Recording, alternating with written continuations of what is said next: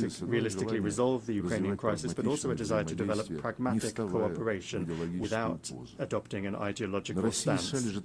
Russia and the US bear a special responsibility for the state of affairs in the world and for avoiding risks that could plunge humanity into a new war.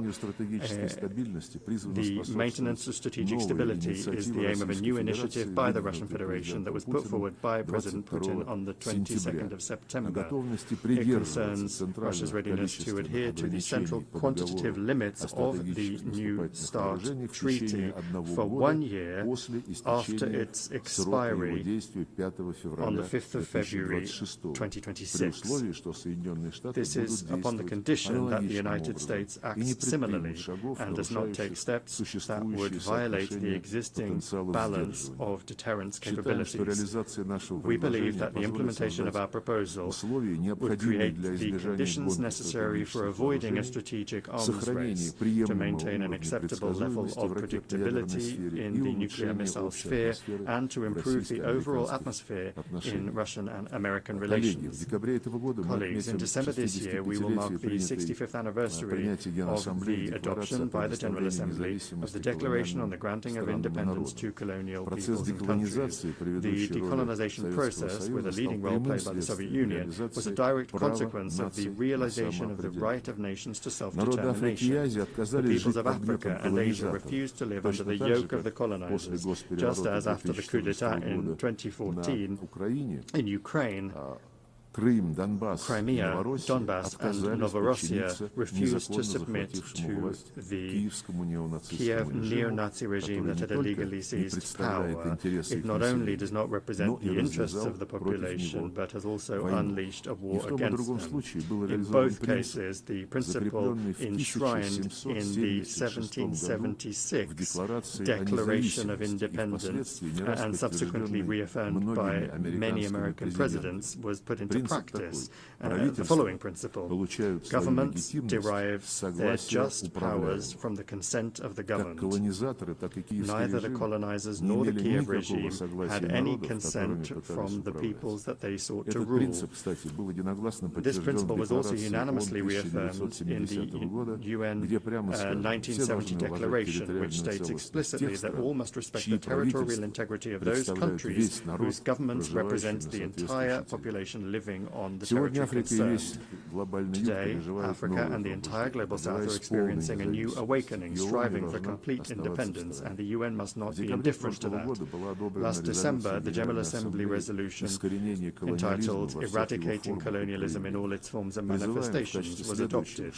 We call for the next step to be a decision to declare the 14th of December the International Day for the Elimination of Colonialism. We welcome the role of the Group of Friends in defense of the UN Charter in consolidating efforts to counter neo-colonial and other discriminatory practices against the global majority, and we invite all independent states to join the membership of that initiative and that group. The current balance of power in the world is radically different from that established 80 years ago.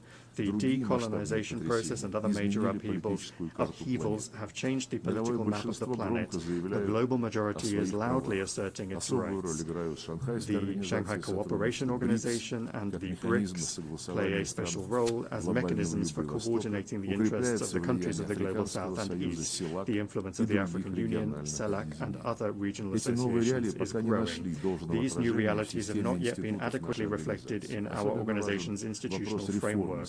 The issue of Security Council reform is particularly important. Russia calls for its democratization exclusively through the expansion of the representation of Asia, Africa, and Latin America. We support the application of Brazil and India for permanent seats on the Council, while at the same time correcting the historical injustice towards Africa within the parameters that have been agreed by the countries of the continent themselves. Recently, Secretary General Antonio Guterres proposed a comprehensive reform of the UN.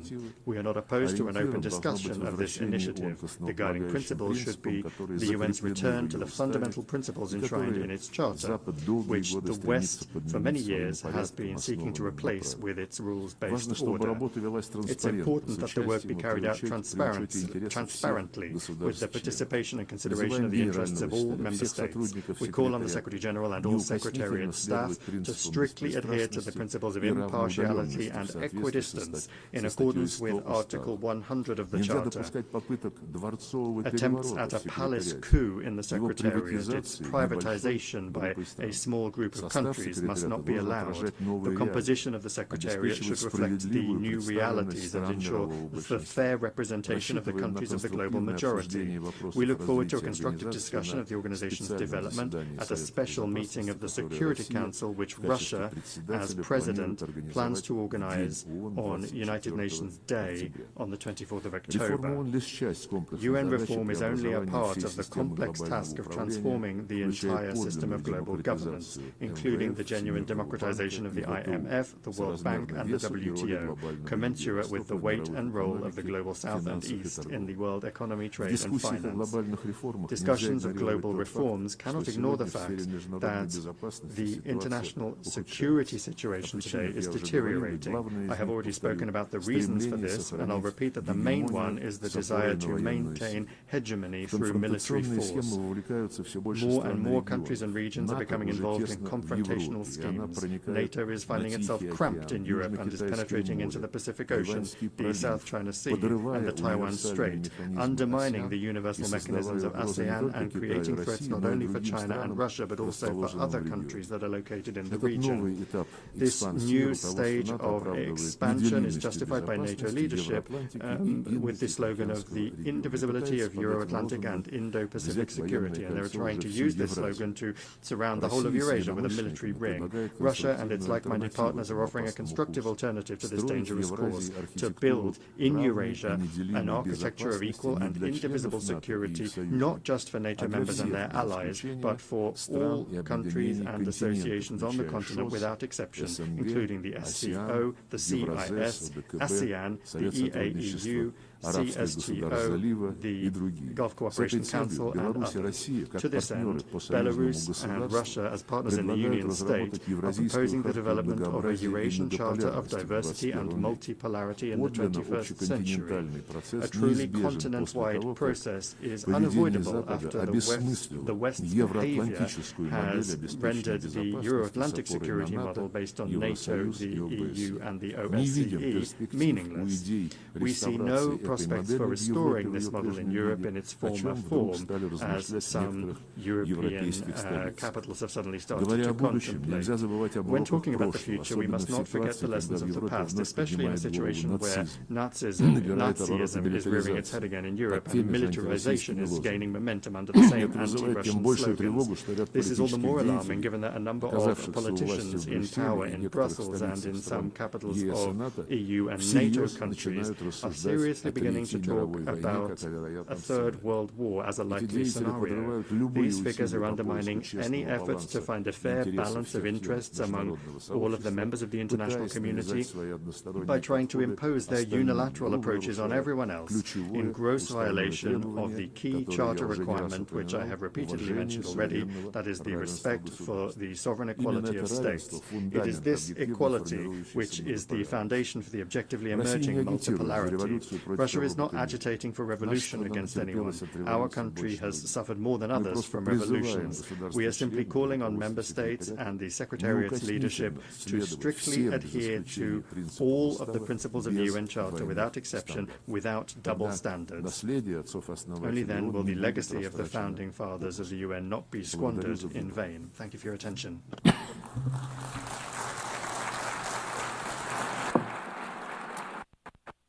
On behalf of the Assembly, I thank the Minister for Foreign of the Federation. I now give the floor to His Excellency Bruno Eduardo Rodriguez Barrera, Minister for Foreign Affairs of Cuba.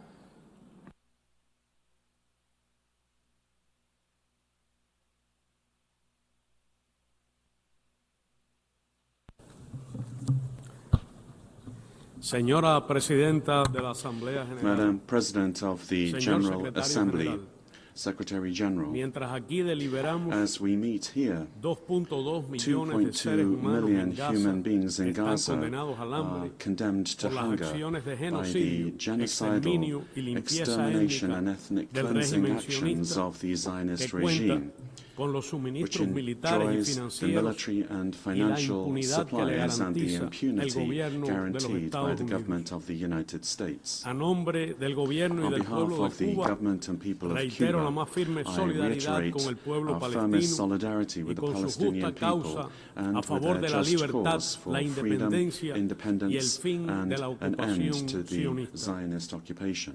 Si el Consejo de Seguridad If the se Security muestra Council impotente proves por itself motivo del veto impotent que Estados because of Unidos the ejerce veto that the o United amenaza States con ejercer wields or threatens to y no es wield capaz de tomar and medidas is efectivas incapable para of cesar adopting la effective barbarie, measures to halt the esta barbarity, Asamblea then General this General tiene el Assembly deber has the y duty la capacidad and the de capacity impulsar medidas to concretas put sin forward demora. concrete measures without Como delay. mínimo, debe declarar de very modo least, inequívoco it must unequivocally el derecho de declare Palestina a ser un Palestine's Estado right to miembro be de la a ONU UN member en sus state fronteras previas a within the 1967, pre-1967 borders, su capital with en East Jerusalén Jerusalem as its Oriental capital, y con el derecho al and with the regreso de right los of refugiados. refugees to return. 11 millones de personas, 11 million people, 3 millones de 3 ellos million of niños, them children, mueren cada die año every de hambre year y enfermedades from hunger asociadas. and associated diseases. La crisis climática The está climate destruyendo crisis is naciones y destroying vidas, nations and lives, devastando comunidades devastating y communities economías. and economies. Un puñado de A países handful y of personas countries and acumula individuals más riqueza have amassed que la more gran wealth mayoría than the de vast todos majority nuestros of países all other juntos. countries combined. Las colosales desigualdades Colossal frenan inequalities e impiden stifle el desarrollo and prevent sostenible. sustainable development.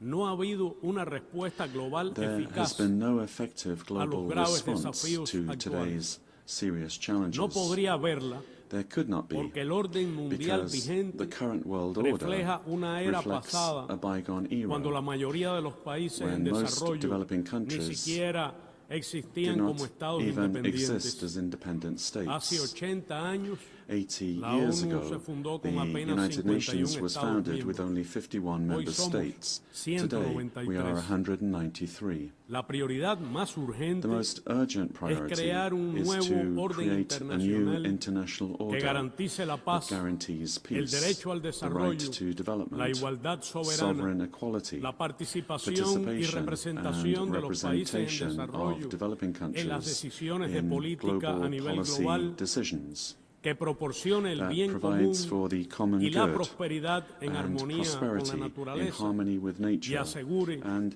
ensures el the ejercicio de exercise todos los of derechos all humanos human rights a todas las for all personas. people. Aspiremos a una Let nueva us coexistencia aspire to a civilizada new civilized en la que prevalezcan la coexistence solidaridad, in which la solidarity, cooperación international internacional y el cooperation, arreglo pacífico and the de peaceful controversias settlement of como disputes alternativas a la guerra, prevail al uso de la as fuerza, alternatives to la war, agresión, the use of la force, ocupación, aggression, una nueva and coexistencia occupation, opuesta a las aspiraciones de dominación y opposed to hegemonismo unipolar unipolares. domination and Un orden hegemonism, sin bloqueos an order ni medidas without coercitivas blockades or unilaterales, universal coercive basado en measures, el based multilateralismo on y con multilateralism pleno respeto and full a la respect Carta de las for the Naciones Unidas United Nations y el Charter derecho and internacional. international law. Aún con sus limitaciones, Even with Naciones its Unidas sigue limitations, siendo la the instancia United más Nations representativa continues to be de la comunidad the most internacional. representative body of the Tenemos international el deber de community. protegerla We y have the duty fortalecerla to en protect su and esencia strengthen it intergubernamental, in its en intergovernmental sus bases essence, in democráticas its que democratic no pueden diluirse en foundations that agendas cannot be diluted generalizadoras into sujetas a prioridades y generalized reglas agendas caprichosas subject to impuestas arbitrary por quien priorities and aporta rules el mayor imposed financiamiento. by the largest Es funders. necesario resaltar What we must do is emphasize the central role of the General Assembly as its most democratic and representative organ. La iniciativa ONU 80, The UN 80 lanzada por el initiative Secretario launched by General, the Secretary debe General tener como must objetivo have principal as its main fortalecer el objective carácter the strengthening intergubernamental de las of the Naciones intergovernmental Unidas nature y su of the capacidad United para Nations enfrentar mejor and its los capacity to retos better confront acuciantes del the presente. urgent challenges of the Es present. preciso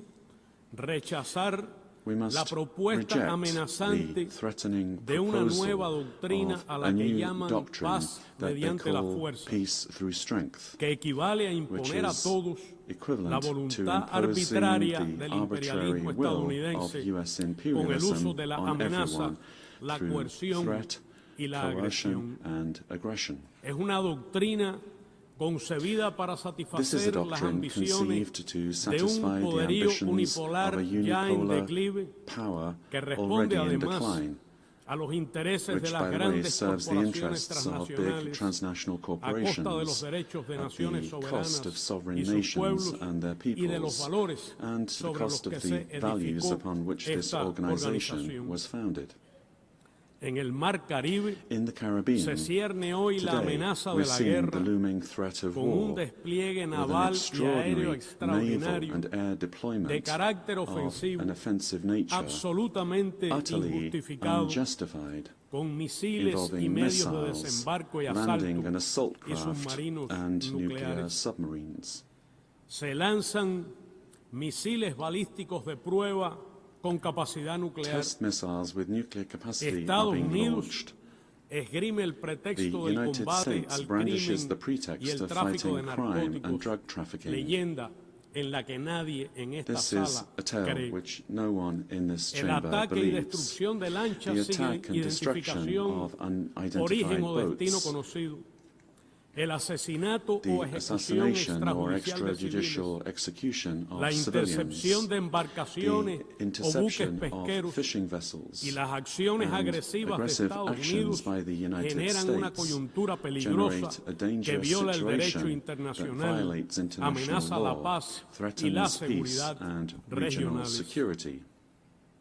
Reafirmamos We reaffirm nuestro enérgico our rechazo energetic a las rejection amenazas de of agresión threats of contra aggression Venezuela against Venezuela y nuestro and total our apoyo full al support gobierno for the bolivariano y Bolivarian chavista and Chavista de esa government hermana nación of this sister latinoamericana y Latin caribeña American and Caribbean nation, y a la Unión Popular and for Militar the People's Military encabezada Union por el legítimo led by the presidente legitimate Nicolás President Maduro Nicolás Moros. Maduro Moros.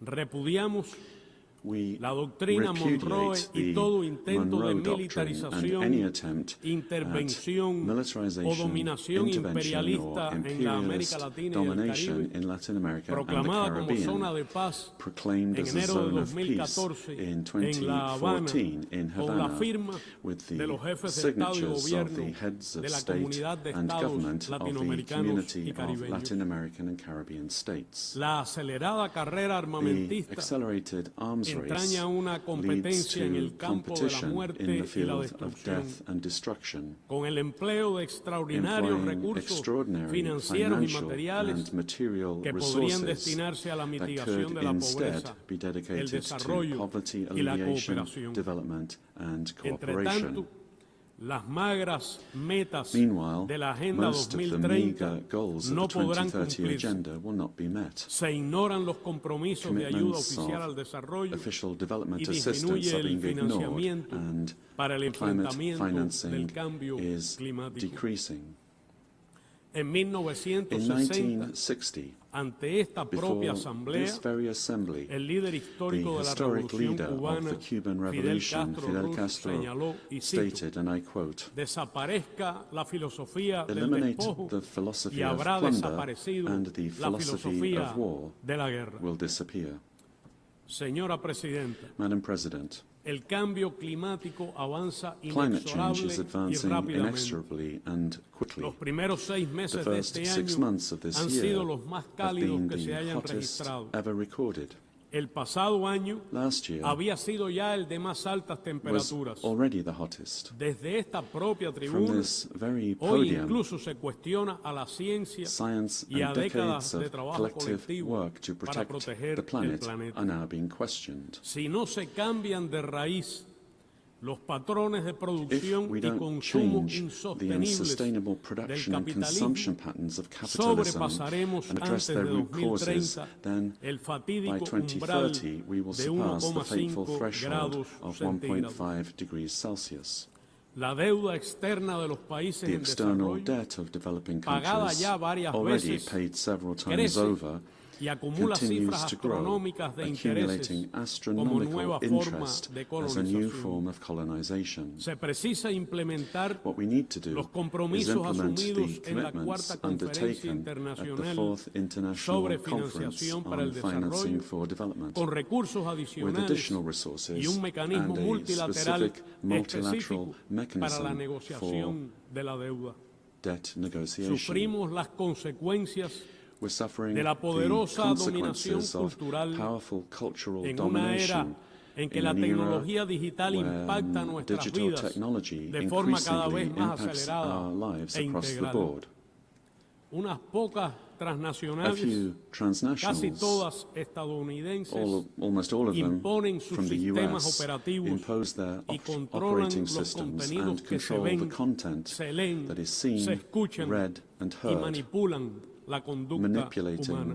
human behavior. Sufrimos la dictadura We del are algoritmo. suffering from the dictatorship of the algorithm. Necesitamos establecer What en we la need to ONU do cuanto antes is establish at the UN normas as soon as comunes possible para common liberar el norms in potencial order to transformador unlock de the las nuevas transformative tecnologías, potential of new especialmente technologies, de la inteligencia especially artificial, artificial en intelligence, beneficio de for todos, the benefit of atenuando all, al mismo tiempo whilst at the same los time riesgos. mitigating the risks. Además de los retos que Cuba Beyond the enfrenta, challenges that Cuba derivados de su faces as condición de a pequeño small estado island insular en developing desarrollo, state, nuestro país sufre el our impacto country suffers devastador from the y acumulado devastating and de la política de accumulated hostilidad y impact of asfixia the policy económica of hostility impuesta and por los economic Estados Unidos suffocation that desde has hace been más imposed by de the United 6 States décadas. for more than 6 decades. El bloqueo contra Cuba The blockade persiste against Cuba y se persists endurece and en is being extremo.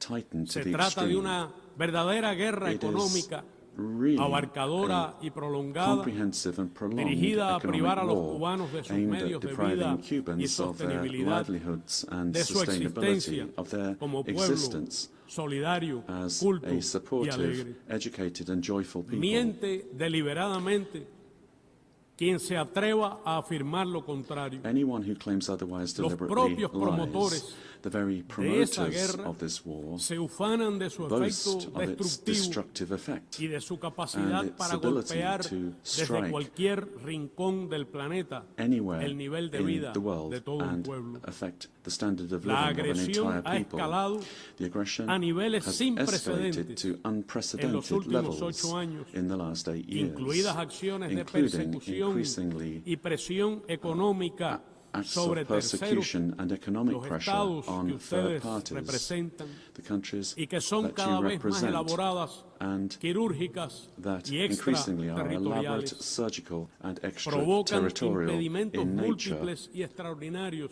They lead a la to, actividad productiva, they comercial, affect productive financiera capacity y para and los have commercial and servicios y financial políticas que garantizan la justicia affecting social services and y la policies vida that misma. guarantee social justice and Cuba life encara itself. hoy Today, un grave escenario Cuba de cortes faces a prolongados y grave diarios scenario del of servicio prolonged and eléctrico, daily blackouts, dificultades para costear los difficulties in alimentos, affording food, insuficiente disponibilidad de insufficient medicamentos, availability of medicines, depresión del transporte reduced público, public transport, limitaciones en los limited servicios community comunales services, e inflación and pronunciada pronounced que deprime los inflation, which ingresos is reales. eroding real incomes. En In 1960, 1960, el subsecretario de the U.S. Estado Undersecretary Lester of Mallory State Lester Mallory formuló drafted el infame the memorándum infamous de coerción y memorandum of bloqueo coercion contra Cuba and blockade que ha against guiado Cuba, durante todos estos and it is años this that has y guided guía U.S. policy ahora ever since. la conducta del gobierno And estadounidense. currently, governs the policy of the US. He wrote, and I quote, "Hay que emplear all rápidamente possible means todos los medios must be posibles para promptly debilitar la vida used to económica weaken de the Cuba. economic life of Cuba, Una línea de a acción line of que action logre los mayores that avances achieves the en la greatest privación a progress Cuba de in dinero y depriving suministros Cuba of money para and reducirle supplies, sus recursos to reduce financieros its financial y los salarios resources reales, and real wages, provocar hambre, provoke hunger, desesperación desperation, y el and the derrocamiento del overthrow gobierno. of the government." Fin de la cita. End of quote. El secretario de Estado de los Estados Unidos The es current hoy Secretary la of State of the reencarnación United States de ese is the sujeto reincarnation macabro. of that macabre figure. Señora Madam Presidenta, President, Cuba es un país Cuba víctima is a del country terrorismo that is a victim of y lo fue terrorism. por décadas víctimas del And terrorismo for de Estado decades we de los have Estados Unidos. been subject to state Durante terrorism años, from the US. Y aún hoy For years se and still organizan y today, financian contra terrorist nuestro acts país against our actos country are terroristas organized desde and territorio financed from estadounidense. US territory. Viven aquí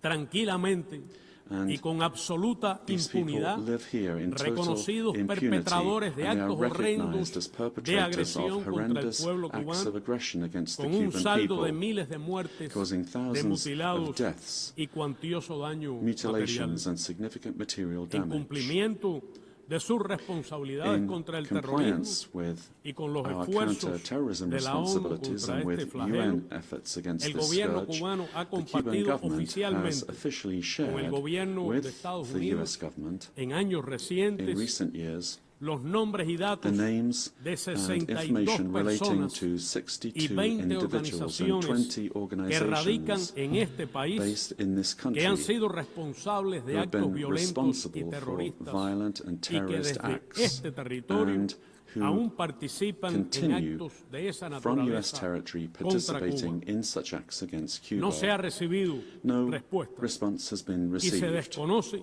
nor que las autoridades de los Estados is it Unidos known hayan tomado acción if the US alguna authorities have taken contra any ninguno action de ellos. against any of them. Resulta cínico It is cynical que el gobierno that de Estados the Unidos, US government, con fines de coerción for purposes política y of económica, political and economic califique a coercion, Cuba como labels Estado Cuba patrocinador as a del state terrorismo. sponsor of terrorism, Calumnia a que no slander comparte esta not organización shared by this ni ningún organization otro nor de sus by Estados any miembros. other of its member states. Muchas de las instituciones Many nacionales national tanto bancarias institutions, y both financieras banking como and comerciales financial as well as de casi commercial, todos los of países nearly aquí all the countries representados represented here, son objeto de are intimidación intimidated por esa by calificación this falaz false del gobierno designation de Estados Unidos. of the US Con government. motivo de ella, And because of this, muchas veces sus bancos their eluden banks very relacionarse often con avoid entidades engaging cubanas, with Cuban ofrecernos entities, créditos, offering us respaldar credit, nuestra supporting actividad our commercial comercial activity,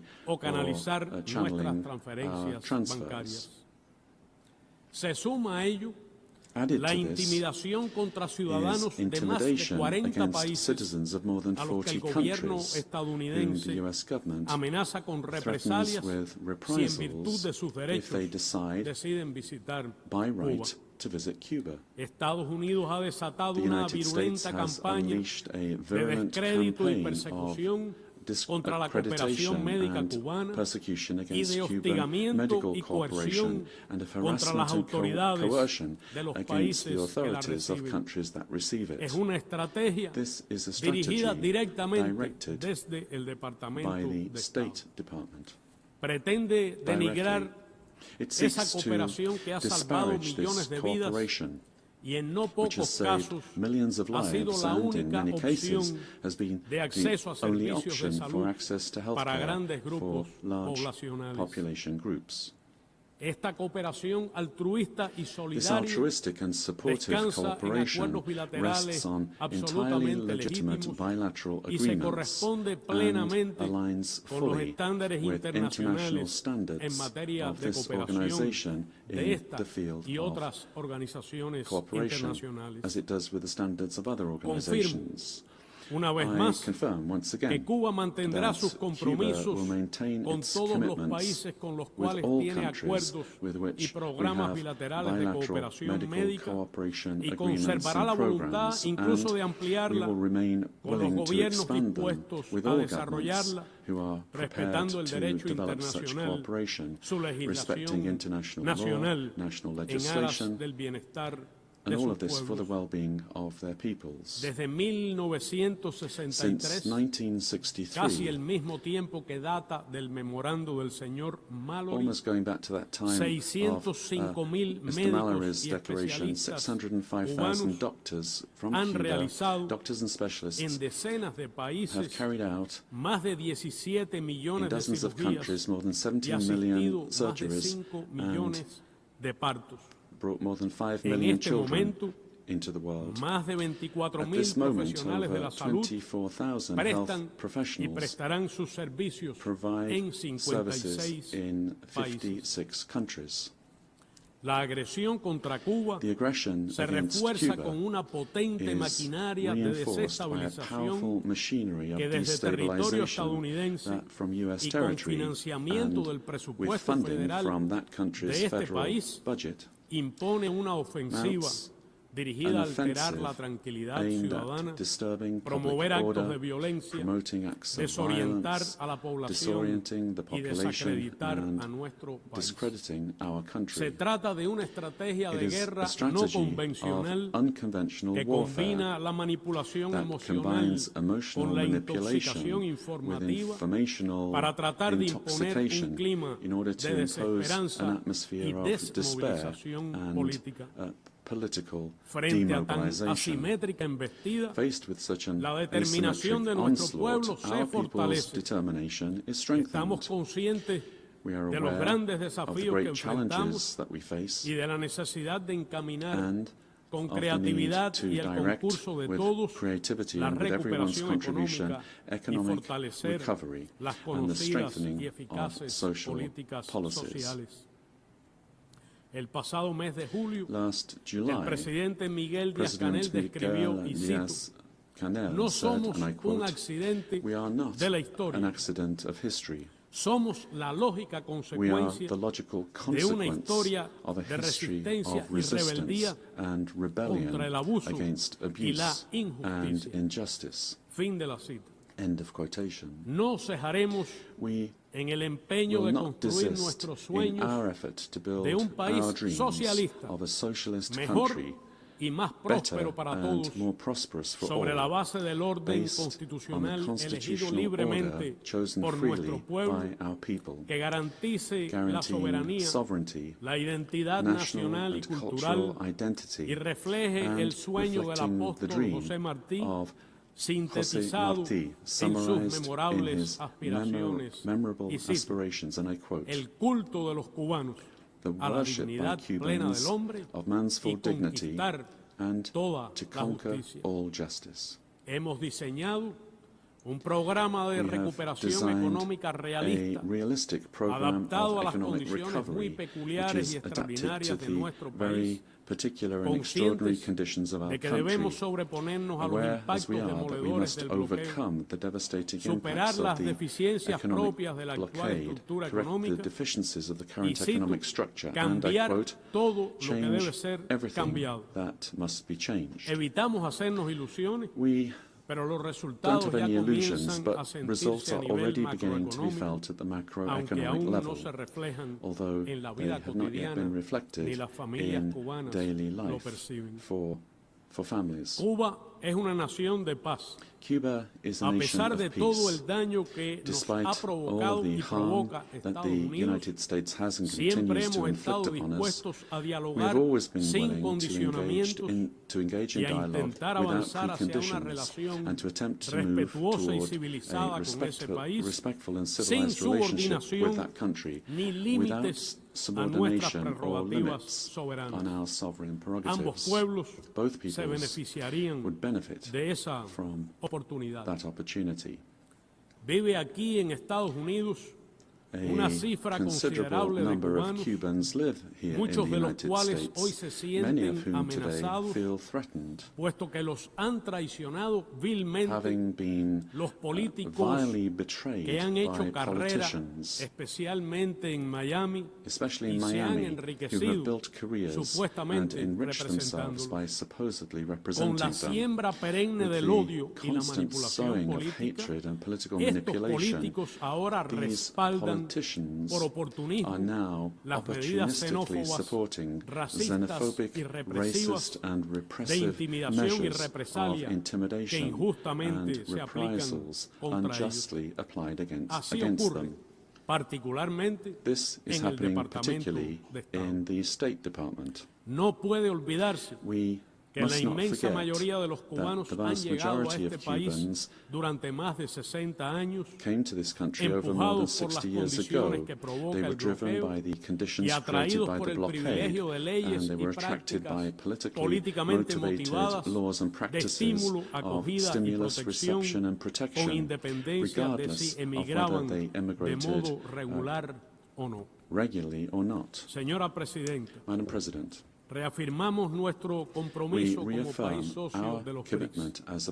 Rechazamos la aplicación de medidas coercitivas unilaterales que buscan subyugar la voluntad soberana de los pueblos. Expresamos nuestro apoyo a Belarus, Nicaragua, Venezuela, Zimbabue, la República Popular Democrática de Corea, Irán, Rusia y otras naciones víctimas de ellas. Ratificamos nuestra solidaridad con el Gobierno de Reconciliación y Unidad Nacional de Nicaragua. Reiteramos nuestro apoyo al derecho inalienable del pueblo de Puerto Rico a la libre determinación e independencia. Las hermanas naciones del Caribe merecen un trato justo y diferenciado, así como reparaciones por los horrores del colonialismo y la esclavitud. La comunidad internacional tiene una gran responsabilidad con el pueblo haitiano. Mantenemos nuestra modesta cooperación en materia de salud con ese país hermano, y Cuba se sumará a todo esfuerzo internacional para apoyarlo, basado en el respeto a su soberanía, sin imposiciones ni intervenciones militares. Respaldamos el derecho legítimo y soberano de Argentina sobre las Islas Malvinas, Sándwich del Sur, Georgia del Sur y sus espacios marítimos circundantes. Cuba continúa comprometida con la paz en Colombia y se solidariza hoy con el presidente Gustavo Petro. Feel solidarity with President Gustavo Petro today. Africa, the cradle of humanity, will always be able to count on Cuba and the solidarity of Cubans. We support its just claim for reparations for the damage of colonization. We reaffirm our solidarity with the Sahrawi people and their right to self-determination. Reafirmamos nuestro apoyo al principio de una sola China. Nos oponemos a las agresivas doctrinas militar y nuclear de la OTAN. Tenemos la firme convicción, sin utopía, de que un mundo mejor es posible. Creemos en el deber de luchar y trabajar para lograrlo. Reitero las palabras del presidente Raúl Castro Ruz, pronunciadas desde este estrado en septiembre de 2015, y cito: podrá contar siempre la comunidad internacional con la sincera voz de Cuba frente a la injusticia, la desigualdad, el subdesarrollo, la discriminación y la manipulación, y por el establecimiento de un orden internacional más justo y equitativo, en cuyo centro se ubique realmente el ser humano, su dignidad y bienestar. Muchas gracias. Thank you very much.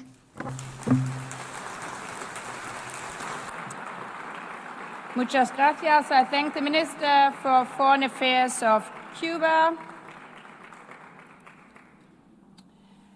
I now give the floor to His Excellency Dato Erwan Pehin Yusof, Second Minister for Foreign Affairs of Brunei Darussalam.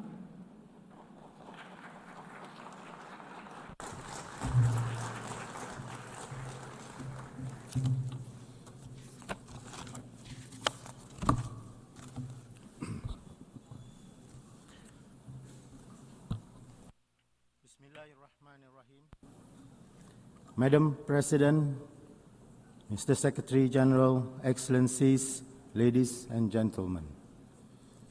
Assalamu alaikum wa rahmatullahi wa barakatuh. Peace be upon you all. At the outset, I bring the warm greetings of His Majesty Sultan Haji Hassan al-Bolkiah, Muizzaddin wa Daulah, Sultan and Yang di-Pertuan of Brunei Darussalam, to this esteemed assembly. Allow me also to extend heartfelt congratulations to you, Excellency Annalena Baerbock, on assuming the presidency of this historic 80th session of the General Assembly. We wish you a successful tenure. I also express appreciation to His Excellency Philemon Yang for his leadership of the 79th session, and I commend Secretary General Antonio Guterres for his tireless service in guiding our organization through turbulence and uncertainty. Madam President, the 80th anniversary of the United Nations is more than a commemoration. It is a solemn opportunity for reflection and renewal. Before 1945, our world was fractured by war and colonial rule. From that devastation, the UN was born. Its charter is not just a legal text, but a moral covenant, a collective vow to save succeeding generations from the scourge of war and to stand against dehumanization of people.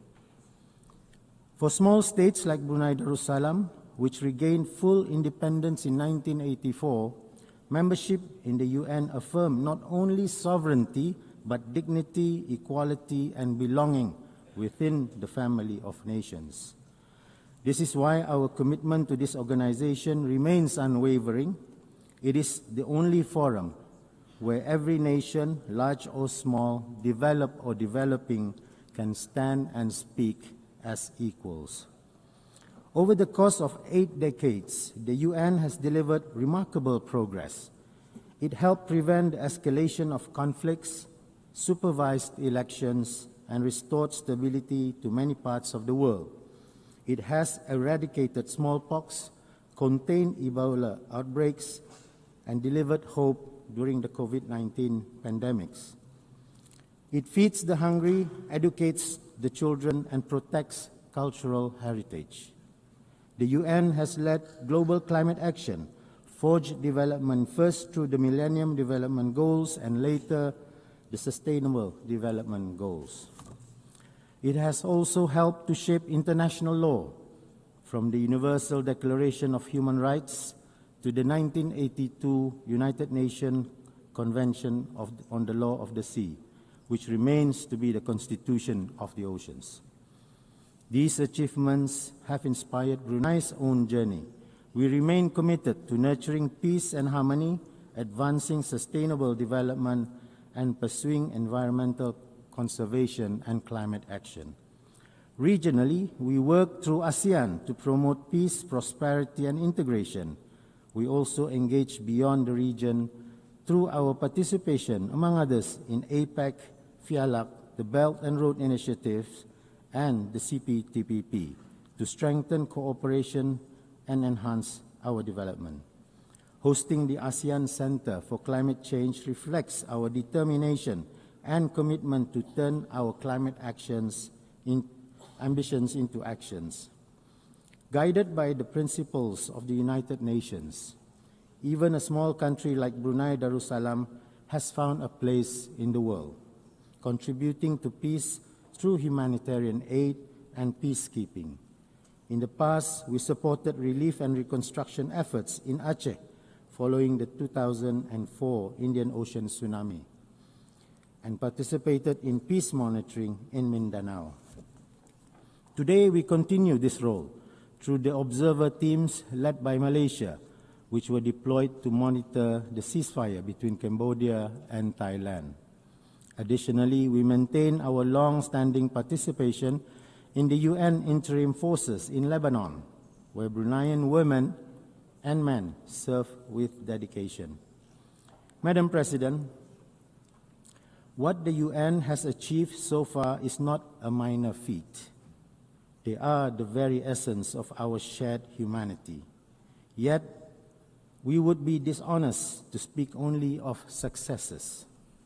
The Security Council, the guardian of peace, has too often been paralyzed, restricted by veto, divided by interests, and mute in the face of grave injustice. Nowhere is this failure more glaring, more tragic than in Palestine. The inaction undermines not only the Council's credibility, but the very foundation of the United Nations. It reminds us why reform is not an option, but an urgent necessity. Brunei supports efforts to make the Security Council more representative, transparent, and accountable in its action, and to limit the use of veto towards its eventual elimination. Madam President, 80 years ago, after the horrors of the Second World War, humanity made a vow: never again. Never again to genocide. Never again to killing with impunity. Never again to silence in the face of atrocity. Yet today, in Gaza, we see actions that betray that vow. Indiscriminate bombings, forced displacements, collective punishments, and weaponization of food and medicine. Entire neighborhoods in Gaza has been reduced to rubble under the guise of security. Children are born under blockade. Water is undrinkable. Electricity is a luxury. Freedom is a dream. We are told that this is about defense, but when bombs fall on schools, on hospitals, on houses of worships, when humanitarian aid workers, journalists, and medics are killed with impunity, what are they really defending? The suffering inflicted upon the Palestinian people bears chilling resemblance to the last century's darkest chapters, chapters marked by the Holocaust, by ethnic cleansing, and by the mass uprooting of entire populations during the Second World War. Today, to ignore such patterns of suffering is not neutrality, it's complicity. It is humanity abandoning its conscience. It is profoundly troubling that the very phrase, never again, born from the ashes of the Holocaust, finds itself contradicted by the actions of the occupying regime. Its relentless pursuit of expansionism through annexation, illegal settlements, and the systematic erasure of Palestine echoes the ideologies of the past, such as the Greater Germanic Reich, which once sought domination at the expense of justice and humanity. Both of these ideologies contradict international law and the collective vow of never again. Never again does not belong to one people alone. It is a universal promise for all mankind, and we should stop breaking that promise. Recognizing the State of Palestine and supporting its full membership in the UN is not a reward. It is an inherent right of the Palestinian people. It is a matter of principle, justice, and humanity. Brunei stands in unwavering solidarity with the Palestinian people, and in this regard, we fully support the New York Declaration endorsed at the high-level conference on the question of Palestine, which was co-chaired by the Kingdom of Saudi Arabia and the French Republic. We believe it offers a path for a just and lasting peace. We say all this not out of hatred, but out of hope for a future where both Palestinians and Israelis live in peace, not with domination, but with dignity, not with revenge, but with reconciliation. Madam President, the theme of this year's General Assembly, Better Together, is more than a slogan. It is a responsibility. It means renewing our faith in multilateralism. It means strengthening the United Nations' 3 pillars: peace and security, human rights, and development. And it means embracing inclusivity, transparency, and respect. For small states, multilateralism is not an option. It is our lifeline. As we confront climate change, pandemics, inequality, and conflict, no nation can stand alone. Only together can we secure a peaceful, just, and sustainable world for generations that are yet to come.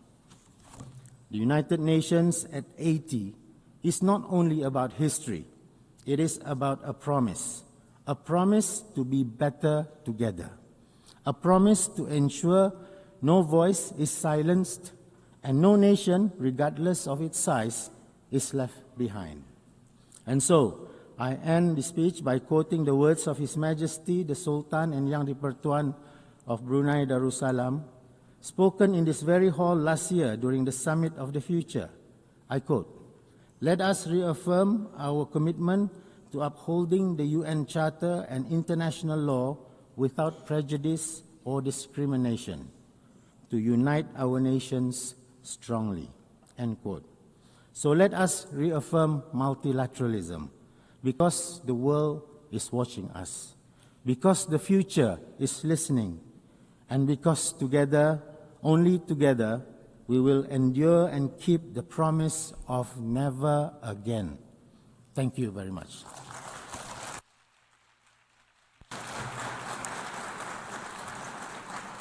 I thank the Second Minister for Foreign Affairs of Brunei Darussalam. I now give the floor to His Excellency Johann Wadefull, Federal Minister for Foreign Affairs of Germany.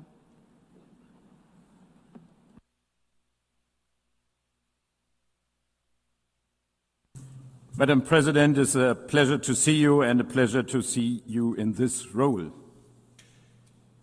Excellencies, on December 10th, 1932, a friend picked up Albert Einstein and his wife at their house near Berlin. Together they traveled to the German port city of Bremen. Albert and Elsa Einstein boarded a ship to North America.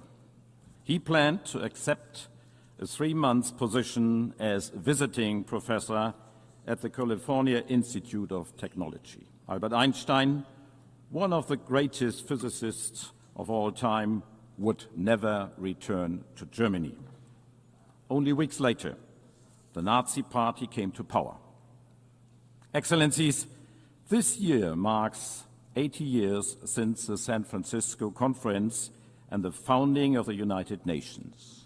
The Holocaust and the World War, started by Germany, taught us that the denial of human dignity destroys lives, nations, cultures. The founders of the UN came together in the belief that the defense of freedom strengthens our shared humanity. It was a belief in a world order that gave my country the opportunity to be engaged for peace, prosperity, and security in the family of nations, the United Nations. As Germans, we are deeply grateful for this opportunity. But it also means we feel particularly responsible for our United Nations. As Albert Einstein wrote in 1947, quote, "No international organization can be stronger than its component parts want it to be." In other words, It is up to us, the member states. We are the United Nations. We want these United Nations to be strong. Today, my country is running again for a seat as a non-permanent member of the Security Council for 2027-28 term. We do so at a time of unprecedented instability and upheaval. In Sudan and neighboring countries, we are witnessing the worst humanitarian catastrophe of our time. Over 30 million people in need of humanitarian assistance, over 12 million forced to flee their homes. We all need to do more to end this tragedy. The security of the entire region is on the line. The terrible war in Gaza is raging on, hell on earth, a humanitarian nightmare as we speak. This war must end. The hostages must be released. The existence and the security of Israel will always be part of our raison d'etre. There must be a future in peace and in dignity for all in the Middle East. As we have reaffirmed in this hall this week, 2 states for 2 peoples, the only solution. I commend all those who continue to work tirelessly to find a path to peace, notably the United States of America. Excellencies, Iran has created and armed a network of malign proxy forces destabilizing the region. In addition, it has for many years been engaged in a nuclear program which goes far beyond any plausible civilian use. For us, it is imperative. Iran must never acquire a nuclear weapon. Since Iran clearly does not comply with its obligations under the Joint Comprehensive Plan of Action agreed to in 2015, we had no choice but to trigger the snapback of sanctions. Following a clear vote by the Security Council yesterday, sanctions will be effective later today. But let me emphasize, we remain open to negotiations on a new agreement. Diplomacy can and should continue. And on my own continent in Europe, Russia is waging a war of aggression against its sovereign neighbor, Ukraine. A war that Ukraine did nothing to provoke. A war that demonstrates the disregard for the most fundamental of all rules of the UN Charter, that all member states shall refrain from use of force against territorial integrity of other state, a rule that permanent members of Security Council bear a particular responsibility to uphold. And while our minds are focused on current security and humanitarian crises, we are aware that they are aggravated by the planetary crisis of pollution, climate change, and biodiversity loss, all of which threaten to bring more instability, more conflicts over resources, more lost lives and livelihoods.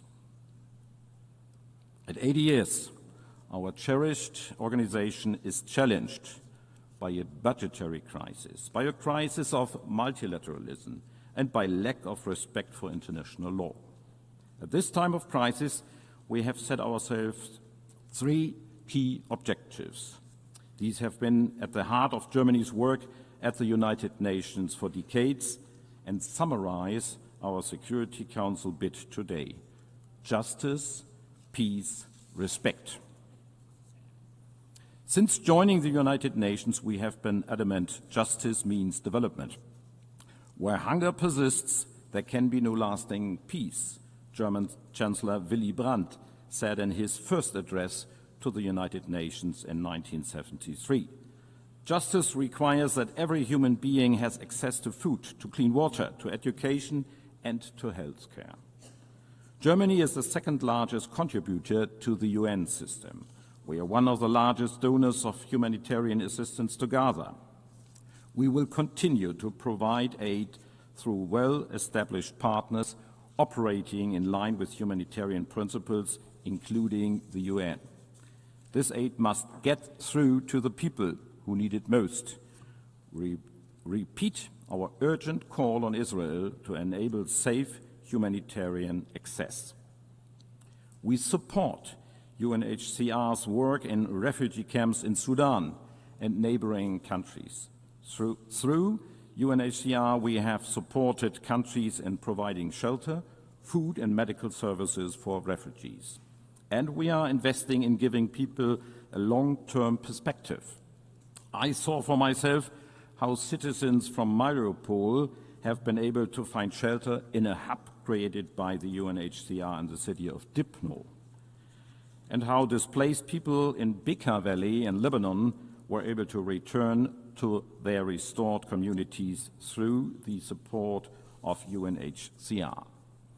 The concept of justice also means combating climate change. I myself come from a coastal region in the north of Germany. I know firsthand the risks and the consequences of rising sea levels. And I can assure those whose safety and livelihoods are already endangered by climate change today, we are and we remain by your side. Climate justice means supporting those who are most affected, helping them adapt and address the losses they are already facing. It means significantly reducing emissions globally and keeping the 1.5-degree limit within reach. Germany will be a reliable partner in this. We stand by our target to be climate neutral by 2045. Excellencies, justice, peace, respect. 35 years ago, we made a promise that a reunited Germany would work towards peace and stability. Our contributions to peacekeeping and peace building are proof that we are keeping that promise. German troops, police officers and personnel have served in 14 peacekeeping missions over the last 3.5 decades. As we speak, the German military is contributing the maritime component of UNIFIL off the shores of Lebanon. Germany military personnel supports UNMISS and MINURSO. And we are contributing financially to the security of Haiti, where gangs are terrorizing the civilian population, a situation where the UN has an essential role to play for peace and security.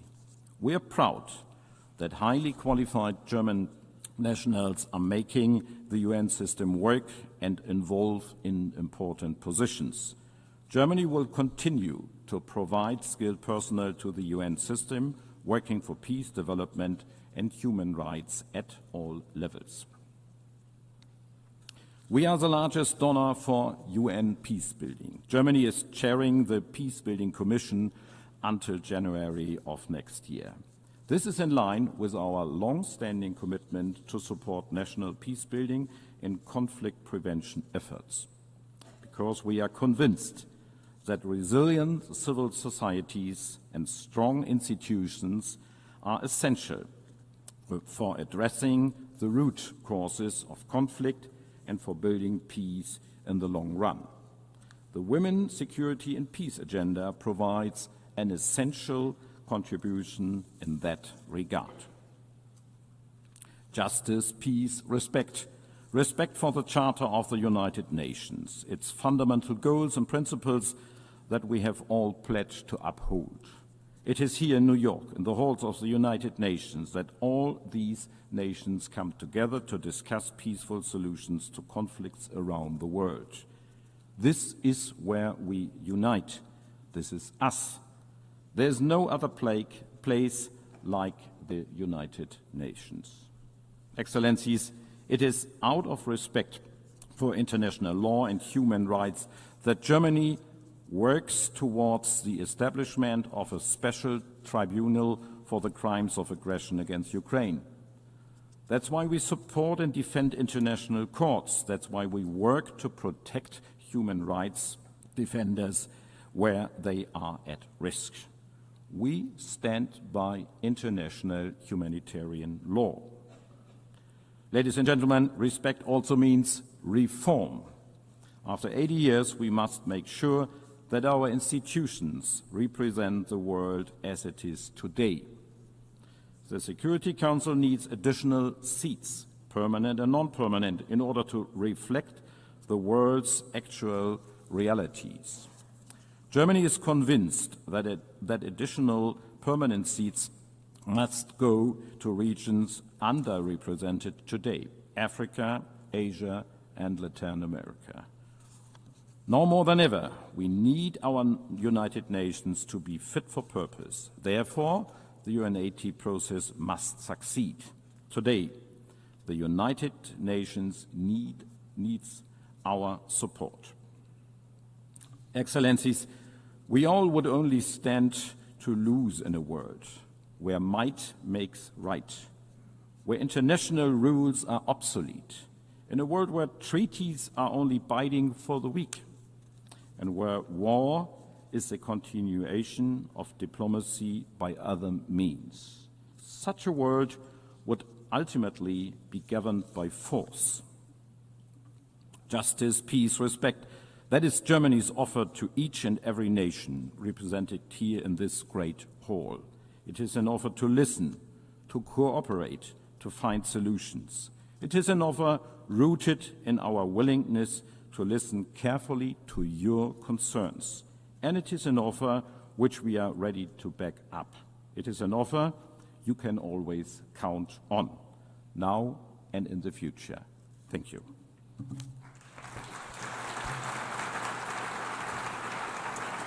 I thank the Federal Minister for Foreign Affairs of Germany. I now give the floor to Her Excellency Thorgerður Katrín Gunnarsdóttir, Minister for Foreign Affairs of Iceland.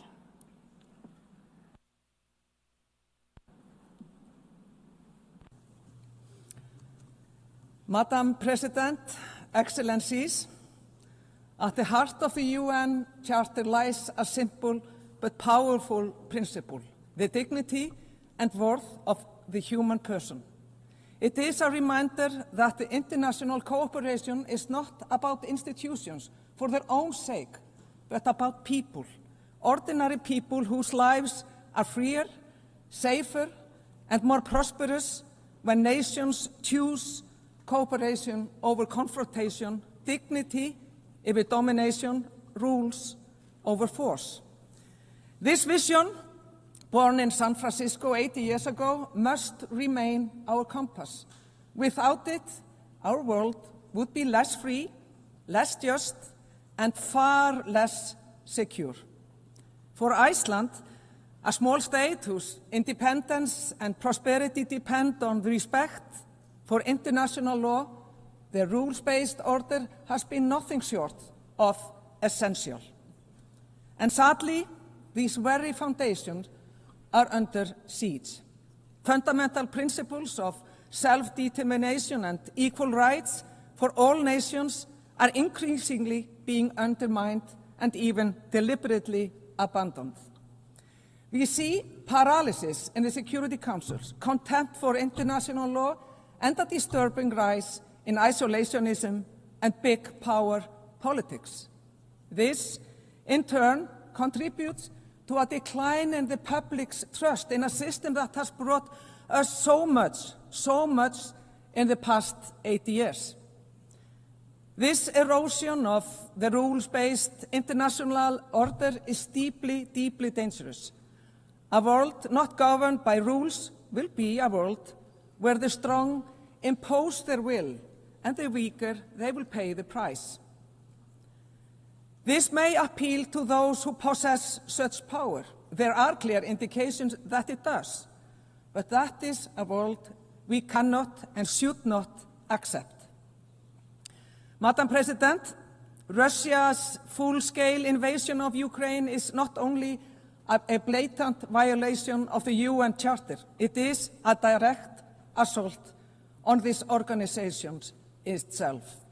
And the fact that the aggressor sits on the Security Council entrusted with upholding peace is nothing short of obscene. Ukraine is not only bravely fighting for its independence and survival, but also defending the very, very values that the United Nations were founded upon: sovereignty, territorial integrity, and the right of all nations to live in peace and to live in freedom. Unfortunately, despite Ukraine's clear willingness and committed efforts by the United States and Europe, the path to peace has not advanced. As the past few weeks have shown, Russia does not want peace. Instead, the Kremlin accelerates brutal attacks on civilians and critical infrastructure in Ukraine. And meanwhile, Russia's provocations over Estonia, Poland, and Romania should be of concern to all nations. And let us be clear, Russia has no intention of ending this war. It escalates, it terrorizes, it tears children from their homes. Tens of thousands of Ukrainian children have been abducted, a heinous crime, an attack on Ukraine's very, very future. If the dignity and worth of the human person mean anything, it is that these children are returned immediately. To the people of Ukraine, I say, Iceland stands with you, not only out of solidarity, but also because you are on the front lines, defending a rules-based order where law prevails over brute force. You must, dear friends, have a just and lasting peace. Dear colleagues, we must speak with equal clarity about Gaza. We are witnessing now crimes against humanity and war crimes in broad daylight. What appears before us is systematic ethnic cleansing. This needs to end.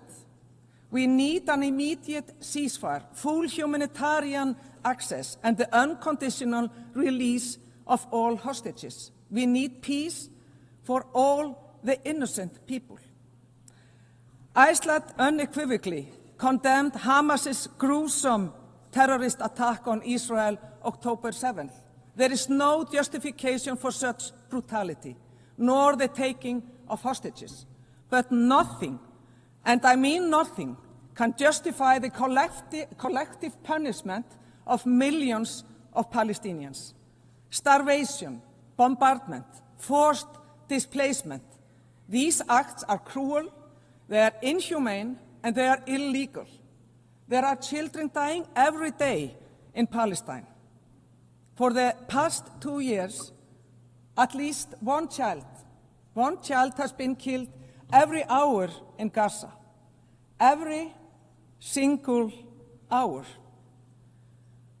Iceland recognized Israel in 1948 and Palestine in 2011. Our position remains clear. Both peoples have equal rights to self-determination.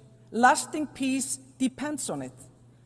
A two-state solution where Israelis and Palestinians live side by side in peace and mutual recognition remains the only viable path to peace, even if many doubts its feasibility today. If we abandon it, we abandon hope itself. Extremists and spoilers on both sides have long stood in the way of peace. Hamas has no place in the future of Palestine. And when Israeli officials call for annexation or the expulsion of Palestinians, they are not defending Israel's security. They are not defending Israel's security. They are calling for violations of international law. And we call it what it is: hateful, illegal, and a direct obstacle to peace. President Russia's aggression in Ukraine, Israel's military operations in Gaza, as well as the horrific war in Sudan, are the starkest demonstrations of deeply troubling global trend. growing disregard for international law and multilateral commitments. We are seeing this when it comes to international courts. The opinions of the International Court of Justice, ACJ, and the International Criminal Court has been defied and targeted with punitive measures. At a time when more accountability is most needed, the very institutions that were set up to exert that accountability, they are now being actively eroded. And it pains me to see friends partake in this. This is especially alarming for small states like my own, whose very existence depends on functioning system of international law and commitments. When the powerful abandon the rules, all nations are at risk. The same applies to arms control, disarmament, and non-proliferation, with troubling erosion of long-standing commitments and the weaponization of emerging disruptive technologies. We must also recognize new challenges, global corporations that transcend borders, shaping economies, technology, and also daily life without sufficient accountability. This is a reality without precedent, and one that demands also international responses. I implore all of you, not least those representing major powers, to think about this, to ponder what kind of world we actually want to live in. I, for one, know my mind in this respect. Madam President, human rights are not optional. They are not optional. They are universal, indivisible, and fundamental to peace and prosperity. It is a matter of pride for us that Iceland is seen as a global trailblazer in terms of gender equality. 50 years ago, next month, the women of Iceland set out to strike against the systematic inequality in the so-called women's strike. This set us on a path. But no country is perfect, however, and none has achieved full equality. My government, which is led by 3 women for the first time, is committed to pushing this progress further. And on that topic, Iceland expects nothing less than to see the United Nations finally led by a woman when the next Secretary General takes office. Dear colleagues, I must speak plainly. Those who rely on democracy, human rights, and free trade, we are under pressure. Populist movements are gaining ground, and we see how disinformation and conspiracy theories spread online, corroding trust in facts, in institutions, in one another. The result is predictable: rising intolerance, especially towards marginalized groups, women, LGBTQI+ groups, and persons, minorities, people whose only crime is being who they are. And let us be clear, women are not the problem. LGBTQI+ people are not the problem. Minorities are not the problem. The problem lies with those who spread fear and division. This trend is deeply dangerous for democracy, and it is why Iceland, as a member of the Human Rights Council, will continue to speak loudly and very clearly. Equality is not negotiable. Human dignity cannot be bartered away. Freedom of expression is the cornerstone of democracy. It is also the foundation of innovation, of culture, of progress. But freedom comes with responsibility. To distort free speech into the mass production of lies, propaganda, or AI-driven disinformation is not the exercise of freedom. It's betrayal. Twisting facts into fake news, science into lies, and upending reality is an attack on truth itself. Iceland will continue to defend freedom of expression, but also to insist that it be used responsibly, not as a weapon to harm or to divide. President, as global needs are at an all-time high, we are seeing large-scale reductions in development budgets by several major donors with profound consequences for the poorest countries and the most vulnerable. Iceland, we will not follow that path. Ultimately, development cooperation is an investment in our common rights and freedom, bringing us towards a more stable, just, and a peaceful world. The climate crisis that we are certainly facing knows no borders. In the high north, where Iceland lies, temperatures are rising more than twice the global average. Glaciers retreat, permafrost thaws, oceans warm. And it is the poorest, those least responsible, who suffer then the most. For us Icelanders, renewable energy is the backbone of our security and also of our independence. And the ocean is our lifeblood, our history, our livelihood, our identity. Its health is inseparable from the fight against climate change and from the protection of biodiversity. The ocean gives, but it also takes. That shared understanding deepens our solidarity with small island states and others who are now on the front lines of sea level rise.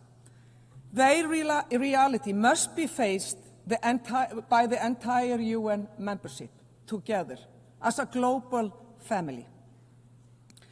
Colleagues, the United Nations is not only about states and structures, it is about people, the people who work tirelessly for these organizations, often under immense pressure and even risking their own lives to uphold its ideals. To them, Iceland extends its deepest gratitude. Your dedication reminds us that the United Nations, imperfect as it is, we know that, still has a beating heart. But it is also about us here, the leaders gathered here. These are serious times that demand serious leaders as well. We cannot afford cynicism, short-termism, or the comfort of slogans. We must act with love for our people, with respect for our neighbors, and with wisdom for future generations. This is not naive. This is not naive. It is the essence of responsible leadership, and it is what the world needs from us. President, the undermining the very institutions that have advanced peace, prosperity, and human rights over the past 80 years will only deepen the challenges we face. At this critical moment, it is crucial we reverse course so that we can pass on to the future generations that we may have at times taken for granted. The world needs the United Nations, and we have to be strong as we can be. And yes, we face daunting challenges, but our story as a global community is not only of crisis, not at all. It is also one of progress. Apartheid was abolished. Extreme poverty was cut in half. Treaties were created to protect our skies and to protect our seas. These achievements remind us of what is possible when we act together.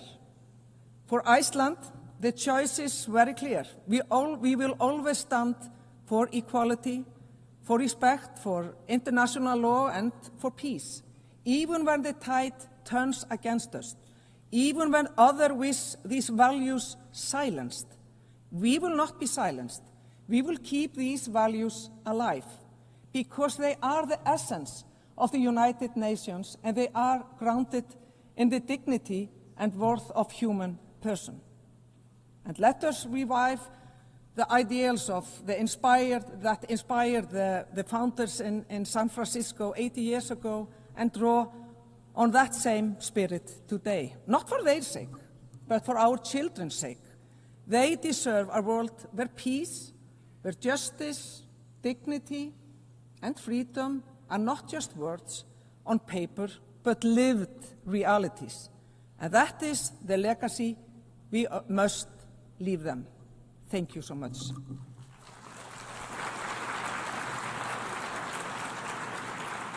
I thank the Minister for Foreign Affairs of Iceland.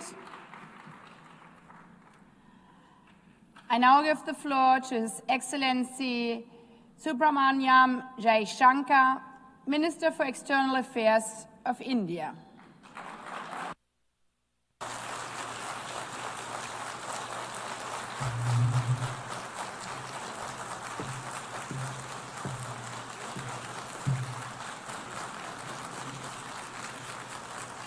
Madam President, Excellencies, ladies and gentlemen, Namaskar from the people of Bharat.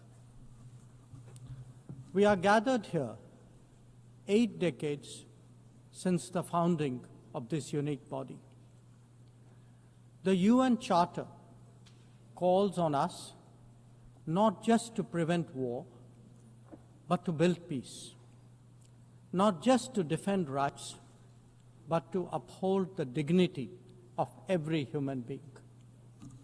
It challenges us to stand as good neighbors, uniting our strength so that generations to come inherit a world of justice, of progress, and of lasting freedom. Madam President, forces unleashed by history since the founding of the UN propelled this body forward. As decolonization advanced, the world began to return to its natural diversity. The membership of the United Nations quadrupled, and the organization's role and remit grew significantly. In the era of globalization, its agenda evolved even further. Development goals took center stage, even as climate change emerged as a shared priority. Trade acquired greater prominence, while food and health access were recognized as essential to global well-being. Where security was concerned, the UN undertook peacekeeping operations and promoted disarmament discussions. As a result, the UN became a natural platform to debate key global issues. Madam President, we must ask ourselves today, how has the UN lived up to expectations? And just look at the state of the world. There are 2 significant conflicts underway, one in Ukraine and the other in the Middle East, West Asia. Innumerable other hotspots don't even make the news. The slow progress of the SDG Agenda 2030 presents a sorry picture. On climate change, the reality is of recirculated commitments and creative accounting. If climate action itself is questioned, what hope is there for climate justice? When a once-in-a-century pandemic hits us, we saw open discrimination in access to vaccines and to travel. Energy and food security have been the first casualties of conflict and disruption, especially since 2022. Better-off societies insulated themselves by having the first call. The resource-stressed ones scrambled to survive, only to hear sanctimonious lectures thereafter. When it came to trade, Non-market practices gamed rules and regimes. The resulting concentration exposed the world to leveraging. On top of that, we now see tariff volatility and uncertain market access. As a result, de-risking is a growing compulsion, whether from limited sources of supply or over-dependence on a particular market. Economic concerns have other dimensions as well. Heightened technology control is one. The grip on supply chains and critical minerals is another. The shaping of connectivity is no less sensitive. Protection of key sea lanes has become a challenge. Restricting the evolution of a global workplace is an issue.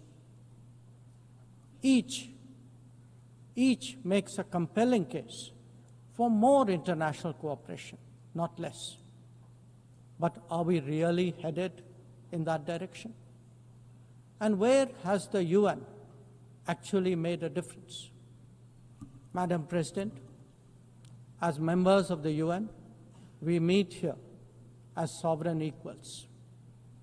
That is not a formalism, but a recognition of the inherent diversity of our world. Understandably, we have different history, traditions, heritage, and culture. For them to coexist, for them to enrich each other, it is imperative that we foster understanding and respect. This will only happen when we resist political interference and economic pressures, when narratives are free of prejudice, when double standards are abjured, and when pluralism is truly appreciated. Madam President, Excellencies, while asserting our rights, we must also firmly face up to threats. Countering terrorism is a particular priority because it synthesizes bigotry, violence, intolerance, and fear. India has confronted this challenge since independence, having a neighbor that is an epicenter of global terrorism. For decades now, major international terrorist attacks are traced back to that one country. UN's designated lists of terrorists are replete with its nationals.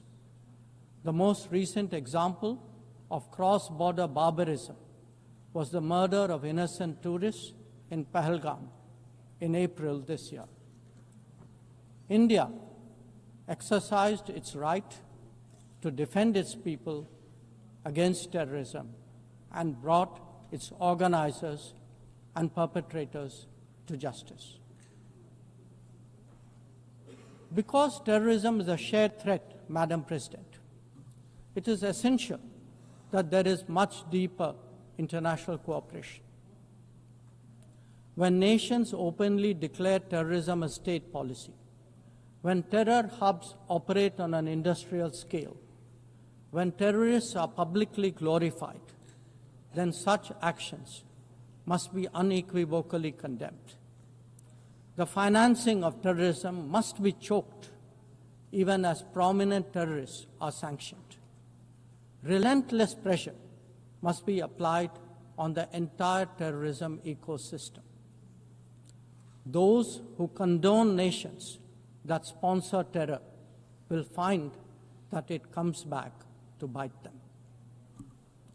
Madam President, an objective report card will show that the UN is in a state of crisis. When peace is under threat from conflicts, when development is derailed by lack of resources, when human rights are violated by terrorism, the UN remains gridlocked. As its ability to forge common ground diminishes, belief in multilateralism also recedes. Central to the erosion of the UN's credibility has been resistance to reform. Most members strongly desire change, but the process is being made an obstacle to the outcome. It is imperative that we see through the cynicism and purposefully address the reform agenda. The historical injustice done to Africa should be redressed. Both permanent and non-permanent membership of the Council must be expanded. A reformed Council must be truly representative, and India stands ready to assume greater responsibilities. Madam President, today the predicament of the Global South is especially acute. Bharat, under the leadership of Prime Minister Narendra Modi, believes that it has both a duty to contribute and an obligation to motivate. That is why we have undertaken more than 600 major development projects in 78 countries, as well as innumerable community-based initiatives. They range from large infrastructure to small livelihoods, from capacity building to people's welfare, from concrete assets to education and training. Turbulent times require that we step forward during moments of crisis. India has been forthcoming in that regard, especially in its immediate vicinity. Whether it is finance, food, fertilizer, or fuel, we have responded to the urgent requirements of our neighbors. Madam President, climate events and conflicts have created a demand for HADR assistance. Reflecting our growing capabilities, Bharat has endeavored to be a first responder. Be it essential medicines or relief supplies, the operations of a field hospital or limb fitment camps, these efforts covered 19 nations last year. The people of Afghanistan and those of Myanmar saw India extend its hand during recent earthquakes. Our efforts at ensuring safe commerce, combating piracy, and preventing attacks on shipping in the Northern Arabian Sea also bear mention. And the Indian tradition of UN peacekeeping operations continues in the Democratic Republic of Congo, in Western Sahara, Central African Republic, Golan Heights, Cyprus, Lebanon, Abyei, South Sudan, and Somalia. To put it clearly, our soldiers ensure peacekeeping, our sailors protect maritime shipping, our security counters terrorism, our doctors and teachers facilitate human development the world over, our industry produces affordable products, our techies promote digitization, and our training facilities are open to the world. These remain the core of our foreign policy. Madam President, each one of us has the opportunity of contributing to peace and prosperity. In the case of conflicts, especially Ukraine and Gaza, even those not directly involved have felt its impact. Nations who can engage all sides must step up in the search for solutions. India calls for an end to hostilities and will support any initiative that will help restore peace. The last decade in Bharat has also seen transformative changes due to the vision of Prime Minister Modi. Our digital public infrastructure has redefined governance and enabled delivery of public services on an unprecedented scale. Our startup ecosystem, innovation culture, and microfinance are changing the face of society. Our rapidly growing infrastructure facilitates both ease of doing business and ease of living for citizens. India remains committed to sharing its experiences and tools with others on their journey of development. Artificial intelligence as a horizontal and cross-cutting technology has a particular promise for development. India's approach is to harness it responsibly for human welfare. Inclusion and impact will be the watchwords for the summit that India will host in 2026. Madam President, Bharat approaches the contemporary world guided by three key concepts. One, Atmanirbharta, or self-reliance. That means developing our own capabilities, building our own strengths, and nurturing our own talent. We see its results already, be it in manufacturing, in space programs, in pharma production, or in digital applications. Make, innovate, and design in India also benefit the world. Two, Atmaraksha, or securing oneself. We remain determined to protect our people and secure their interests at home and abroad. That means zero tolerance for terrorism, robust defense of our borders, forging partnerships beyond, and assisting our community abroad. And three, Atma Vishwas, or self-confidence. As the most populous nation, as a civilizational state, as a rapidly growing major economy, we are confident about who we are and what we will be. Bharat will always maintain its freedom of choice and will always be a voice of the Global South. Madam President, these are certainly challenging times for the international community. Many of our assumptions and expectations no longer hold.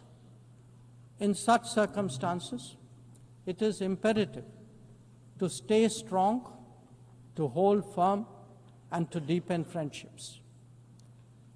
International cooperation must prevail because islands of prosperity cannot flourish in an ocean of turbulence.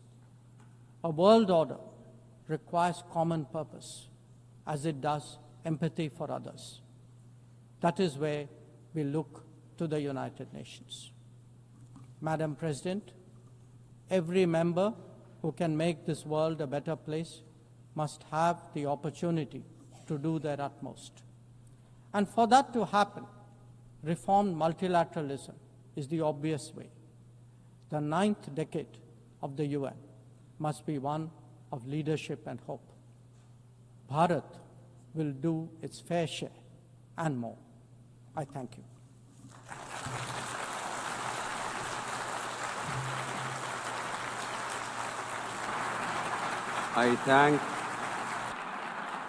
I thank the Minister for External Affairs of India. والآن أعطي الكلمة I now give the floor to His Excellency Badr Ahmed Mohammed Abdul Ati, Minister for Foreign Affairs, Immigration and Egyptian Expatriates of Egypt.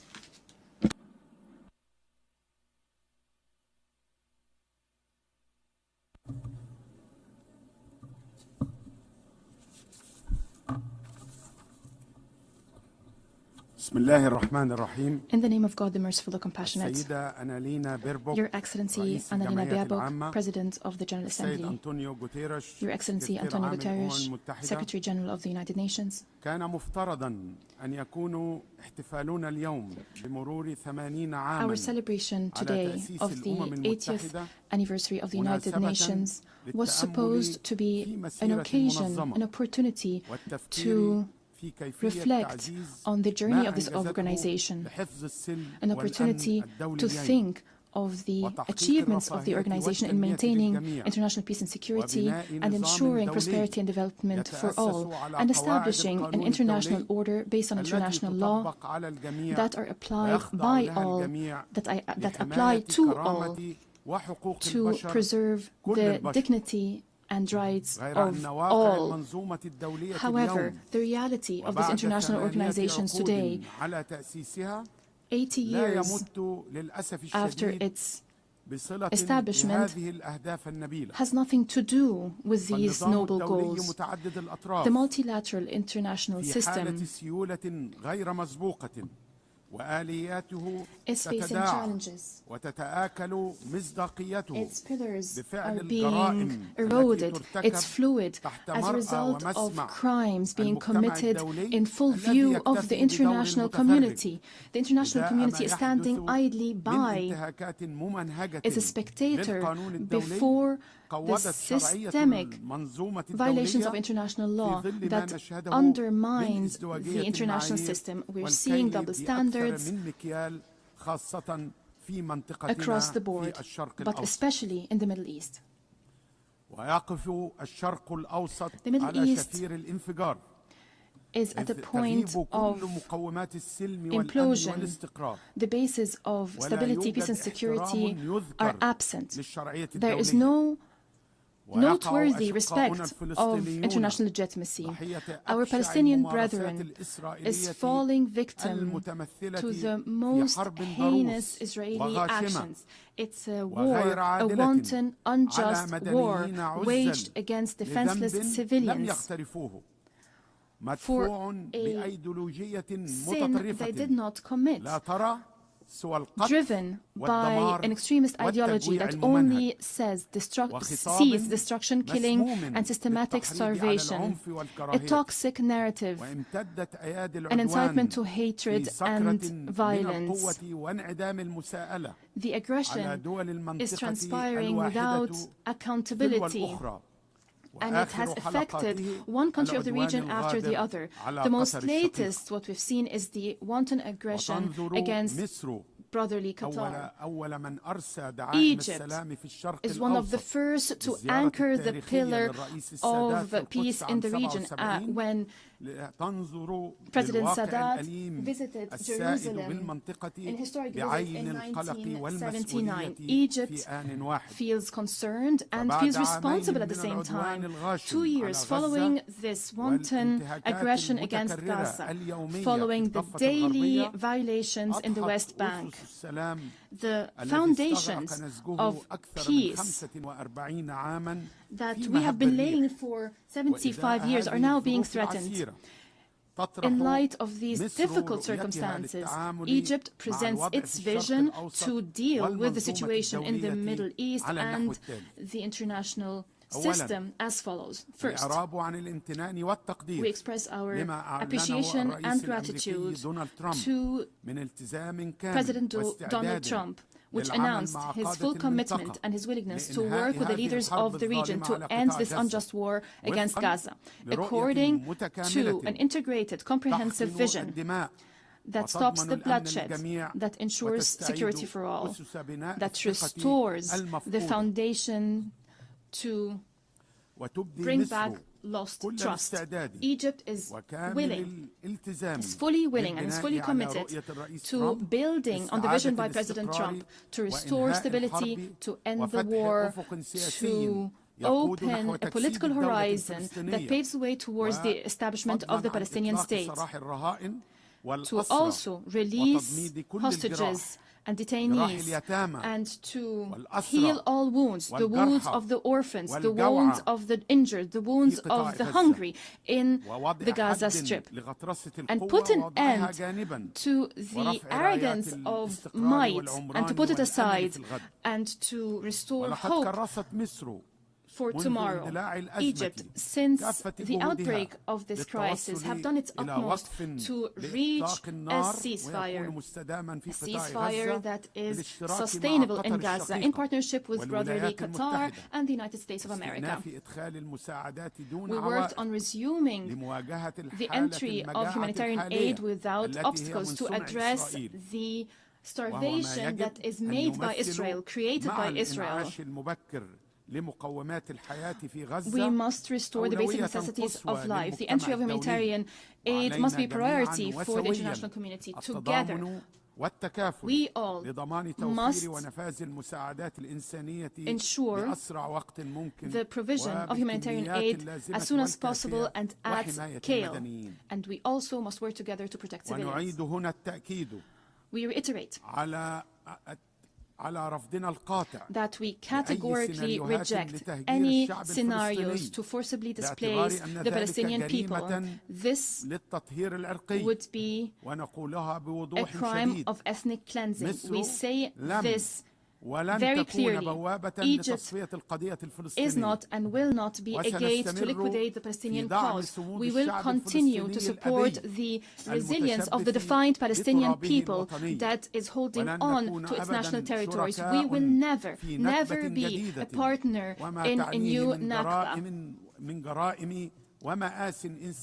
bringing humanitarian tragedies, even more humanitarian tragedies. Egypt also presented a plan for reconstruction and recovery that was accepted at the Arab, Islamic and international level. We commend the invaluable role of UNRWA. The indispensable role of UNRWA. It is providing valuable support to millions of Palestinian refugees. We also commend the role of the United Nations and its specialized agency. We call upon the countries of the world to provide the necessary and sustainable support to UNRWA. إن استمرار الاحتلال الإسرائيلي وعملية الإبادة الجماعية التي تحدث اليوم في قطاع غزة وتغييب الحقوق المشروعة للشعب الفلسطيني وعلى رأسها حقه في إقامة دولته المستقلة على خطوط الرابع من يونيو عام 67 وعاصمتها القدس الشرقية إنما يفرغ أي حديث عن الأمن والسلام في المنطقة من مضمونه. ونؤكد في هذا الصدد دعمنا الكامل لمسار مؤتمر حل الدولتين الذي قادته فرنسا والمملكة العربية السعودية ونشيد بالقرارات الشجاعة للدول التي أعلنت مؤخرا اعترافها بدولة فلسطين المستقلة والحرة. فلا يمكن أن تنعم إسرائيل بالأمن فيما ينعدم الأمن للآخرين، ولن تنعم تلك المنطقة بالاستقرار دون دولة فلسطينية مستقلة. وتسخر قرارات الشرعية الدولية بمحددات كل الحلول لأزمات المنطقة. كل ما نحتاجه فقط الرؤية الثاقبة والحكمة والإرادة السياسية واستيعاب دروس الماضي. ونحذر في هذا السياق من استمرار السياسات القمعية والممارسات الإسرائيلية غير المسؤولة في غلق الباب أمام آمال شعوب المنطقة في التعايش السلمي والتعاون الإقليمي. وفي مواجهة هذه التحديات طرحت مصر والسعودية الرؤية المشتركة للأمن والتعاون في المنطقة التي أقرتها الجامعة العربية لتكون أساساً لتصور جديد لإقليم ينعم كل أطرافه بالأمن المتكافئ والمتوازن والمستدام. يدنا ممدودة بالسلام، فلا تخذلوا أحلام أطفال يتطلعون لمستقبل مشرق، وشباب يرغبون في البناء والتعمير، وشيوخ يرجون الحياة الكريمة في سلام. وأقتبس ما ذكره السيد الرئيس عبد الفتاح السيسي أن السلام هو خيار مصر الاستراتيجي لضمان مستقبل آمن ومستقر لشعوب المنطقة نهاية الاقتباس. ثانيا، تنظر مصر لمحيطها الملتهب من منظور شامل يرتكز على القانون الدولي ويعطي الأولوية لاحترام سيادة الدول وتسوية النزاعات بالطرق السلمية والحفاظ على الدولة الوطنية ومؤسساتها ومكافحة الإرهاب كركائز الاستقرار. وفي هذا الإطار تشدد مصر على الأهمية البالغة لدعم السودان الشقيق الذي يمر بمرحلة دقيقة ومفصلية من تاريخه تحتاج إلى تكاتف كل الجهود وندعم بكل قوة الحفاظ على مؤسسات الدولة السودانية بما فيها الجيش السوداني الوطني، كما نعمل بالتعاون مع مجلس السيادة السوداني والشركاء الدوليين في إطار الرباعية الدولية من أجل استعادة الأمن والاستقرار والسلام في السودان استنادا للملكية السودانية الوطنية لتحقيق تطلعات الشعب السوداني الشقيق.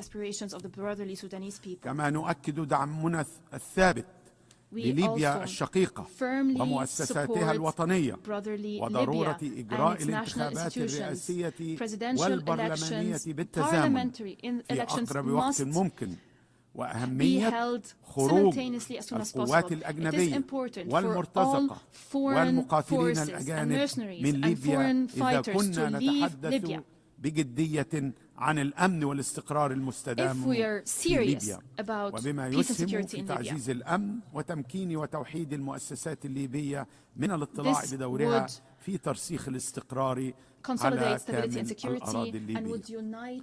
ونشدد أيضا على ضرورة حل الأزمة اليمنية وفقا للمرجعات الدولية وصون حرية الملاحة والحفاظ على أمن البحر الأحمر شريان التجارة الدولية، خاصة وأن مصر هي أكثر الأطراف المتضررة من هذا التصعيد، حيث خسرت أكثر من 9 مليارات دولار من عوائد قناة السويس نتيجة اضطراب حركة التجارة الدولية عبر البحر الأحمر.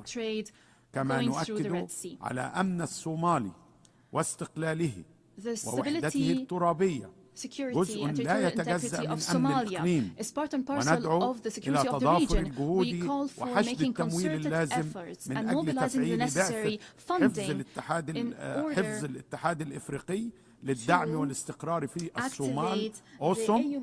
ونؤكد هنا اعتزام مصر المشاركة في هذه القوة بمكون شرطي وعسكري. كما لا يفوتني هنا أن ندين بشدة الانتهاكات الإسرائيلية المتكررة لسيادة لبنان وسوريا والانتهاك المتكرر للأراضي اللبنانية والسورية. ونؤكد على ضرورة احترام وحدة وسلامة التراب الوطني اللبناني والسوري. وفي ظل هذه الأزمات الإقليمية المركبة تقوم مصر بدور إنساني بارز من خلال استضافة أكثر من 10 ملايين من اللاجئين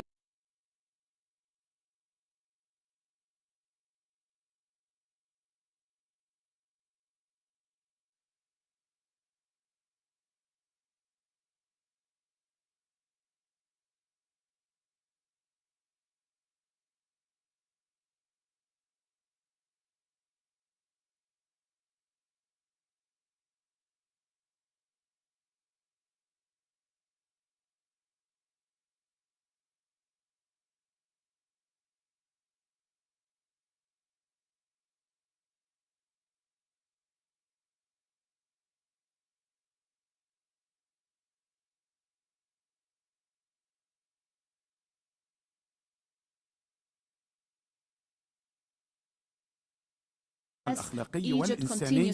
ونؤكد على ضرورة تفعيل مبدأ تقاسم الأعباء والمسؤوليات المنصوص عليه في العهد الدولي للاجئين. ثالثا، تتبنى مصر سياسة نشيطة للوساطة وبناء السلام تحت قيادة السيد الرئيس عبد الفتاح السيسي لنسج التفاهمات والتوصل للحلول، وإثر ما شهدته منطقتنا من استهداف لمنشآت نووية خاضعة لضمانات الوكالة الدولية للطاقة الذرية بالمخالفة للقانون الدولي. رابعا، نؤمن إيمانا راسخا بأن التعاون وفقا للقانون الدولي ركيزة الاحترام المتبادل والسبيل الأوحد لتحقيق المنفعة المشتركة. ولقد أثبتت التجارب أن الإجراءات الأحادية تعمق الأزمات وتزيد الفجوات. وفي المقابل ارتأت إثيوبيا مخالفة القانون الدولي وفرض الأمر الواقع ضد سياستها الأحادية المزعزعة للاستقرار في القرن الإفريقي وحوض النيل الشرقي، وأعلنت عن انتهاء سدها وأن ما مضى قد مضى، حالمة أو بالأصح متوهمة أن مصر ستنسى حقوقها ومصالحها الوجودية للنيل. وإن كان هناك من يتشدق بمزاعم التزامه بالقانون الدولي، فإننا على أتم الاستعداد لتناول الأمر في آليات القضاء والتحكيم الدولي، ذلك إن صدقت النية للاحتكام لهذه الآليات القنونية، الأمر الذي لم ولن يتوفر. أما وإن ركنوا للمماطلة وتهديد حياة ملايين البشر في دولتي المصب، فإننا لن نتهاون في ضمان حقوقنا، وإننا لقادرون على ذلك. ويكفل لنا ميثاق الأمم المتحدة ومبادئ القانون الدولي حماية مصالحنا الوجودية في نهر النيل. خامساً، تؤكد مصر أن إصلاح الأمم المتحدة ومنظمات التمويل الدولية لم يعد خياراً قابلاً للتأجيل، بل ضرورة ملحة لضمان تمثيل عادل ومتوازن في آليات اتخاذ القرار الدولي. وتعيد مصر التأكيد على تمسكها بتوافق أزوريني وإعلان سرت لرفع الظلم التاريخي عن القارة الإفريقية، كما تدعو مصر لزيادة تمثيل الدول النامية في عملية اتخاذ القرار المالي العالمي وتوفير التمويل الميسر ومعالجة أزمة المديونية. وأختتم حديثي بأن أؤكد مرة أخرى إلى أننا نتطلع إلى البناء على مخرجات المؤتمر الدولي الرابع لتمويل التنمية الذي استضافته إسبانيا في يوليو الماضي لاتخاذ خطوات فعالة لتمويل التنمية، كما نتطلع لتعزيز جهود نفاذ الدول النامية للرقمنة والذكاء الاصطناعي.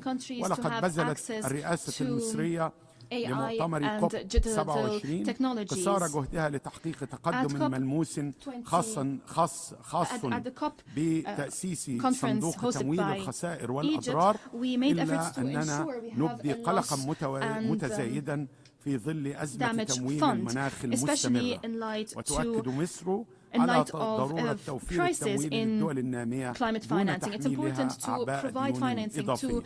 السيد الرئيس، إن الظرف الدولي والإقليمي دقيق للغاية، وفي ظل مسؤوليتنا التاريخية ودور مصر الأممي والإقليمي كان علينا ضبط ناقوس الخطر والتحذير من مغبة الوضع الراهن وطرح خارطة طريق للتعامل مع هذا الوضع المحرج والحرج. إننا أمام منعطف مفصلي، فإما توجيه الشرق الأوسط نحو استعادة العقلانية والاحتكام للقانون الدولي، أو الاندفاع إلى حالة من الفوضى قد يظن البعض أنه سيتحكم فيها بالقوة would be able to control by force, by the arrogance of force. However, experience and history has shown that ما تنتهي بكارثة أول من تصيبه صاحبها. وأؤكد أن مصر الدولة المؤسسة للأمم المتحدة تظل بعد 80 عاما من عمر المنظمة على عهدها ملتزمة بالقانون الدولي ومتمسكة بتعزيز العمل متعدد الأطراف، إدراكا منا أن غياب الحوكمة الدولية سيكون وبالا على الجميع، وأنه لا مناص عن الالتزام بالقانون الدولي وتعزيز آليات إنفاذه وتفعيل المساءلة إزاء منتهكيه. فلا توجد دولة فوق القانون، ولا توجد دولة أيا كانت غير قابلة للمساءلة. كل ذلك لصون السلم والاستقرار وتحقيق التنمية المستدامة والوفاء بحقوق الإنسان. وفي الختام أقتبس من كلمات السيد الرئيس عبد الفتاح السيسي: إن السلام لا يولد بالقصف ولا بالقوة ولا بتطبيع ترفضه الشعوب، وأن السلام الحق يبنى فقط normalization that peoples reject. Peace is only built on understanding, equity, and justice. I thank you very much.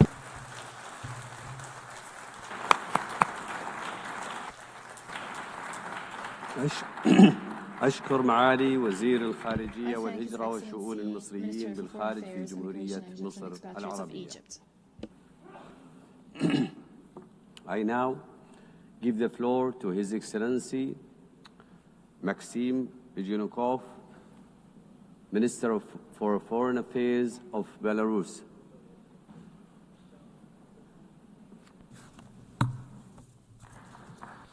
Уважаемый господин председатель, уважаемые дамы и господа, тема общеполитической дискуссии этого года «Вместе лучше. 80 лет во имя мира, развития и прав человека». Отличная тема. Ключевое слово здесь «вместе». Вот давайте вместе вспомним все и поразмышляем. Уверен, найдем истинные первопричины тех вызовов и угроз, с которыми планета сталкивается сегодня. Первое. 80-летие Великой Победы во Второй мировой войне. 80 назад закончилась кровавая беспощадная война, которая стала огромной трагедией для всего человечества. И только ценой миллионов жизней и сломанных судеб мы справились с этим вызовом. Очевиден вклад в Великую Победу США и Великобритании, также китайского народа, который скинул ярмо японского милитаризма. Однако определяющим был подвиг советского народа, многонационального народа, который до последней капли крови боролся за свою свободу и свободу угнетенных народов. Заметьте, не выносил завоевателям ключи от своих городов, не прятался за пронацистские режимы коллаборационистов, не снабжал нацистский режим техникой и солдатами. Тогда, 80 лет назад, это было очевидно. В столицах Европы освободители встречались цветами и радостью, им ставили памятники, мемориалы, of Europe, monuments and memorials were erected in their honor, and streets and cities were named after them. Only 80 years of life have gone by since then, a life of prosperity and peace in Europe, and how everything has changed. The West has developed its own version of the truth about the events of those years. Memories are being erased, monuments demolished, history textbooks rewritten. Once again, we hear Nazi slogans and chants in city streets.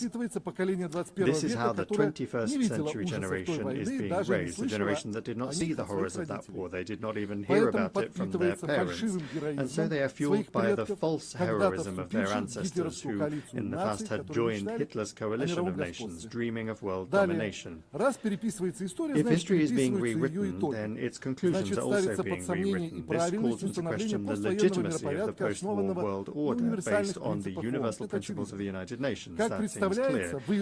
And it seems that they were forced into doing so. The West was forced into doing so for a certain period of time. The collective West was at that time forced to share the burden of responsibility for the fate of the planet with the so-called Soviet bloc, to set aside their thoughts of world domination for a while and to wait, of course, to wait for events to come to pass that would allow everything to be turned on its head. From this rostrum, in the past few days, we have already heard people say that the Holocaust is our shared shame. Why is it our shared shame? Everyone is answerable themselves before history. We, Belarusians, for example, fought Nazism down to the last drop of blood and laid down our lives to do so. We saved Jews at the cost of our own lives. We cannot remain silent about this today. We remember the hundreds of villages burned by the Nazis together with their inhabitants, the millions of Belarusians torn apart and mutilated, and the hundreds of thousands of children and women taken into European slavery. Therefore, we understand that preserving memory is important so that history does not repeat itself, so that there are no more national ideologies of racial superiority, where there is no place for entire peoples, so that there are no concentration camps, that terrible invention of the West, and also to make sure that there is no genocide against any people. The Belarusian people have been living in peace now for 80 years, and if you look at our history, that is an incredibly long time to live in peace. Never have Belarusians lived so well, with such dignity and under such peaceful skies as in the last 30 years, when, under the leadership of our president, we have been successfully building a socially oriented state in the interests of ordinary people. At the same time, we sacredly preserve the memory of the terrible tragedy of the Second World War, and we pass this memory on to younger generations. Why don't many others around us, especially to the west of our border, want to live like this? Well, the answer is simple. The politicians there are blinded by their personal ambitions. They cannot see ordinary people behind those ambitions, even in their own countries. And so it is no surprise that they treat human life with such contempt, as well as that of other peoples, for example, calling on Ukraine to fight down to the last Ukrainian. This year is also significant for the UN, which is celebrating its 80th anniversary. The organization was created by the victors of that bloody war. We remember that Belarus was among the first founders as well. Belarus, a country where 1 in 3 people were killed, tortured or burned, and throughout all these years the Belarusian delegation has been one of the most reliable supporters of strengthening the foundations of the UN, initiating the most bold, peace-loving and historically hard-won initiatives. Therefore, we have the right to speak directly today about what our organization has achieved by the time of its anniversary. And I would like to talk about 3 key elements. First, it is indisputable that the UN remains a central element of international life. This has been made possible by its undisputable legitimacy, its universal membership, and its comprehensive agenda. However, we can see that the principle of universality has been seriously undermined, especially in the last decade. And that has been done by those that are constantly trying to turn the UN into a tool for advancing their own interests, in addition to doing so contrary to the aspirations of humanity. Secondly, the UN is indeed preserving the planet from another world war. Its key mechanism, the Security Council, allows the great powers to discuss matters of war and peace at the table rather than on the battlefield. However, unfortunately, this body is being used less and less. Its influence on world affairs is no longer what it used to be, and let's be honest, the UN has proved incapable of preventing many of the bloody regional conflicts of our time, and the further thing goes on, the more this is true. Thirdly, a huge network of international structures has been created under the UN, and a multitude of legal documents have been developed. This infrastructure provides an opportunity for effective interaction across the entire spectrum of human activity. But if you look closely, only some of the UN structures remain truly effective and are actually fulfilling their functions. Why is this happening? Well, it's obvious. The organization has to keep up with the times. That requires reform, which our Secretary General Antonio Guterres has been talking about, and first and foremost, that of the UN Security Council. And here I'm talking inter alia about expanding the category of permanent members to include developing countries from Africa, Latin America, and Asia. Over the past 8 decades, the membership of the organization has grown exponentially, and many states that were not even on the world map when the UN was founded want their opinions and voices to be heard, and they have a right to do so, as now they are important political and economic actors. They rightly expect the UN will work in the interests of all of its members and to strengthen cooperation between them, rather than being a tool for manipulation by individual countries. And this includes settling scores with other states.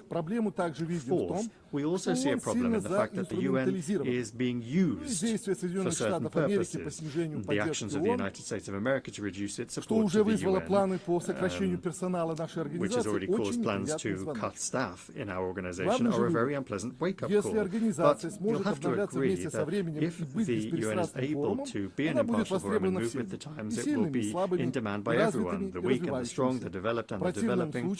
Otherwise, it will suffer the same fate as the League of Nations. And Belarus does not want that to happen, because for the time being we do not see any alternative to the UN. And that is why talking about these institutional problems sincerely today is important, to understand their nature and to correct them. The 50th anniversary of the Helsinki Final Act is being marked this year as well. This document, initiated incidentally by the leadership of the Soviet Union, consolidated the realities that had developed in Europe after the Second World War. The Act also predetermined the stable nature of relations between the Soviet Union and the United States, which was reflected in all regions of the world and helped to make the Cold War slightly more manageable. It also introduced the principle of indivisible security, adherence to which prevented the Cold War from escalating into a hot one. The Helsinki Agreements provided an opportunity to build a united, indivisible and prosperous Europe during and after the Cold War. However, history took a different path. Today, the so-called victors of the Cold War have completely forgotten this principle and adopted a logic of superiority and confrontation. Incidentally, it was precisely this logic that was behind NATO's eastward expansion. As a result, the balance of power in Europe was undermined, and security threats arose for many states. The Yugoslav crisis, the bloodshed in a number of post-Soviet republics, and the conflict in Ukraine are the most striking examples of such consequences. Today it is clear that the way to end the bloodshed in Ukraine lies in all parties in Europe returning to an understanding of the importance of respecting the principle of indivisible security. And it's important that one of the main global centers of power, the United States, has finally started to understand the importance of this. Unfortunately, the EU countries aren't doing the same thing. They continue to stoke regional conflict with the firewood of Ukraine. Joint efforts are particularly needed to increase the level of trust between countries, although there are no ready-made solutions at present. But action must be taken, and we in Belarus, which is at the heart of Europe, understand this perhaps better than anyone else. After all, it was through us that the most tragic wars of modern times have swept through our country every 50 years or so, leaving nothing but memories in their wake. And that is why we cannot delay. Just look at what our European neighbours are doing on the EU's border with Belarus and Russia. They are laying mines, building walls, moats and trenches, defensive lines and barbed wire. They are trying to create a sense among their population of an impending threat from the barbarians to the east, and there have actually already been victims, albeit among NATO countries, who are either drowning in bogs or being blown up by their own mines. Incidentally, I saw here on the North Lawn near the UN building a piece of the Berlin Wall has been set up as a monument to human rights, and the inscription says 155 kilometers and 200 victims during its existence, or something to that effect. Today, a much larger wall, thousands of kilometers long, is being erected on the border between the EU and Russia and Belarus, from Finland down to Poland, and there have already been hundreds of victims along this wall since its construction began. Today, hundreds of innocent migrants from countries of the south who, in search of a better life, are striving to reach the EU, which has destroyed the normal way of life in their countries, are dying. So if we are not able to prevent the construction of this wall together, then let us at least reserve a place on the North Lawn where we can put up a piece of that wall when the countries in question come to their senses and decide that such a wall is no longer necessary. We could say how long it was and how many people died as a result. And we can say that this is a monument to the right of freedom of movement. Belarus is speaking out and proposing concrete solutions. In particular, the President of the Republic of Belarus has put forward an initiative to develop a Eurasian Charter of multipolarity and diversity in the 21st century, to launch a new paradigm for a Eurasian architecture of equal and indivisible security. I won't talk about this in detail. The Minister of Foreign Affairs of the Russian Federation already spoke about this very well. We then call upon all Eurasian states to join in this process and to show the same responsibility that our predecessors demonstrated half a century ago. There is no alternative to this dialogue. We need to rid ourselves of prejudices and sit down at the negotiating table. Our appeal, of course, also is addressed to the countries of the European Union, which have traditionally been skeptical of any initiatives coming from the East. But I would like to remind them that this East is far from what it was even a decade ago.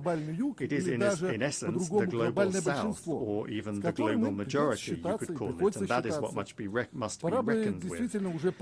It's time to finally understand that the days of the dictates of the collective West are a thing of the past. And therefore, I would like to advise European countries to reflect on their place in the world in light of the transformations that are underway, which, as we can all see, are not clearly in their favor.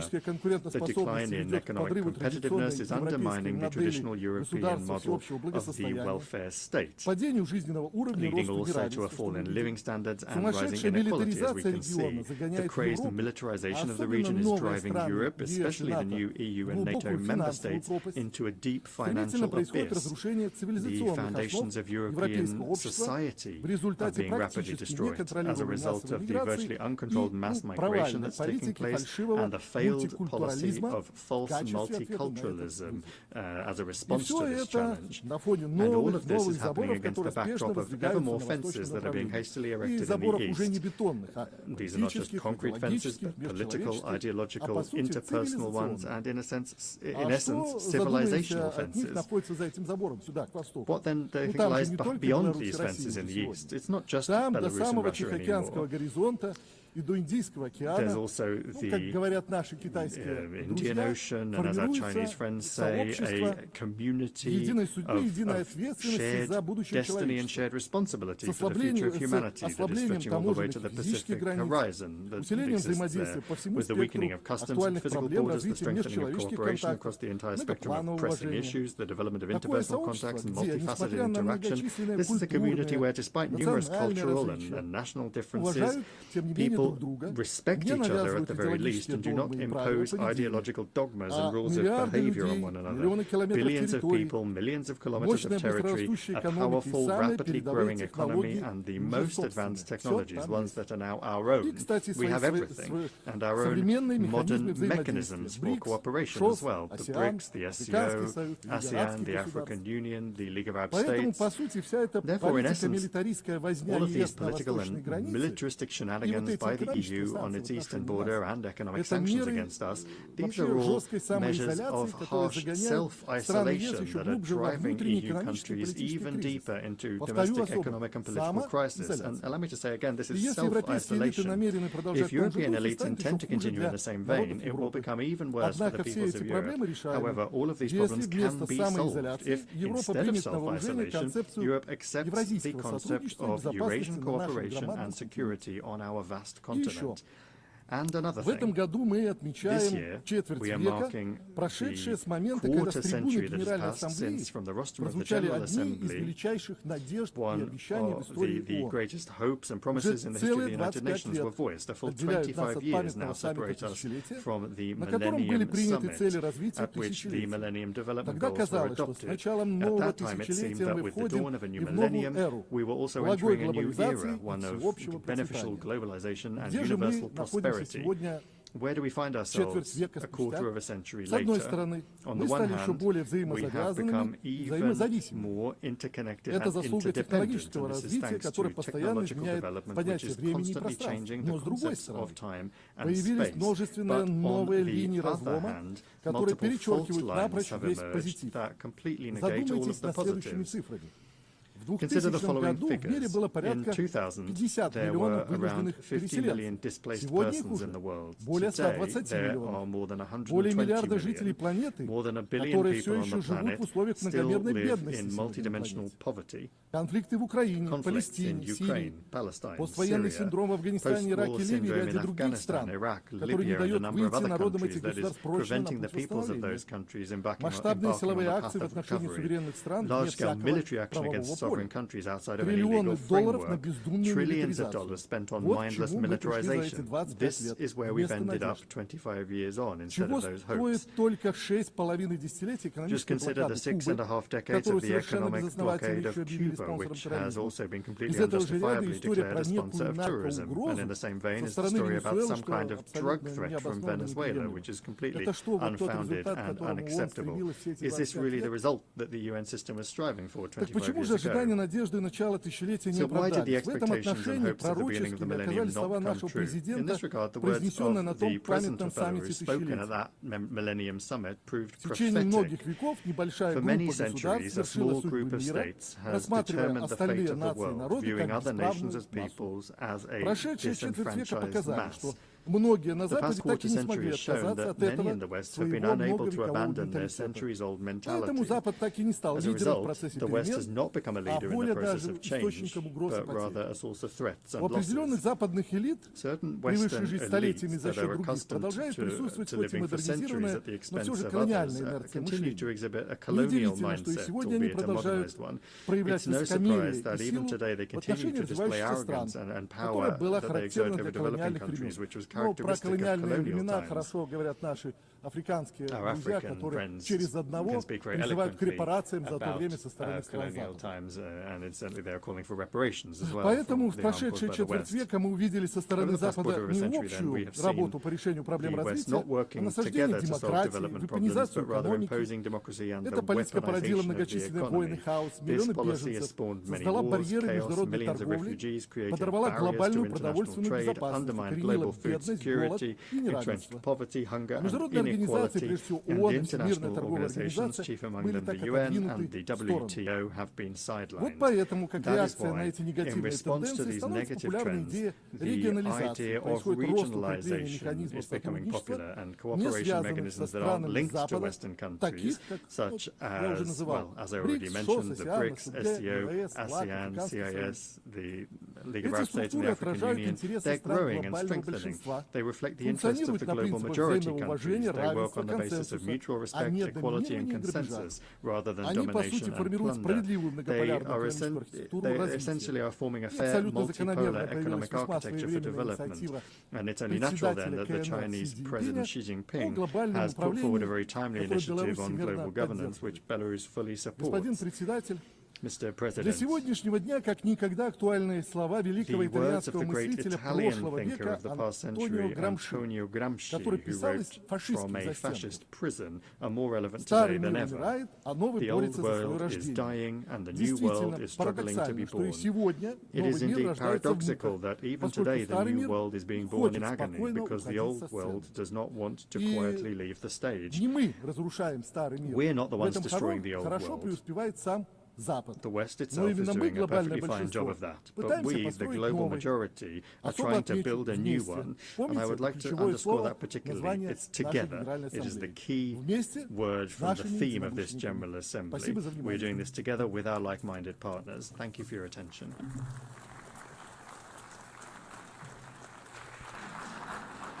I thank the Minister for Foreign Affairs of Belarus.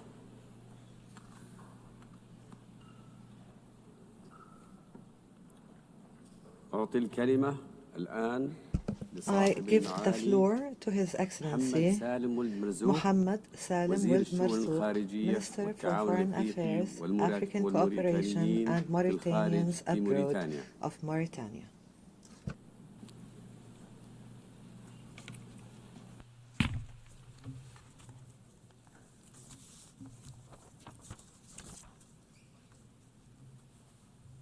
In the name of God, the merciful, the compassionate. Your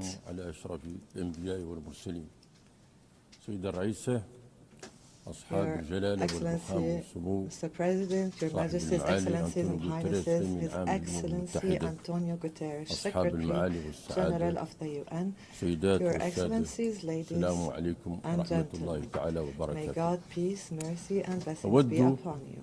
I would like at the outset to extend my warmest congratulations to Her Excellency Ms. Annalena Baerbock on her assumption of the presidency of the 80th session of the General Assembly. I am confident that her rich experience and her high competence will contribute to her successful leadership of this session. I would like to also extend my sincere thanks to His Excellency Philemon Young for the highly competent leadership of the 79th session. I also extend my thanks to His Excellency Mr. Antonio Guterres, the Secretary General of the UN, for his tireless efforts to develop and enhance the role of the UN. Mr. President, ladies and gentlemen, I'm pleased to convey to you the greetings of His Excellency Mr. Mohammed Wuld Sheikh Al-Ghazwani, President of the Islamic Republic of Mauritania, and his wishes for the success of the 80th session of the GA. His Excellency honored me by allowing me to deliver on his behalf the address of the Islamic Republic of Mauritania. This session, of course and naturally, represents an opportunity to celebrate 80 years of achievements by our organization in the service of humanity as a whole and in various fields. But it is also an opportunity to objectively diagnose the major shortcomings and deficiencies that have characterized this or that aspect of the UN's journey over the past 8 decades. In this context, it is clear that our world today consists of two contrasting realms. One is rapidly advancing towards the fourth industrial revolution and artificial intelligence, while the other remains hostage to poverty and marginalization. This gap, this ever-widening gap, particularly in view of the current context of growing conflicts and wars, this gap presents a difficult test to humanity.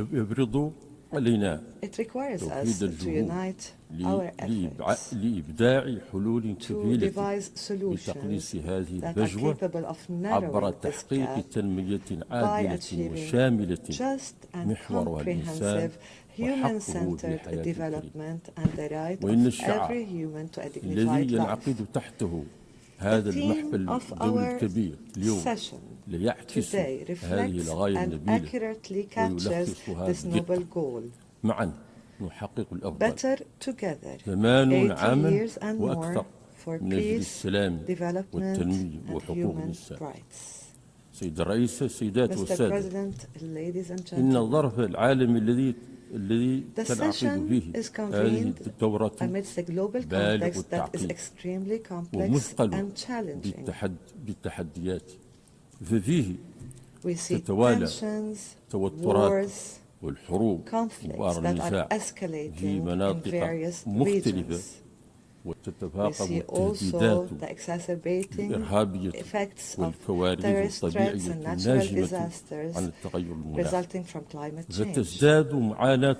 Human suffering is increasing, and the humanitarian burdens on entire populations are multiplying. This exposes international peace and stability to increasing risks and reinforces the need for a more effective role of the UN.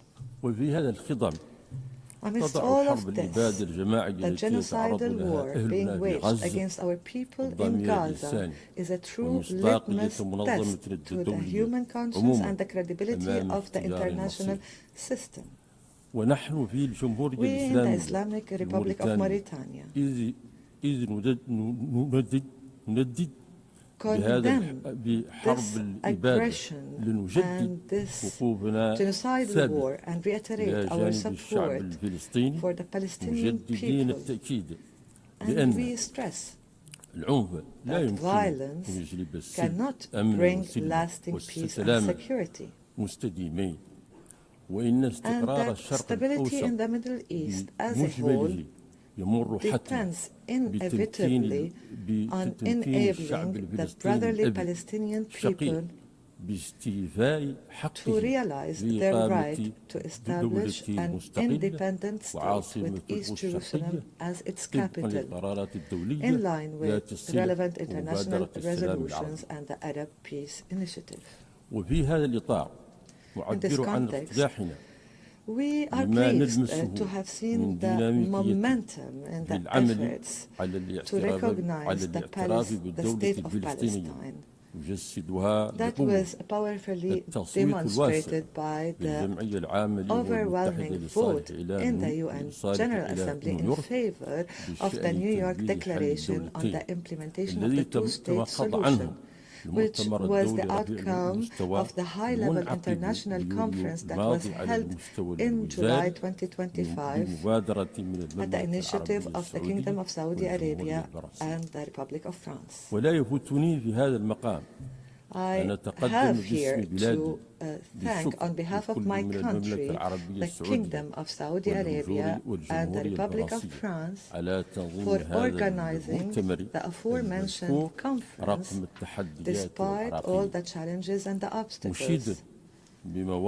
I commend the positions of those countries that have recognized the State of Palestine, and I hope that other countries will follow suit in upholding the principles of truth and justice until Palestine becomes a full member of the United Nations.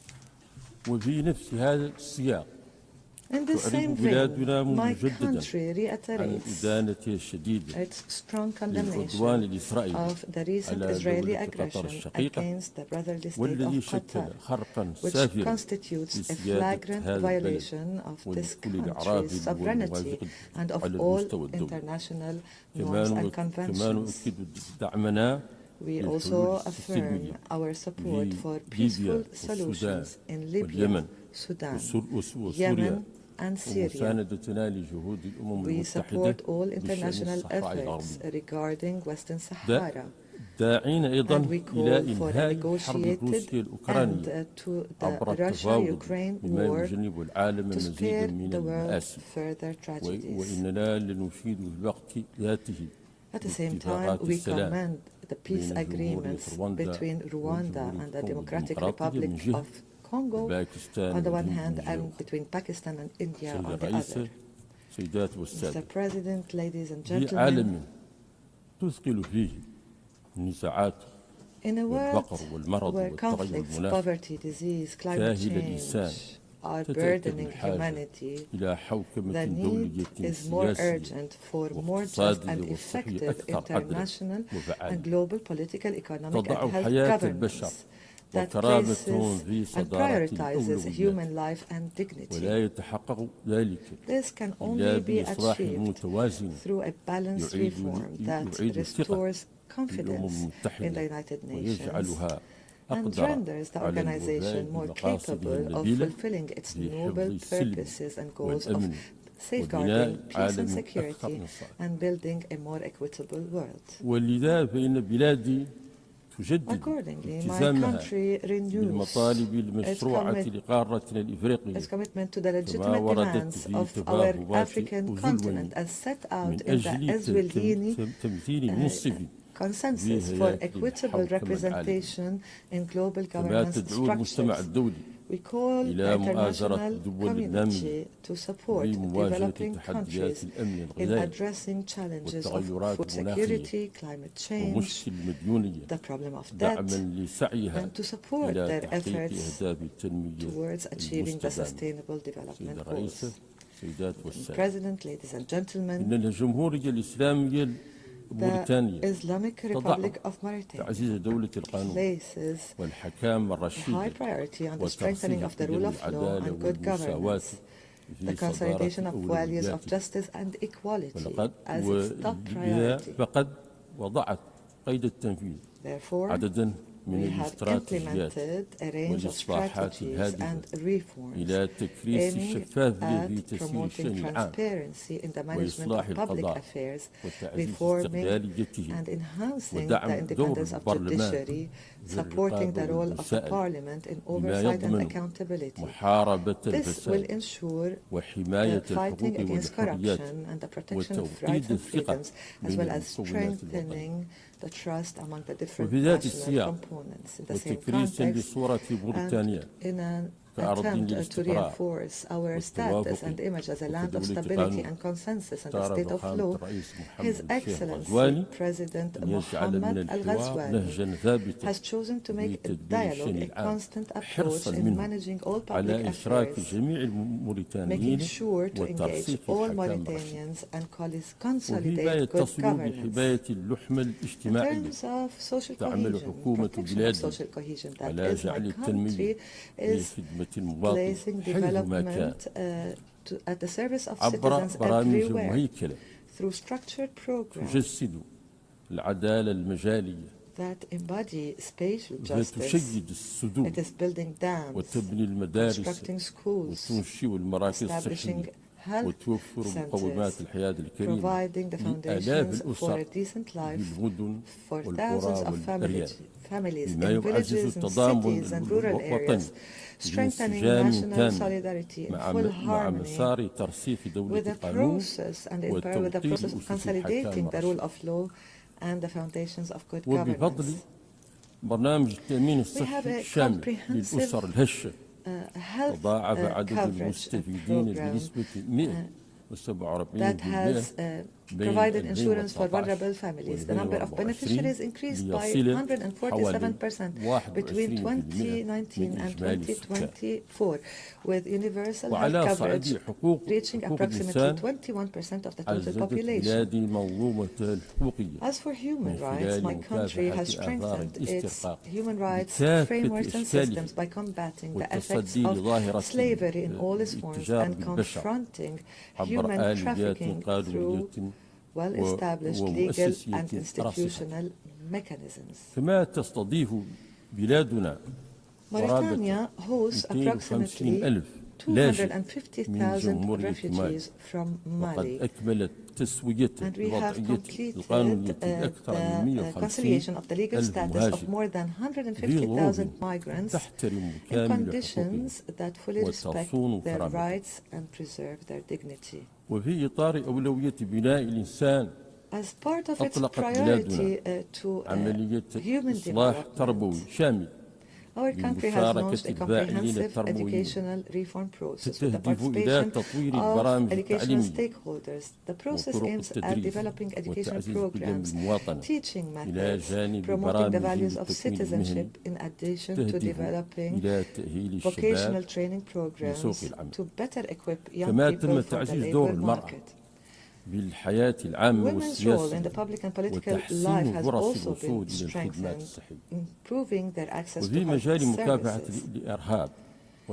In the field of combating terrorism and extremism, my country adopts an integrated strategy that combines security measures on the one hand, intellectual and educational approaches on the other, and promotes the values of justice nationally and also in the framework of regional and international cooperation. On the economic front, the country continues to diversify its economy to enhance the ability to create job opportunities and confront crises. We recorded a growth rate of 5% in 2024, while inflation rates are expected to not exceed 2.5%. In terms of energy transition and sustainable development, the country has witnessed the launch of major projects, including a 300 million hybrid renewable energy plant, and the adoption of a green hydrogen law and the signing of major international agreements, in addition to the launch of the World Bank-supported DREAM project. Our efforts continue also to combat desertification and preserve biodiversity, and we look forward to actively participate in the COP30 Climate Summit in Brazil and to advance the fulfillment of international commitments to reduce emissions and finance climate change adaptation. Mr. President, ladies and gentlemen, the Islamic Republic of Mauritania is committed to work on strengthening multilateral cooperation and reform the international political and financial governance system in a manner that strengthens our collective ability to achieve sustainable development. Mauritania will remain faithful to its approach to contribute to the promotion of regional and international peace and security, to diversify and consolidate its partnerships, to address the various challenges facing our country, our continent, and the world as a whole on a path to achieving a safe and dignified life for all. Thank you for your attention. May peace, mercy, and blessings of God be upon you.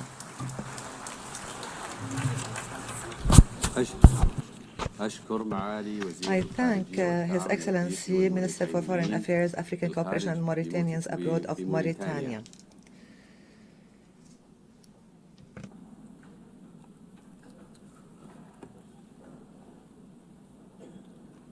I now give the floor to Her Excellency Auna Silvia Tusoyo, Minister for Foreign Affairs of Romania.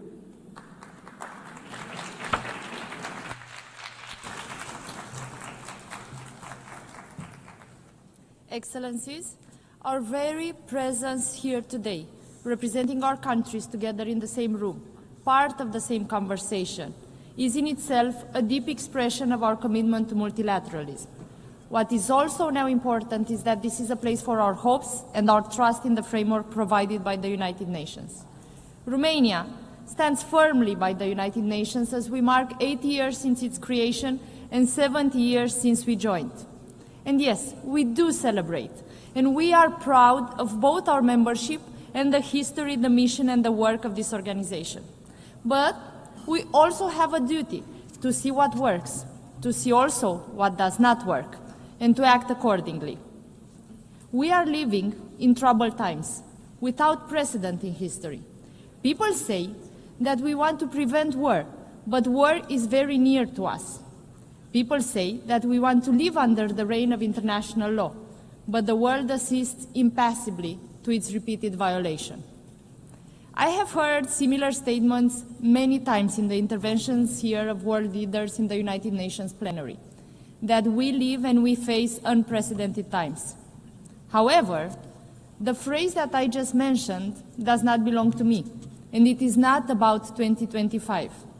It was said by another Romanian Minister of Foreign Affairs, almost a century ago, by the Romanian diplomat Nicolae Titulescu, twice President of the General Assembly of the League of Nations.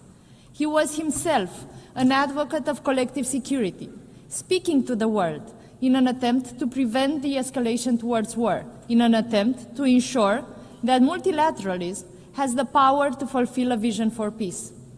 We all know here what is the history of the League of Nations, but we also know here that we must not repeat it. The United Nations must not share the same fate.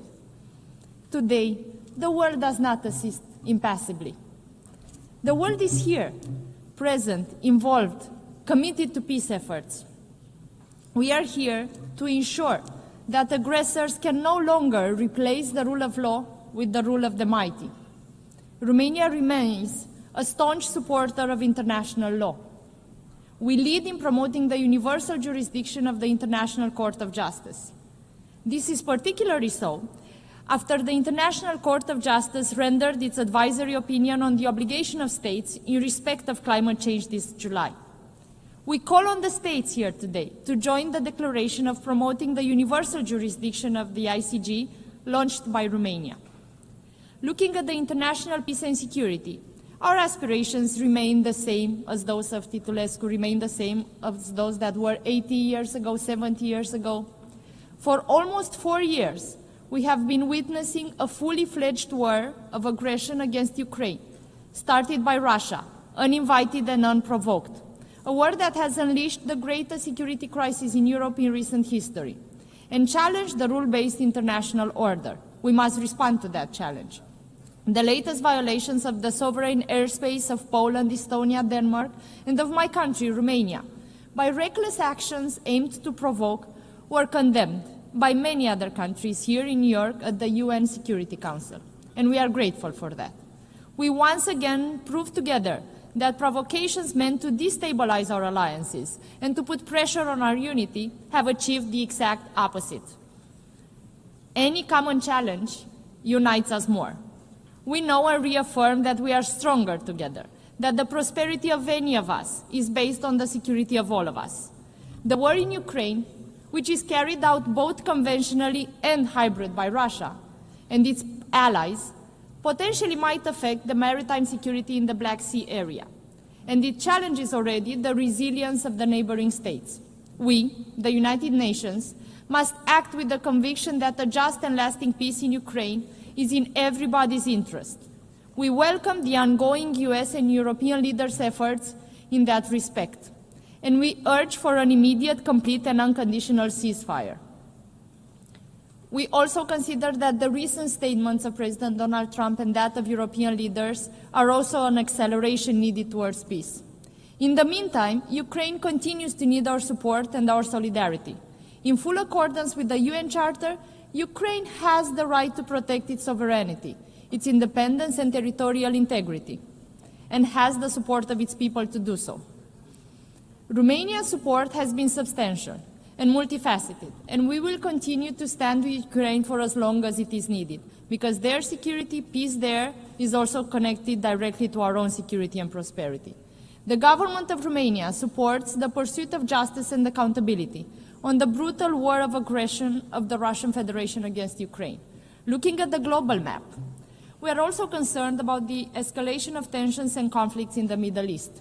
An immediate ceasefire in Gaza, the unconditional release of all hostages, as well as adequate humanitarian assistance, are merely the first steps towards a permanent end to hostilities. We fully support mediation efforts towards these goals. We also need to maintain a political horizon for the implementation of the two-state solution. Romania supports this approach for over 3 decades as the only viable basis towards a just, comprehensive and lasting peace in the Middle East.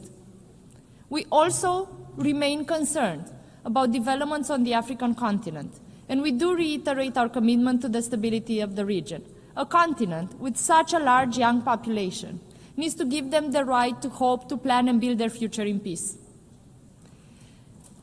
But there is a decrease of the UN peace and security footprint around the world in the exact time while conflicts sometimes have no end in sight. This is not only because of the expected effects of the reform triggered by the UN80 initiative. The reviewing process of the UN peace operations must respond better to current realities. Adaptability, local ownership, partnerships, including with regional organizations, are key attributes for such success.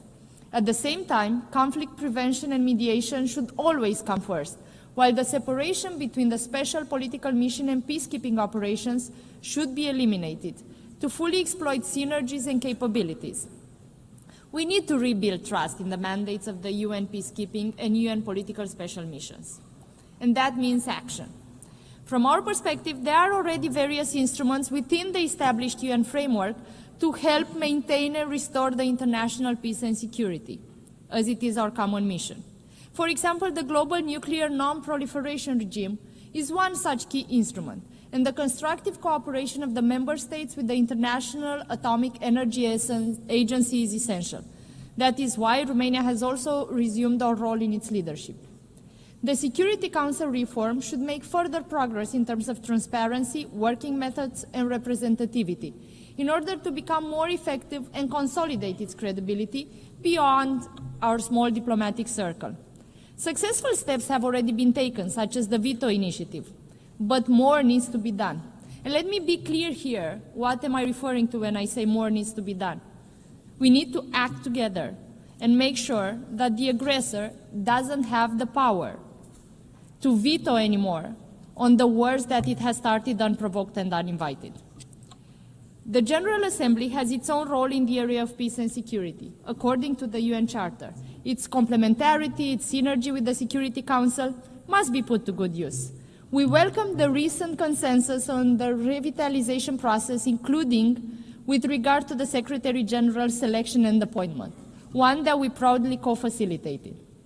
Closely linked is also the peace and security for ensuring international humanitarian response to emergencies. Romania supports the central coordinating role of the UN and the more consistent humanitarian diplomacy. We must ensure a fully effective, non-discriminatory and unhindered response to the needs of those affected, to the needs of those that are vulnerable now. At the same time, an integrated approach to humanitarian development and peace actions is key to leverage investments on the long run. Distinguished audience, we now come to another fundamental pillar of the UN, to fulfill a legitimate aspiration towards prosperous, sustainable, and inclusive societies. We have shown political will, but will is not enough. Our actions do not suffice. Sustainable development cannot be achieved without peace and security, protection of human rights, as enshrined in all 17 SDGs, and adequate capacities and financial resources. Romania supports the effective official development assistance, as it is reflected in alignment to best standards in the field of OECD recommendations, as we also plan to join OECD next year. As we approach COP30, we must urgently address environmental degradation, including pollution and biodiversity loss. We are also committed to achieve climate neutrality by mid-century, and we join efforts to keep the 1.5 degrees Celsius target alive. Some consider this effort to be expensive, but it is way more expensive not to do it. We must accelerate a just energy transition and emission reduction while ensuring energy security. Romania already does so. And since climate change is a threat multiplier, Romania supports an integrated approach to the climate and security nexus within the UN system. We remain firmly committed to support sustainable development globally. We believe that investing in human capital, advancing green and digital transitions, and reinforcing institutional resilience are key pillars for long-term prosperity. We live in a digital age.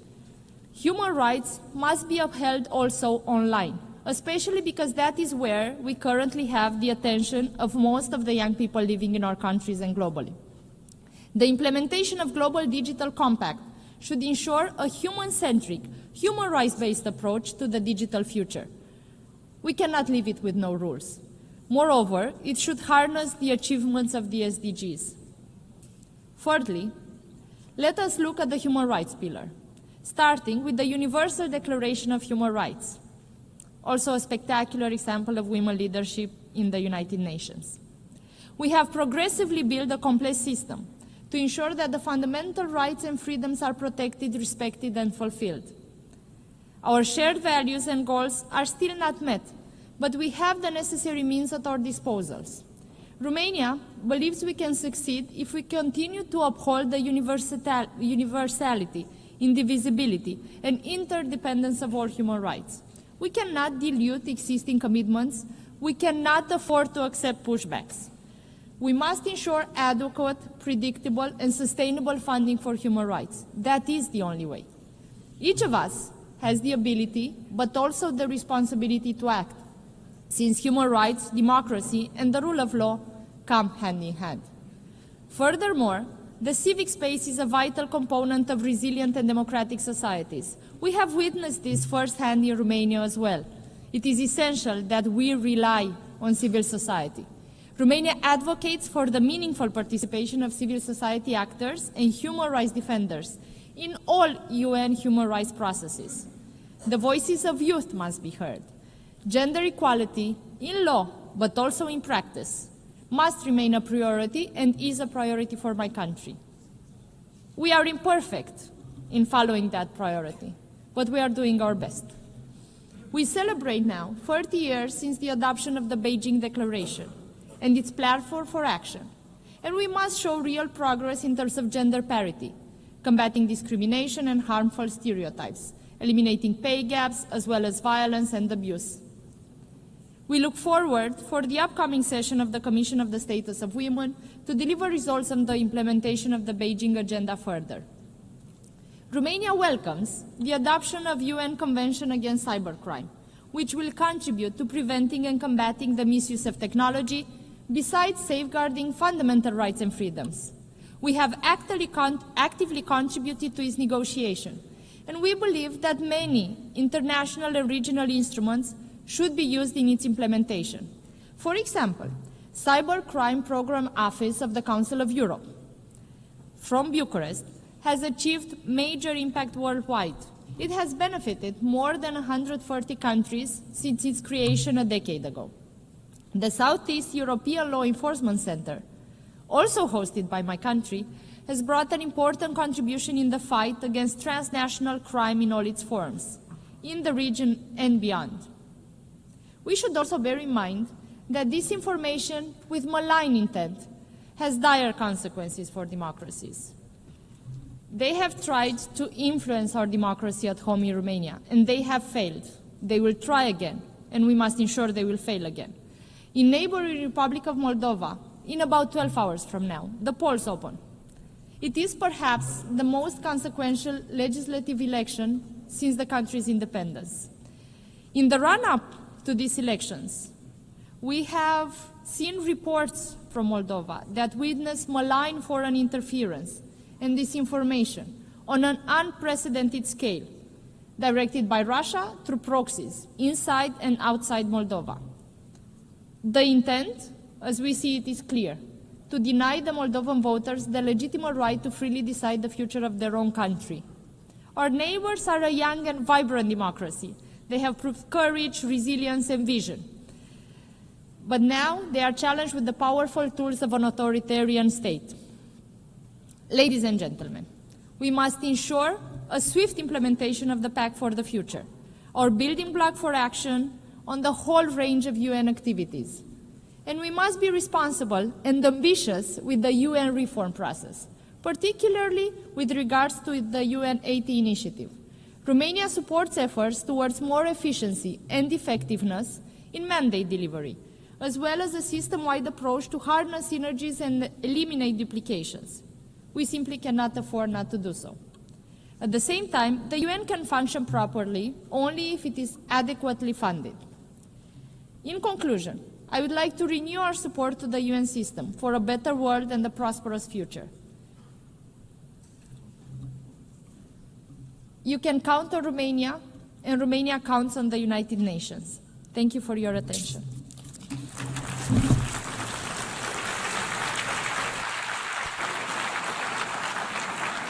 أشكر وزيرة خارجية رومانيا. Her Excellency, the Minister for Foreign Affairs of Romania. I now give the floor to His Excellency Zehasak Wangiki Tikyu, Minister for Foreign Affairs of Thailand.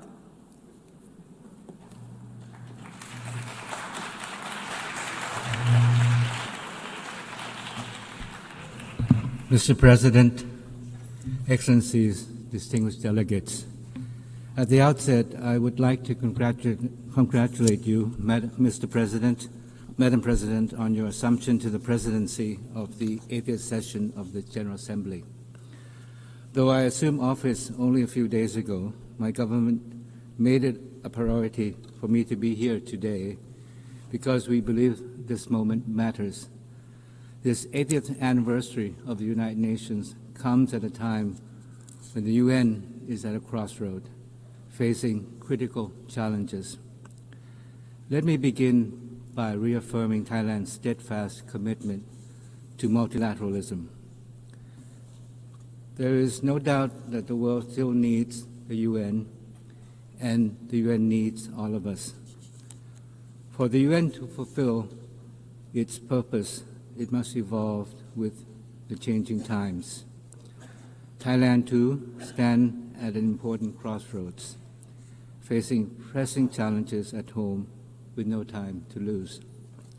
Our vision reaches beyond our borders to the world at large, for we, like all nations, aspire for a peaceful, just, and inclusive world. It is in this spirit that Thailand stands ready to play a constructive role in shaping a United Nations that is truly fit for purpose, delivering peace, development, and human rights for all. Madam President, this year's general debate theme, Better Together, reminds us that the United Nations is strongest when we act together as one. First, we must unite as one community. 80 years ago, our community of nations adopted the UN Charter with hope for peace. Yet today, we face a world increasingly divided by protectionism, fragmentation, conflicts, and climate change that spares no nation. The war in Ukraine, now in its third year, continues to bring immense suffering and destruction. Likewise, the horrendous suffering in Gaza, where innocent civilians, especially children, are paying the heaviest price, weighs heavily on our collective conscience. It is a stark reminder that when peace is broken, the human cause is borne not only by nations, but by ordinary people whose lives are torn apart. As one community, every nation shares the responsibility to promote global peace and security. And this responsibility must be inclusive. Multilateralism is more effective when women participate fully, whether in peacekeeping, conflict prevention, or humanitarian response. Their voices, leadership, strengthen our community and make peace more durable. I am confident that Madam's President election to lead this assembly will inspire us all to advance UN's Women Agenda with greater resolve. Thailand intends to do our part. Our peacekeepers continue to serve around the world, helping to rebuild lives torn apart by conflicts. At home, we have cleared over 99% of mine-contaminated areas under the Anti-Personnel Mine Ban Convention. This is not just about treaty obligations. It is about giving communities back safe land they can live and grow on. It is about fulfilling our duty to our people. Protecting people at home is only part of the task. We must also respond to transnational challenges like migration, driven by conflict and disasters. A shared test no nation can solve alone. This is a real task for Thailand. For over decades, we have hosted displaced persons from Myanmar. Today, we are giving them greater opportunity to work outside of their temporary shelters so they can live with dignity and contribute to society, to mark our commitment to humanitarian assistance and practical solutions. In the same spirit, Thailand is stepping up our efforts to combat transnational crime, including online scams, as their impacts ripple far and wide. Crimes without border demands cooperation without borders. The vision of one community must begin close to home. Regions are the building blocks of the global community. In our region, peace and stability also lies at the heart of ASEAN's community building efforts. Yet, challenges exist even in our own neighborhood. The situation in Myanmar remains a grave concern. Thailand has provided humanitarian aid along our borders, and we continue to urge all parties towards dialogue and a viable peace process. This is the foundation for lasting peace in Myanmar. And even among closest neighbors, disputes can arise. Admittedly, the current situation with Cambodia is neither desirable or in the interest of either side. Our peace, stability, prosperity are closely intertwined. We cannot move away from one another. We are part of the same ASEAN family.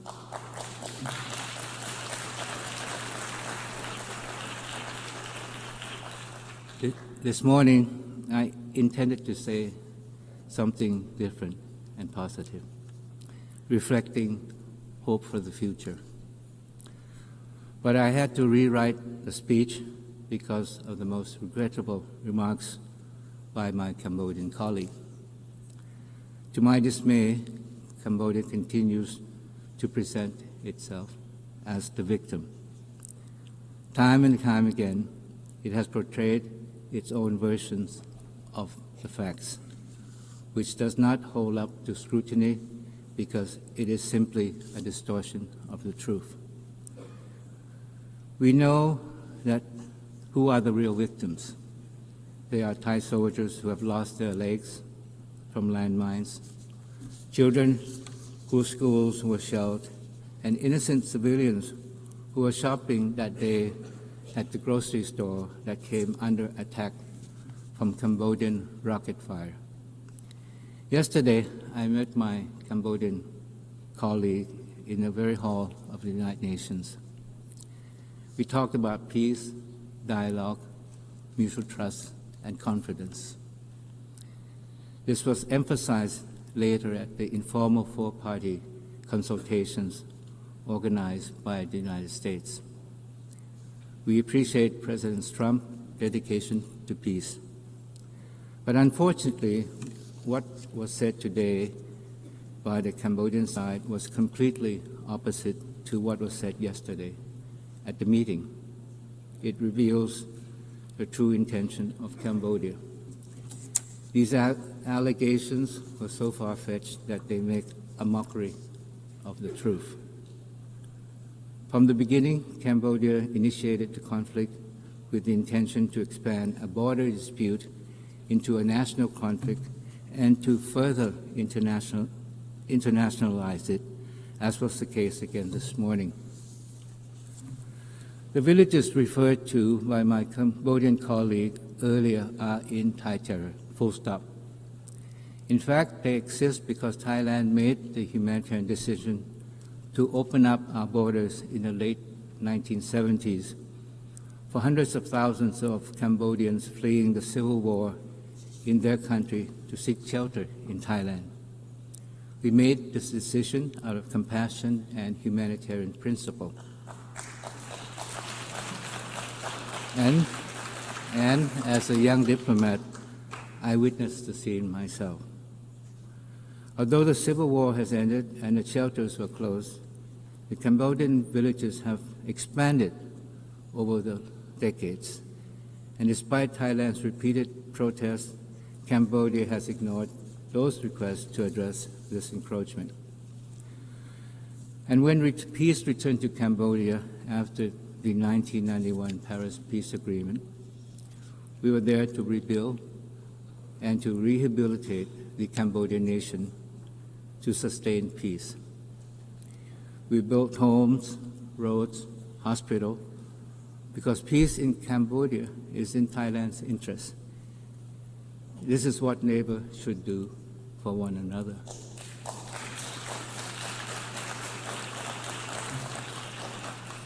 Mr. President, the ceasefire is still fragile. We must make it work.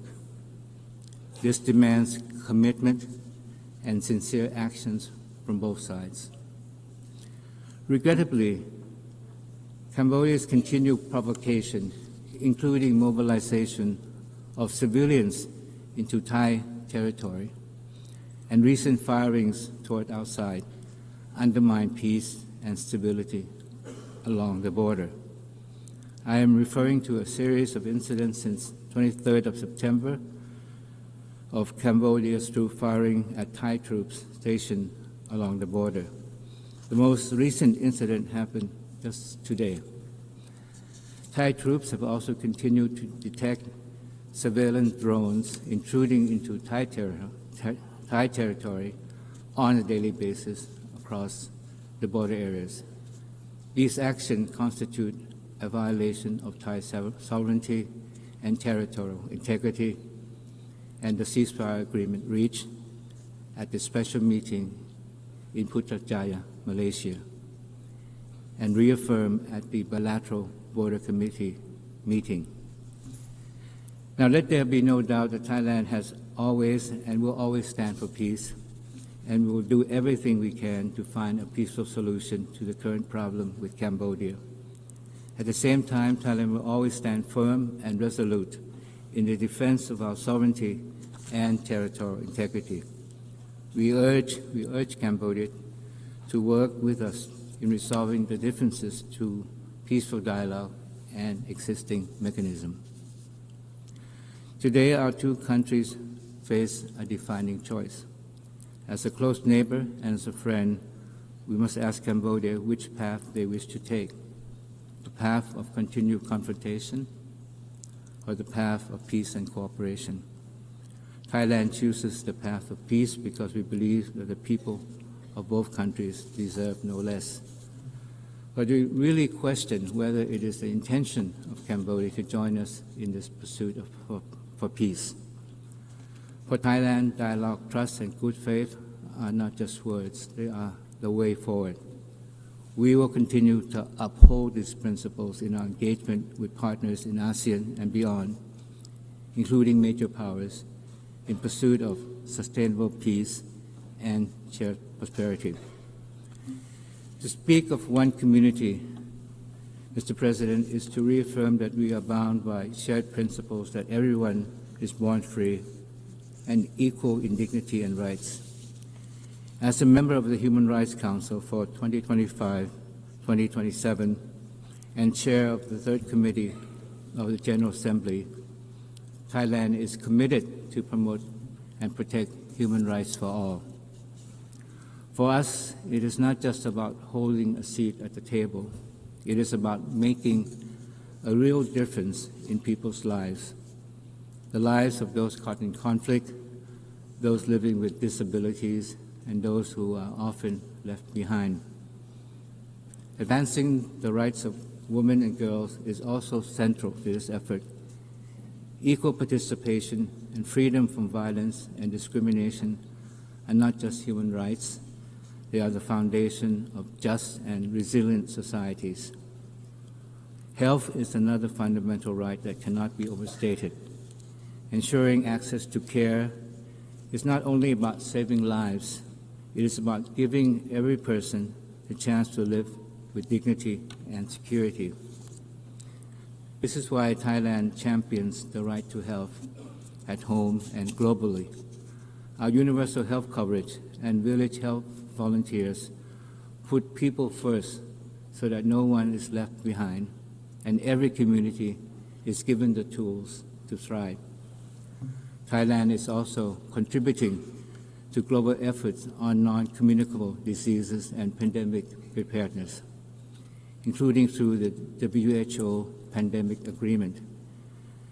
We do not know when the next pandemic will strike, and only by working together can we be prepared and ready.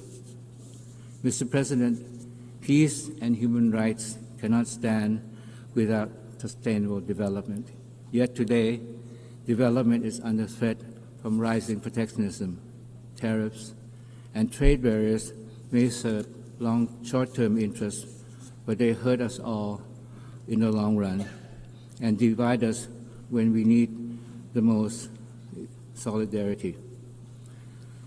Thailand believes that true prosperity is built not on walls of tariff, but on bridges of trust. Our path forward is open and fair trade, rooted in people-centered and inclusive development. But sustainable development is not just growth. It is about values and balance between progress and preservation. That is why Thailand's sufficiency economy philosophy, built on balance, resilience, moderation, has guided our development journey. It reminds us that true progress must empower people while protecting the planet. With only 5 years left to achieve the SDGs, we must strengthen partnership at all levels and confront the inequalities and financing gap that still hold back our common future. At the same time, we must never forget that the planet lies at the core of sustainable development. Climate change, the overarching threat of our time, is widening the gap between the haves and have-nots. Without stronger support for those most affected, we will fail both our people and our planet. As the UN turns 80, our task is simple but profound, to come together under one dedication. We are all bound by ideals, norms, and principles of the UN Charter. But the world has changed dramatically.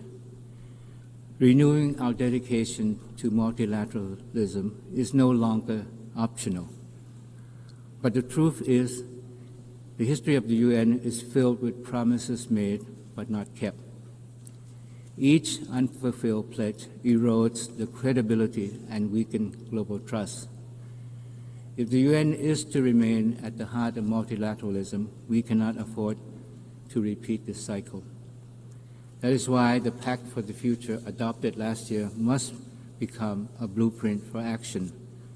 To deliver meaningful progress, our national actions must match our collective pledges. But for the UN to effectively deliver on its task, it must be equipped with the resources it needs. We must ensure that the UN has the means to achieve the ends it has been mandated to undertake, so that the UN can remain a driving force for peace and development. Mr. President, as we seek to rebuild, reinvigorate, and reform the UN, we must be guided by the vision of one future. For the UN to guide us into the future, of comprehensive reform, including the Security Council, are imperative.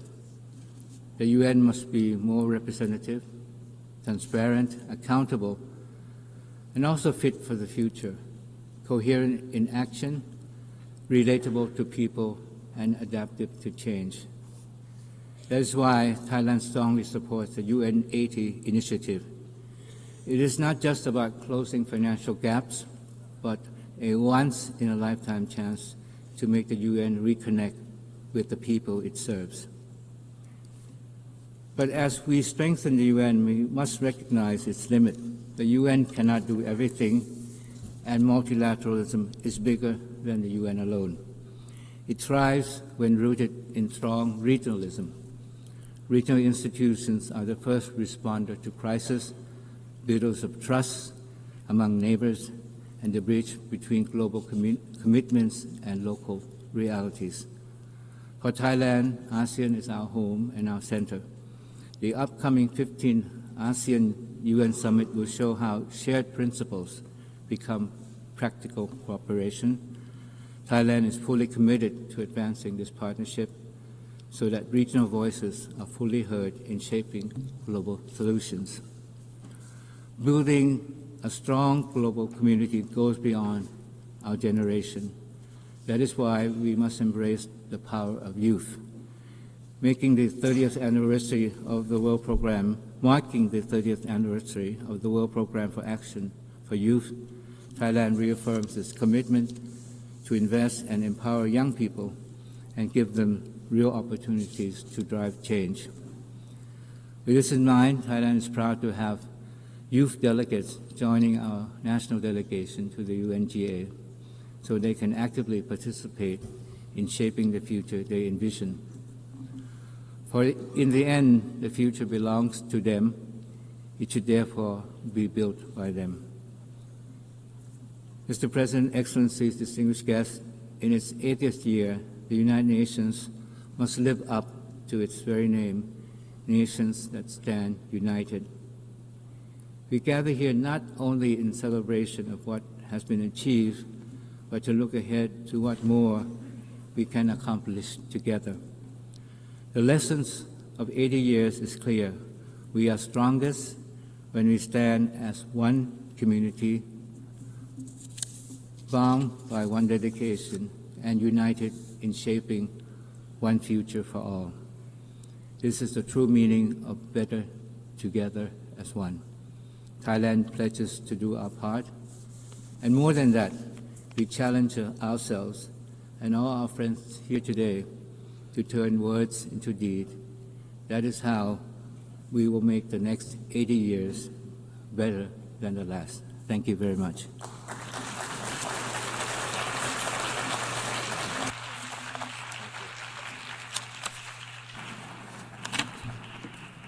I thank His Excellency, Foreign Minister of Thailand. لقد استمعنا إلى آخر متكلم في المناقشة العامة لهذه الجلسة. تعقد الجلسة العامة التالية التي تتواصل خلالها المناقشة العامة بعد رفع هذه الجلسة مباشرة. رفعت الجلسة. أعلن افتتاح الجلسة العامة الثالثة عشرة للجمعية العامة. تواصل الجمعية العامة النظر في البند 8 من جدول الأعمال المعنون مناقشة عامة. أعطي الكلمة الآن لصاحب المعالي لوكا بيكاري وزير الخارجية والشؤون السياسية والتعاون الاقتصادي الدولي والانتقال الرقمي في سان مارينو.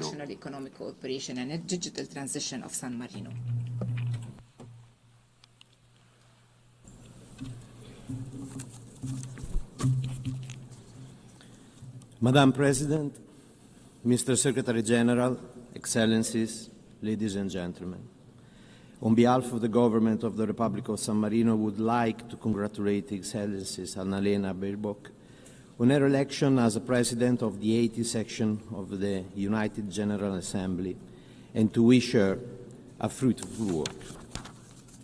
The Republic of San Marino supports the priority of your program and ensure you, Madam President, full cooperation in all works of the General Assembly. I would also like to extend my special thanks to Secretary General Antonio Guterres for his energy and determination in leading the United Nations in these difficult and challenging times. Madam President, we are meeting at a moment of profound global transformation.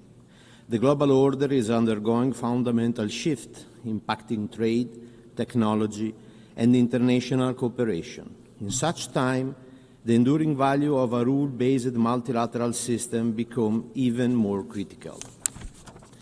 The 80th anniversary of our organization provides an opportunity for the United Nations membership to reflect on the enduring significance and relevance of the Charter of the United Nations.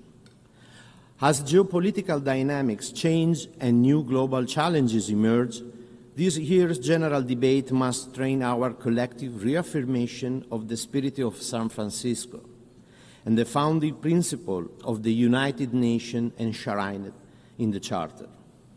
Our meeting in the General Assembly not only honors the legacy of the United Nations, but also regenerate the continued cooperation in the pursuit of a more peaceful, just, and sustainable world.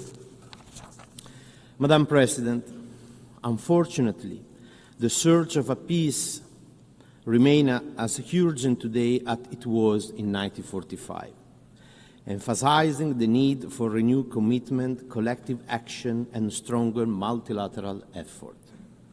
Conflict continues to rise in different parts of the world, inflicting immense human suffering and devastation. If we want that the United Nations remain a light of hope for those who are experiencing the despair of the war, we must advance our strategy for prevention, mediation, and resolution conflict. We acknowledge the essential role of the UN in delivering life-saving assistance and protection to millions of people in countries and areas that are enduring conflict, such as the Horn of Africa, the occupied Palestinian territory, including East Jerusalem, the Sudan, Ukraine, Yemen, and beyond. But it is not enough. We, Member States, must do more in advancing international peace and security, guided by the Charter and the mandate of the General Assembly and the Security Council. The war of aggression against Ukraine brought dramatic consequences for the civilian population, including civilian death, destruction of vital infrastructure, and massive displacement. San Marino condemned the Russian aggression against Ukraine and supports Ukraine's independence, sovereign, and territorial integrity within its internationally recognized border. We remain committed to ensure that Russia is held fully accountable for its war of aggression against Ukraine. At the same time, San Marino welcomes all international effort for a comprehensive, just, and lasting peace in Ukraine, in line with the UN Charter, the resolution of the General Assembly, and international law. Madam President, the humanitarian catastrophe unfolding in Gaza and the West Bank is unbelievable and remains one of the most painful and long-standing tragedies of our time. San Marino condemns unequivocally the horrific terror attack perpetrated by Hamas on 7 October and call once again for the immediate and unconditional release of all hostages. At the same time, we reiterate our call for an immediate and permanent ceasefire and for full, safe, and unhindered humanitarian access to the affected civilian population. Nothing can justify the collective punishment of the Palestinian people through indiscriminate bombing, starvation, and displacement. The continued expansion of settlement, including highly sensitive projects such as E1, together with the devastation in Gaza, threaten the erase of a concrete possibility of peace. Unless we act with unity and determination, the vision of two people living side by side in dignity and security will be lost. It is in this dark hour that responsibility becomes urgent. On 15 May, our Parliament, with unanimity, mandated government to recognize the State of Palestine within this year. Today, before this Assembly, we announce the fulfillment of that mandate. San Marino officially recognized the State of Palestine as a sovereign and independent state within secure international recognized border in line with the resolution of the United Nations. Having a state is the right of the Palestinian people. It is not and can never be a reward for Hamas. This decision is consistent with the message delivered last July at the high-level conference co-chaired by France and Saudi Arabia, and with the New York Declaration, which call on states to take concrete and reversible steps. By joining today the group of countries that move from word to action, San Marino intends to send a strong political and diplomatic signal. Recognition of Palestine is essential to reaffirm that peace must be built on justice and equality. San Marino will also continue to support Palestine admission as a full member of the United Nations. Madam President, civilians continue to bear the brunt of armed conflict worldwide. The death toll of civilians, including children and women trapped in conflict, has reached a shocking number. We cannot remain silent in front of such tragedy. They have been targeted, killed, injured, kidnapped, and tortured. The number of civilians that have been displaced has reached new records. Civilians have been deprived of water, food, and humanitarian assistance. Houses, critical infrastructure, schools, and hospitals have been targeted and destroyed or damaged, leaving civilians in despair, leaving children without education, patients without health care. Extensive use of explosive weapons in populated areas have caused the majority of civilian casualties in different conflicts. San Marino condemns such attack and calls on all states to support and implement the political declaration on explosive weapons in populated areas. San Marino is deeply concerned about violence against children, particularly children in situations of conflict. As we celebrate the 20th anniversary of Security Council Resolution 1612, San Marino renews its commitment to the CAAC agenda and supports the role of the Special Representative for Children and Armed Conflict.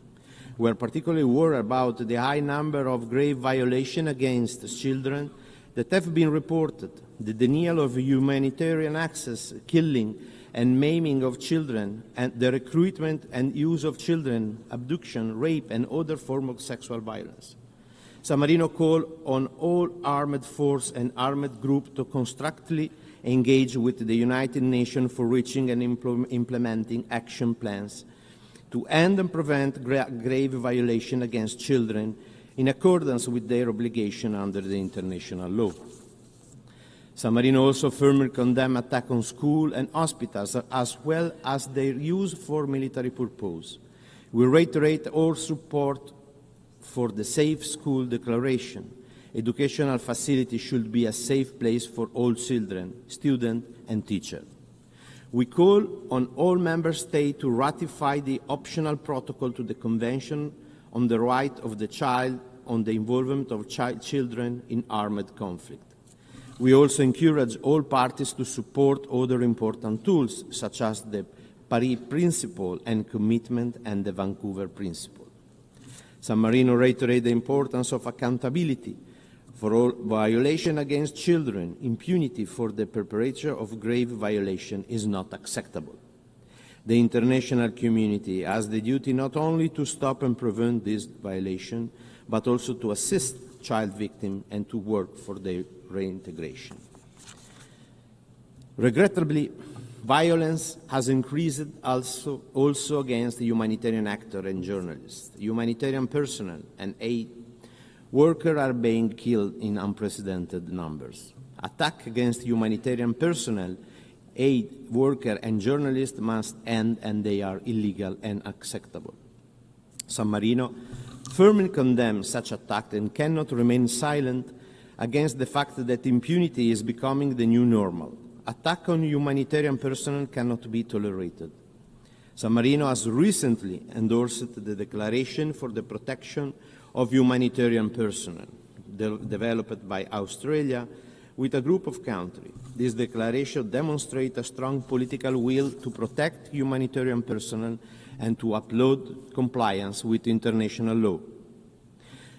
The urgency and uncertainty underpinning the current international context are jeopardizing progress towards sustainable development.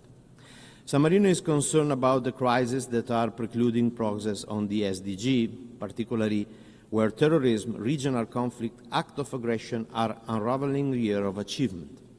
Sustainable development must remain high on our agenda. The Pact for the Future, adopted last year, is a crucial opportunity to reinvigorate multilateralism and turbocharge the SDG and the 2030 Agenda.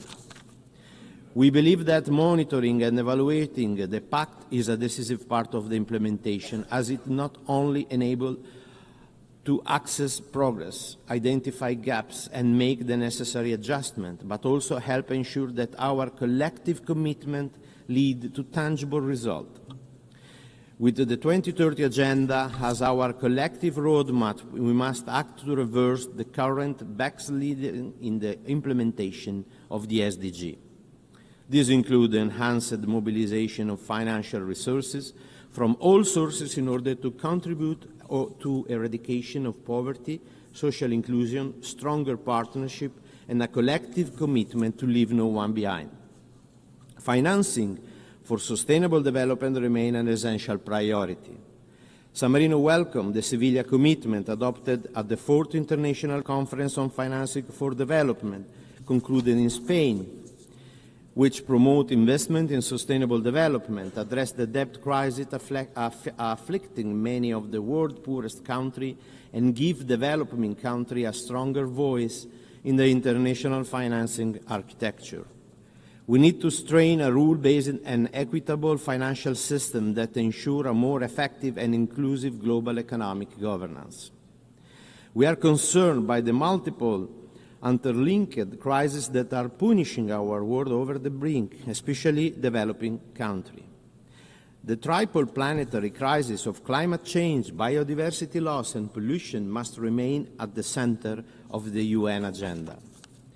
Climate change and environmental degradation lead to increased instability and conflict, as well as to human suffering, lack of sufficient accessible fresh water, food insecurity, internal displacement, and forced migration. An urgent collective action is required to fully implement the Paris Agreement and keep the 1.5 degree temperature goal within reach. We must accelerate the transition away from fossil fuel and ensure a global, just, and inclusive green energy transition. Halting and reversing biodiversity loss and reducing pollution must remain solid priority of the UN, as healthy ecosystems are vital for achieving the SDG. Malnutrition, unhealthy diets, unsustainable agriculture, and most alarming, the threat of famine caused primarily by ongoing conflict and negative consequences of climate change take a terrible toll on human suffering. Addressing food security must also be at the core of the work of the UN. In this context, San Marino firmly believes that the fight against food loss and waste will contribute to promote food security and welcome all the initiatives aiming at developing awareness in such responsible behaviors. Madam President, since the foundation of the UN, significant progress has been made in advancing the promotion and protection of human rights, but inequality and backsliding persist. The world continues to witness persistent violation of human rights. In 2025, 30 years after the adoption of the Beijing Declaration and Platform for Action, gender equality remains one of the world's greatest challenges and most transformative opportunities. It is extremely important to address the root of gender inequality alongside the effort to combat gender-based violence in all its forms. San Marino supports women, youth, and vulnerable groups' equal, full, effective, and meaningful participation in all spheres of public and political life. We support the Declaration of Future Generation adopted last year at the Summit of the Future, which aimed to unleashing future generations' full potential through all and inclusive and equal access to quality education. San Marino believes it is essential to safeguard the human rights and digital age. In this respect, the Global Digital Compact is an important tool that underscores our collective commitment to bridging the digital divide and promoting digital inclusion, creating a more equitable and sustainable future, and finally ensuring that digital technology are used for the benefit of all humanity. Moreover, the establishment of an independent international science panel on AI and on the global dialogue on artificial intelligence governance are fundamental to promote scientific understanding of AI and to ensure inclusive multi-stakeholder discussion on this matter, that it will contribute to building the UN membership capacity by fostering shared knowledge, common understanding, and pooled experience, equally benefiting the stakeholders, particularly from developing countries. We are worried about the risk related to new technology in the military domain. The rapid advance in artificial intelligence have led to concerning level of autonomy in conflict. Artificial intelligence has been used in conflict to select target and make decisions over life or death. San Marino believes that meaningful human control must be retained over such a decision, guided by international law and ethical principles. San Marino is also worried about the enlargement and upgrading of nuclear arsenal, aimed at escalating global tension. The threat of nuclear weapon use continues to pose an existential risk to humanity. Furthermore, we are witnessing an unprecedented rise in global military expenditure. We are working on a dangerous and unpredictable path. We need to redirect our effort on multilateral system, renewing our commitment to peace through diplomacy. Madam President, multilateralism and our international order stand on the principle of justice and international law. However, in this recent year, we have witnessed a progressive erosion of international law and the rule of law. San Marino believes in the principle that the true rightness is based on fairness and ethics, not on brute force. The rule of law exists for this reason, to ensure that all states, regardless of their power, are held accountable, that a rule-based international order with the Charter at its center is our best guarantee against chaos and war. Thanks to its unique role at the center for setting goals, the United Nations serve the collective interest of all nations and people, transcending any individual state. San Marino reaffirmed its commitment to multilateralism, with the United Nations at its center, and in particular in the framework of the General Assembly, as the most representative body of the United Nations on account of its deeply democratic nature, universal participation, and undisputed legitimacy. Accountability is an integral and essential part of the multilateral system. It plays an important role in addressing global challenges, fostering trust and legitimacy in international institutions. We are deeply worried about the disregard and violation of international law. The Republic of San Marino reaffirmed its full commitment to the obligation under the human and humanitarian law, such as the Convention on the Prevention and Punishment of the Crime of Genocide, the Rome Statute, and the Geneva Convention. Madam President, we need to revitalize the United Nations by reinvigorating the multilateralism if we want to pursue credible solutions to the global challenges. The SDG, the 2030 Agenda, the Pact for the Future, and the Seville Commitment are recent testimonial to our joint commitment and to what multilateralism can deliver. But it's not enough. It is essential to rebuild trust in the potential of the organization, in its leadership, and most of all, trust between its members and all the stakeholders. Reform must remain the center of our action because they are crucial to future world stability and maintenance of international peace and security. The UN 80 initiative, launched last March by Secretary General, must be an inclusive reform process capable to deliver innovative solutions. Its purpose is to make the UN more efficient, integrated, effective, and tackling complex global challenges and adjusted to the financial reality. We believe this reform effort should preserve the integrity and balance of the three UN pillars on an equal basis and continue to primarily support those most in need as well as those affected by crisis, disaster, and armed conflict. In conclusion, Member States must assume their responsibility, including that of making our organization able to fulfill its mandate, which is to protect the citizens of the world.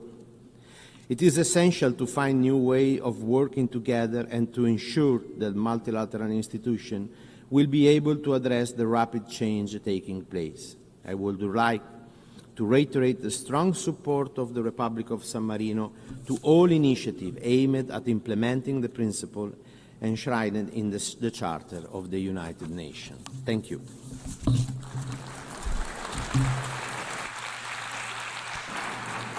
أشكر معالي وزير الخارجية والشؤون السياسية والتعاون الدولي والانتقال الرقمي في سان مارينو.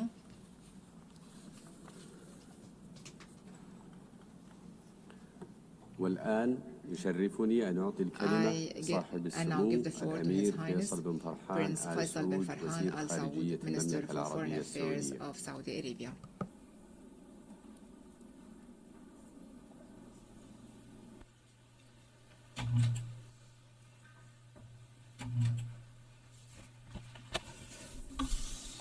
بسم الله الرحمن الرحيم.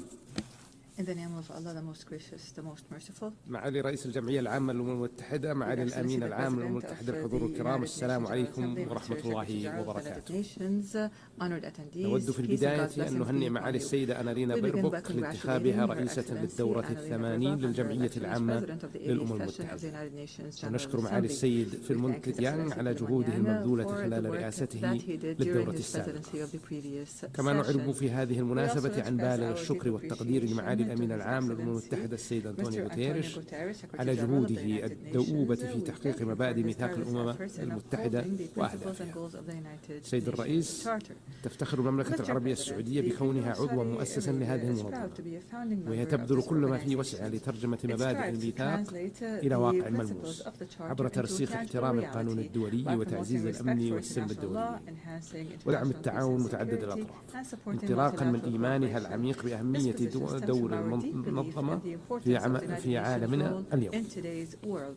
وتحرص المملكة على تحقيق مقاصد ميثاق الأمم المتحدة بالإسهام في الاستجابة للنداءات الإنسانية، ولم تألو جهدا في مد يد العون والعطاء حتى تجاوز ما قدمته من مساعدات وإعانات 141 مليار دولار أمريكي، واستفاد منها 174 دولة.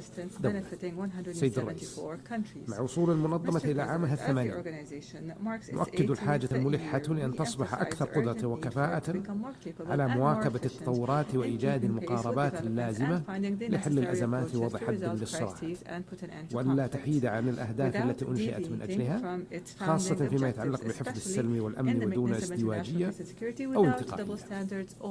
إن المعاناة التي يشهدها الشعب الفلسطيني والأزمة الإنسانية غير المسبوقة في قطاع غزة، والتي صنفت رسميا حالة مجاعة وفق تقرير التصنيف المرحلي المتكامل للأمن الغذائي IPC، تتنافى مع مبادئ الميثاق والقانون الدولي والقانون الإنساني الدولي في ظل الممارسات الوحشية التي تقوم بها سلطات الاحتلال دون رادع، من تجويع وتهجير قسري وقتل ممنهج، في تجاهل تام لحقوق الشعب الفلسطيني التاريخية والقانونية في أرضه، وسعيا لطمس حقوقه المشروعة، مما يحتم علينا جميعا التحرك الجاد لوقف العدوان وضمان الوصول المستدام لمساعدات الإنسان. سيد الرئيس، لقد آن الأوان لإيجاد حل عادل ودائم للقضية الفلسطينية في التصعيد العسكري أن يحقق الأمن والسلام، واستمرار التعامل مع القضية الفلسطينية خارج إطار القوانين والشرعية الدولية هو ما أدى إلى استمرار العنف وتفاقم المعاناة. ومن هنا نؤكد أهمية تحمل المجتمع الدولي مسؤولياته لوقف هذه المأساة وإيجاد سلام مستدام من خلال حل الدولة، باعتباره السبيل الوحيد الذي يضمن أمن الجميع في المنطقة. إن تقاعس المجتمع الدولي عن اتخاذ إجراءات الحاسمة ووقف الاعتداءات والانتهاكات الإسرائيلية لن يسمى في زعزعة الأمن والاستقرار الإقليمي وعالمي، وفتح المجال أمام تداعيات خطيرة وتصاعد جرائم الحرب وأعمال الإبادة الجماعية. ومن هذا المنطلق بادرت المملكة بالتعاون مع مملكة النرويج والاتحاد الأوروبي بإطلاق التحالف الدولي لتنفيذ حل الدولتين، كما ترأست مع الجمهورية الفرنسية المؤتمر الدولي لرفيع المستوى بشأن التسوية السلمية للقضية الفلسطينية وتنفيذ حل الدولتين، بما يشكل مسارا تنفيذيا واضحا لحل الدولتين يفضي إلى إنهاء الاحتلال والصراع. وستكمل المملكة جهودها الحديثة للوصول إلى تجسيد الدولة الفلسطينية المستقلة على حدود عام 1967 وعاصمتها القدس الشرقية وفقا للقرارات الشرعية الدولية ومبادرة السلام العربية وحل الدولتين. وفي هذا الإطار تشيد المملكة بالدعم الدولي الذي شهد المؤتمر الدولي رفيع المستوى بشأن التسوية السلمية للقضية الفلسطينية وتنفيذ حل الدولتين، كما تشيد المملكة باعتماد الجمعية والعامة للأمم المتحدة إعلان نيويورك بشأن التسوية السلمية وتنفيذ حل الدولتين وإقامة دولة فلسطينية مستقلة الذي حشد أغلبية كبرى، كما ترحب بالعدد المتزايد من الدول التي أعلنت اعتراف بالدولة الفلسطينية، بما فيها فرنسا وبريطانيا وكندا واستراليا والبرتغال ومالطا وبلجيكا ولوكسمبورغ وموناكو وأندورا وسان مارينو، باعتبار ذلك خطوة مهمة نحو تكريس حل الدولتين وتعزيز مسار السلام العادل والدولي، وتدعو جميع الدول إلى الاعتراف بدولة فلسطين واستمرار دعم مسار تنفيذ حل الدولتين التزاما بالقانون الدولي وترسيخا للأمن والسلام في المنطقة والعالم. ولا يفوتنا الإشادة بتوجه السلطة الوطنية الفلسطينية لإجراء إصلاحات مهمة، وهم يستحق المزيد من الدعم والتمكين من قبل المجتمع الدولي. سيد الرئيس، نؤكد حرصنا على العمل المشترك القائم على الاحترام المتبادل وترسيخ قواعد القانون الدولي، بما يعزز الثقة المتبادلة ويوفر أساسا راسخا للأمن والاستقرار والتنمية المستدامة. وتؤكد المملكة في هذا السياق استمرار سعيها نحو تعزيز علاقات حسن الجوار واحترام سيادة الدول والإسهام في جهود خفض التصعيد والتهدئة تعزيزا للأمن والاستقرار في المنطقة والعالم. ومن هذا المنطلق أكدت المملكة إدانتها الاعتداء الإيراني على دولة قطر الشقيقة الذي جاء مناقضا لما نسعى إلى ترسيخه من معاقات حسن الجوار، كما تدين المملكة بشدة الاعتداءات الإسرائيلية المتواصلة في المنطقة، وآخرها العدوان السافر على دولة قطر الشقيقة والذي يتطلب تحركا دوليا لمواجهة هذه الاعتداءات واتخاذ إجراءات دولية لإيقاف إسرائيل وردعها عن ممارسة أعمالها الإجرامية في زعزعة أمن المنطقة واستقرارها. وانطلاقا من اقتناعنا الثابت بأهمية الأمن والاستقرار الإقليمي ومنع سباق التسلح النووي في منطقتنا، تشدد المملكة على ضرورة الالتزام بمنظومة منع الانتشار وصولا إلى منطقة خالية من أسلحة الدمار الشامل في الشرق الأوسط، مع احترام حق الدول في الاستخدام السلمي للطاقة النووية وفق الضوابط الدولية. وتؤكد المملكة أن المسار الدبلوماسي هو السبيل لمعالجة مسألة البرنامج النووي الإيراني، وتدعو للانخراط بإيجابية في المفاوضات والتعاون مع الوكالة الدولية للطاقة النووية. وتؤكد المملكة أهمية حماية أمن وحرية الملاحة في البحر الأحمر وخليج عدن والمضايق، لما تمثله من أهمية بالغة للاقتصاد العالمي والأمن الإقليمي والدولي. كما تدعو المملكة إلى تعزيز التعاون الدولي لمكافحة الإرهاب عبر تبادل المعلومات وتجفيف مصادر تمويله والحد من حملاته الدعائية التي تهدد أمن المجتمعات واستقراره.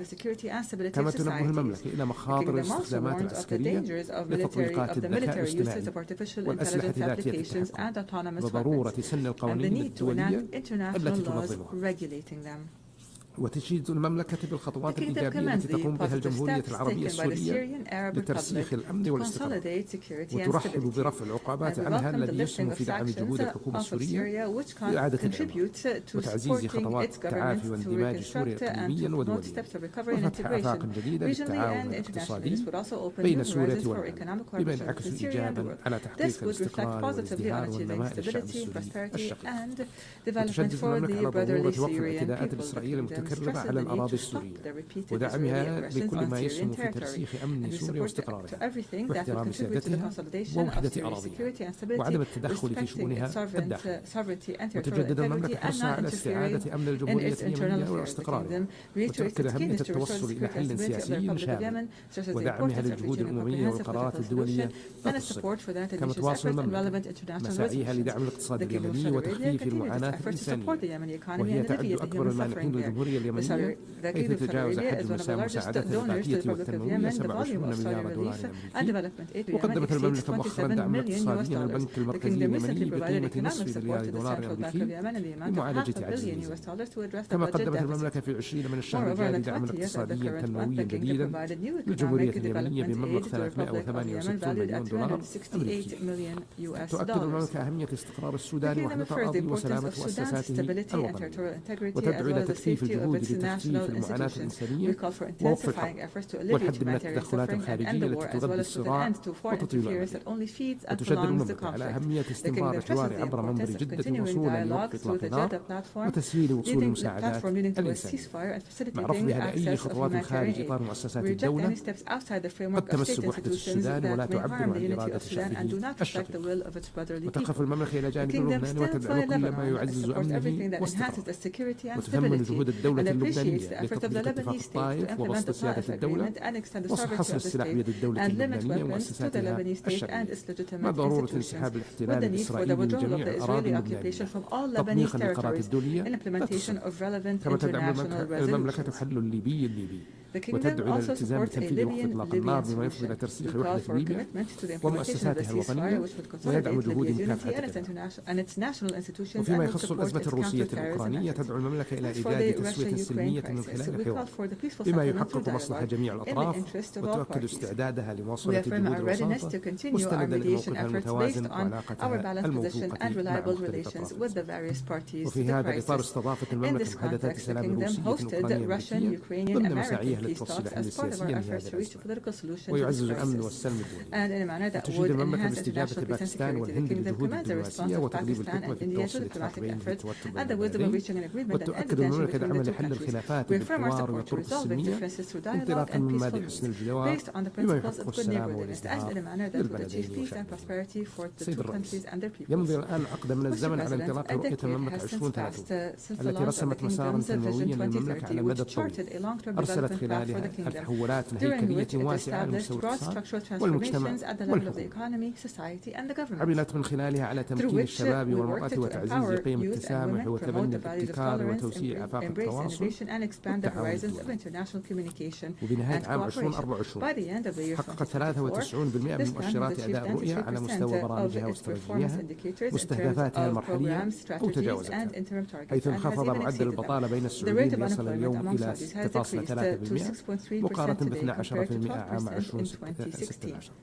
وارتفعت مشاركة المرأة في سوق العمل إلى أكثر من 36%، وبلغت قيمة أصول صندوق الاستثمارات العامة 913 مليار دولار أمريكي بنهاية عام 2024، فيما وصلت مساهمة الأنشطة غير النفطية إلى 56% من الناتج المحلي الإجمالي الحقيقي.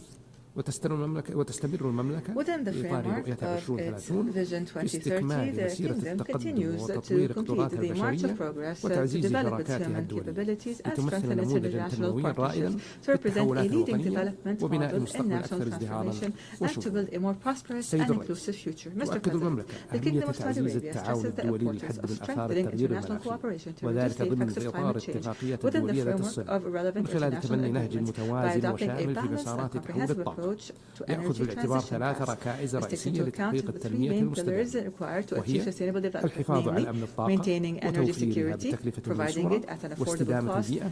وفي هذا السياق أطلقت المملكة عددا من المبادرات الريادية التي تستند المناهج الاقتصادي الدائري للكربون الشامل والمتوازن، ومن أبرزها مبادرة السعودية الخضراء على المستوى الوطني، ومبادرة الشرق الأوسط الأخضر على المستويين الإقليمي والدولي، بما يعكس التزام المملكة بالعمل المناخي من منظور شامل يراعي التنمية والبيئة معا.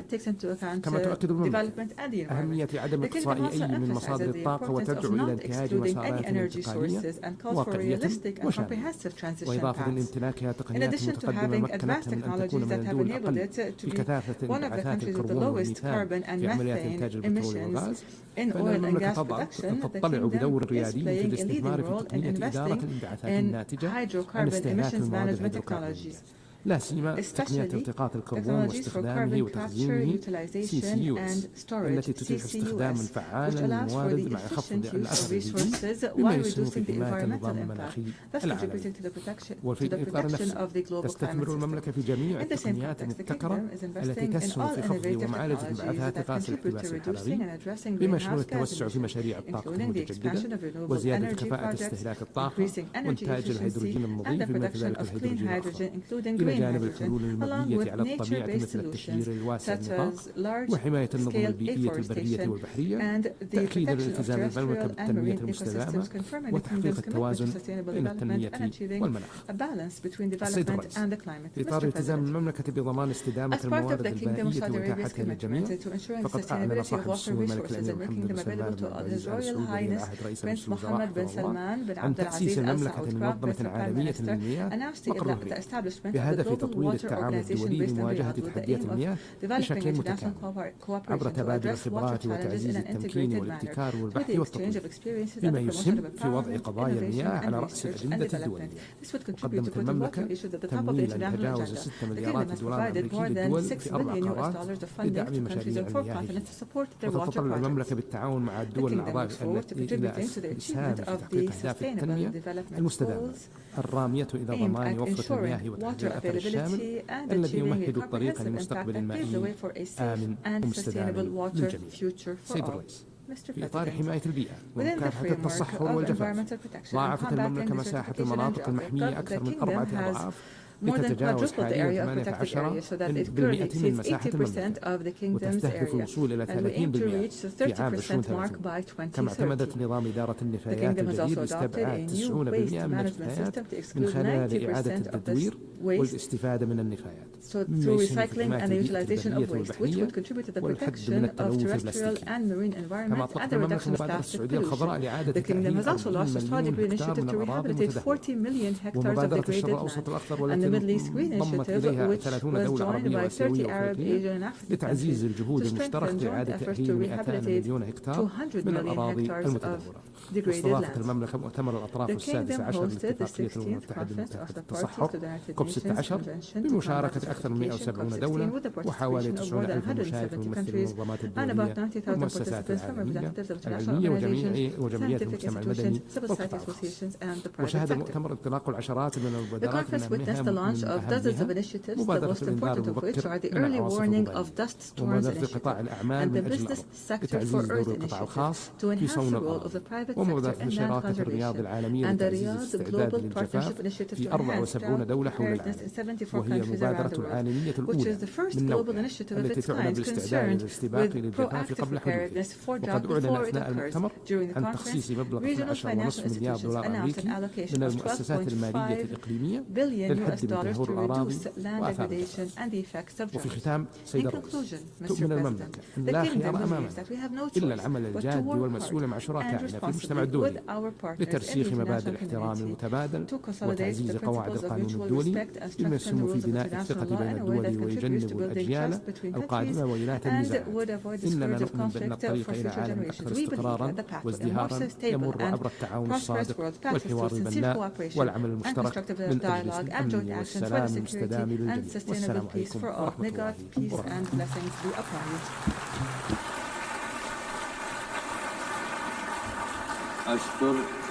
I thank His Highness Prince Faisal bin Farhan Al Saud, Minister for Foreign Affairs of the Kingdom of Saudi Arabia.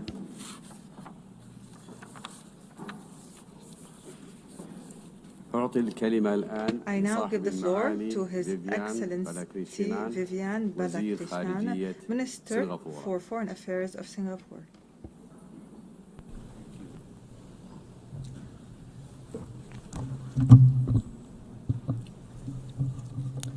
Madam President, Your Excellencies, the 80 years since the end of the Second World War has in fact been a unique period in history.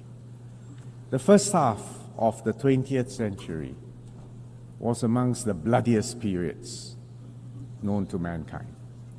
However, the victors of World War II were most unusual.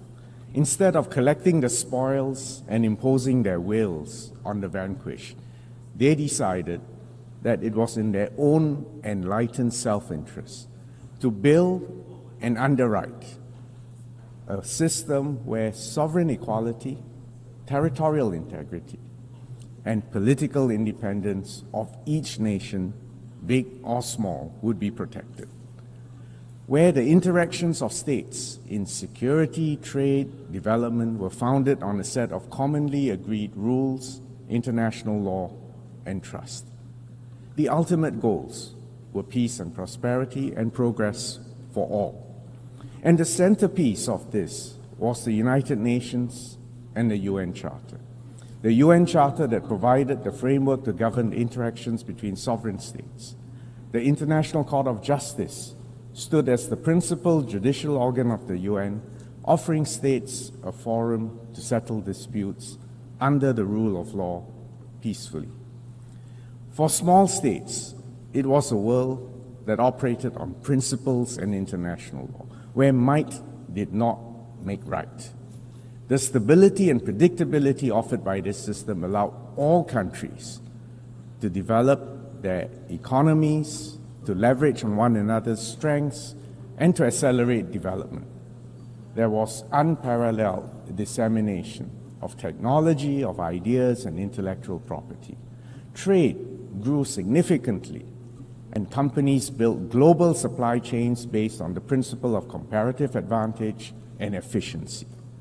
And Singapore, as a tiny city-state in the heart of Southeast Asia, a small and open economy, we rode on these megatrends. And that's why in 60 years, a hardworking and disciplined people have built our per capita GDP from $500 in 1965 to around $85,000 today. This multilateral system, founded on international law, also helped us to manage the global commons. For instance, the UN Convention on the Law of the Sea sets out the legal framework within which all activities in the oceans and seas must be carried out. It grants freedom of navigation and overflight as a universal right, crucial for an island city-state like Singapore, which depends on trade. It also provides the foundation for coordinating global efforts on sea level rise, pollution, and the loss of biodiversity. Meanwhile, specialized UN agencies such as the International Civil Aviation Organization, the International Maritime Organization, set common rules and standards to enhance safety and efficiency of all these essential arteries. Of course, the system was not perfect. The rules were not always applied equally, and international law was not always respected. But nevertheless, there was a clear framework, and people and states knew what was right and what was wrong. The first few decades after 1945 were marked by decolonization and the expansion of the membership of the UN. The Cold War spawned several proxy wars around the world, including some in our region. But thankfully, as a world, we avoided another world war between superpowers, and mutually assured destruction deterred the use of nuclear weapons, although we all know there were a few close shaves. For small, newly independent states, and especially for those of us who are able to achieve national cohesion and effective governance, in fact, the last 80 years, on the whole, was a favorable period of peace, prosperity, and progress. Madam President, Excellencies, however, the post-World War order that I've just described has come to an end. The current distribution of economic weight, of technological sophistication and military strength today is very different from the world of 1945. And it is obvious that the UN and the other international organizations have not evolved to keep up with the times. Add another factor. The primary underwriters of the old world order have now decided to take a more transactional, a narrower view of their national interests, and are less willing to provide public goods. And the sharper strategic contest between superpowers has also made them less able to cooperate, less able to underwrite, less able to manage the global commons. Consequently, today the world has become more turbulent, more uncertain, and in some places more violent. The erosion of respect for the principles of the UN Charter, the egregious violations of international law and of international humanitarian law have unfortunately become more common, as have violations of sovereignty and territorial integrity.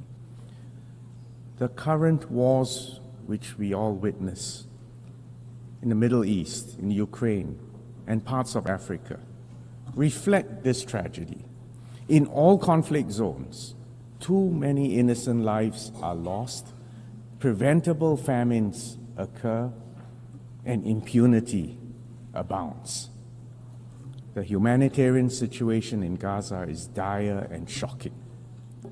Singapore hopes there will be an immediate ceasefire, an immediate and unconditional release of all hostages, and for immediate access to humanitarian aid, food, and medical care for the civilians in Gaza. Singapore will recognize the State of Palestine when it has an effective government that accepts Israel's right to exist and categorically renounces terrorism. Singapore cannot recognize any unilateral annexation of occupied territory because this would be a flagrant breach of international law. And if the situation continues to deteriorate, or if Israel takes further steps to extinguish a two-state solution, we will then have to reconsider our position on when to recognize a Palestinian state. In the Ukraine, a permanent member of the Security Council has to comply with the UN Charter. And we must not forget the victims in Sudan and other conflict zones throughout the world. Madam President, Excellencies, these geopolitical shifts have also disrupted the multilateral trading and economic system. Decades of progressive trade liberalization and investments expanded opportunities and prosperity all over the globe. But today those are at risk. The tariffs, the export controls are being used as levers to secure unilateral advantage, including sometimes to address non-trade related issues. The repudiation of the principle of most favored nation. This is a principle which is a cornerstone of the WTO and GATT systems, erodes a transparent, rules-based multilateral system and giving way to a system where trade agreements approximate bilateral arm wrestling matches. And it's obvious that this will be to the detriment of small and trade-dependent states everywhere. In such a fragmented world, we risk compounding the tragedy of the commons because collective action for long-term good becomes even more elusive. And climate change and pandemics are existential problems that no single country can resolve on its own. And if I may add, all of us need to base our decisions on scientific evidence and a commitment to fairness, both to current and future generations.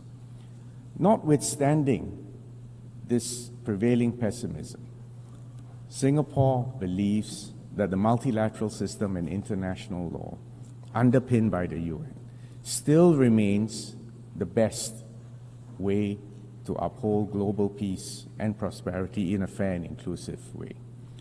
As a small state, we cannot afford to be passive or fatalistic and pessimistic. In fact, we're here to call on all of us to double down on multilateralism founded on international law. Even small states and middle powers have agency, and we have strategic autonomy to collectively protect our long-term national interests and the global commons. And Singapore will support the UN80 process to strengthen this institution and the multilateral system. The good news is that actually the multilateral system still works. And let me cite a few success stories. The BBNJ treaty agreement will enter into force on the 17th of January 2026. Earlier this week, we exceeded the 60 ratifications necessary to bring it into force. It is a legally binding treaty to conserve and to sustainably use marine biodiversity beyond national jurisdiction. And we congratulate Ambassador for International Law, Rina Lee from Singapore, who presided over these very difficult negotiations that led ultimately to a consensus, and I emphasize the word consensus adoption of the historic BBNJ agreement in June 2023. In July, to cite another example, we achieved consensus on the final report of the open-ended working group on cybersecurity, which strengthened the normative framework for responsible state behavior in cybersecurity. We also agreed to establish the global mechanism on cybersecurity as a permanent home for this work at the UN. Mr. Berhan Ghafor, our PR of Singapore to the UN, had the honor and the burden of chairing this open-ended working group over the past 5 years. To give you a third example, in 2024, 2 World Intellectual Property Organization treaties on IP and the genetic resources and the associated traditional knowledge and the Riyadh Design Law Treaty were concluded under the leadership of Mr. Darren Tang. These three examples demonstrate that even in these fractious times, it is possible to come together to manage our global commons and to achieve agreement and consensus. Now, this does not mean that we will always reach agreement on every issue, but it is vital that the UN remains an arena for continued dialogue and discussions so that compromises can be reached, solutions can be found for even the most hotly contested issues. The key to the multilateral system for small states is international law. And on this note, I'm proud to share that Singapore will nominate Ambassador Rina Lee as a candidate for the International Court of Justice, which is the principal judicial organ of the UN. Our nomination underscores Singapore's deep commitment to upholding international law and support for the ICJ. If elected, Ambassador Lee will be only the second person, and in fact the first woman from Southeast Asia to serve on this court. Madam President, Excellencies, just as the world has changed dramatically in the last 80 years, it is also clear that the UN needs to reform to be fit for purpose for the next stretch. We need a more representative and a more inclusive UN that reflects current realities. The UN Charter confers on the UN Security Council the primary responsibility for the maintenance of international peace and security. It clearly needs reform to better fulfill this mandate. The increasing, and if I may add, cynical use of vetoes by the P5 must be constrained, and the wider UN membership must reach agreement on how this veto is to be exercised in the future. We commend the role played by the elected members of the Council, which gives the wider membership of the UN greater agency in addressing the pressing issues of the day. We also believe it is important to strengthen the relationship between the Security Council and the General Assembly. We need a UN that delivers for real people on the ground. Clean water, education, pandemic preparedness, social mobility, jobs, education, and an international financial architecture that delivers stability and prospects of progress for all. These are the building blocks for sustainable development and human dignity. The commitments made at the Summit of the Future last year signal our collective resolve to implement the SDGs. The UN needs to be future-ready and to harness the potential of emerging technologies like AI as a force for good for all. Early and constructive and inclusive multilateral engagement is essential, and AI's transformative force can aid conflict prevention, peacekeeping, and humanitarian options, but you all know there are also downsides and dangers, and it requires guardrails so that it can be harnessed responsibly.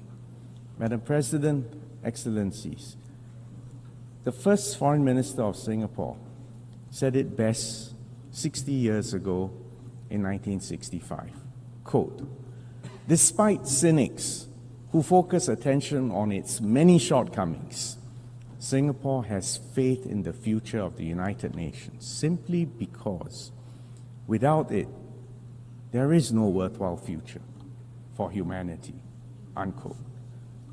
These words still ring true today. So together, let's ensure that this institution continues to serve as humanity's best hope for peace and prosperity for all of us. Thank you, Excellencies.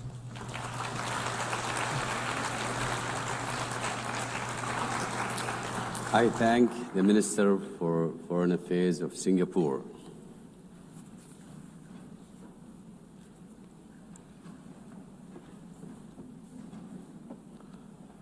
أعطي الكلمة الآن لمعالي السيد بدر بن حمد بن محمود أبو سعيدي وزير خارجية عمان. Foreign Minister of Oman.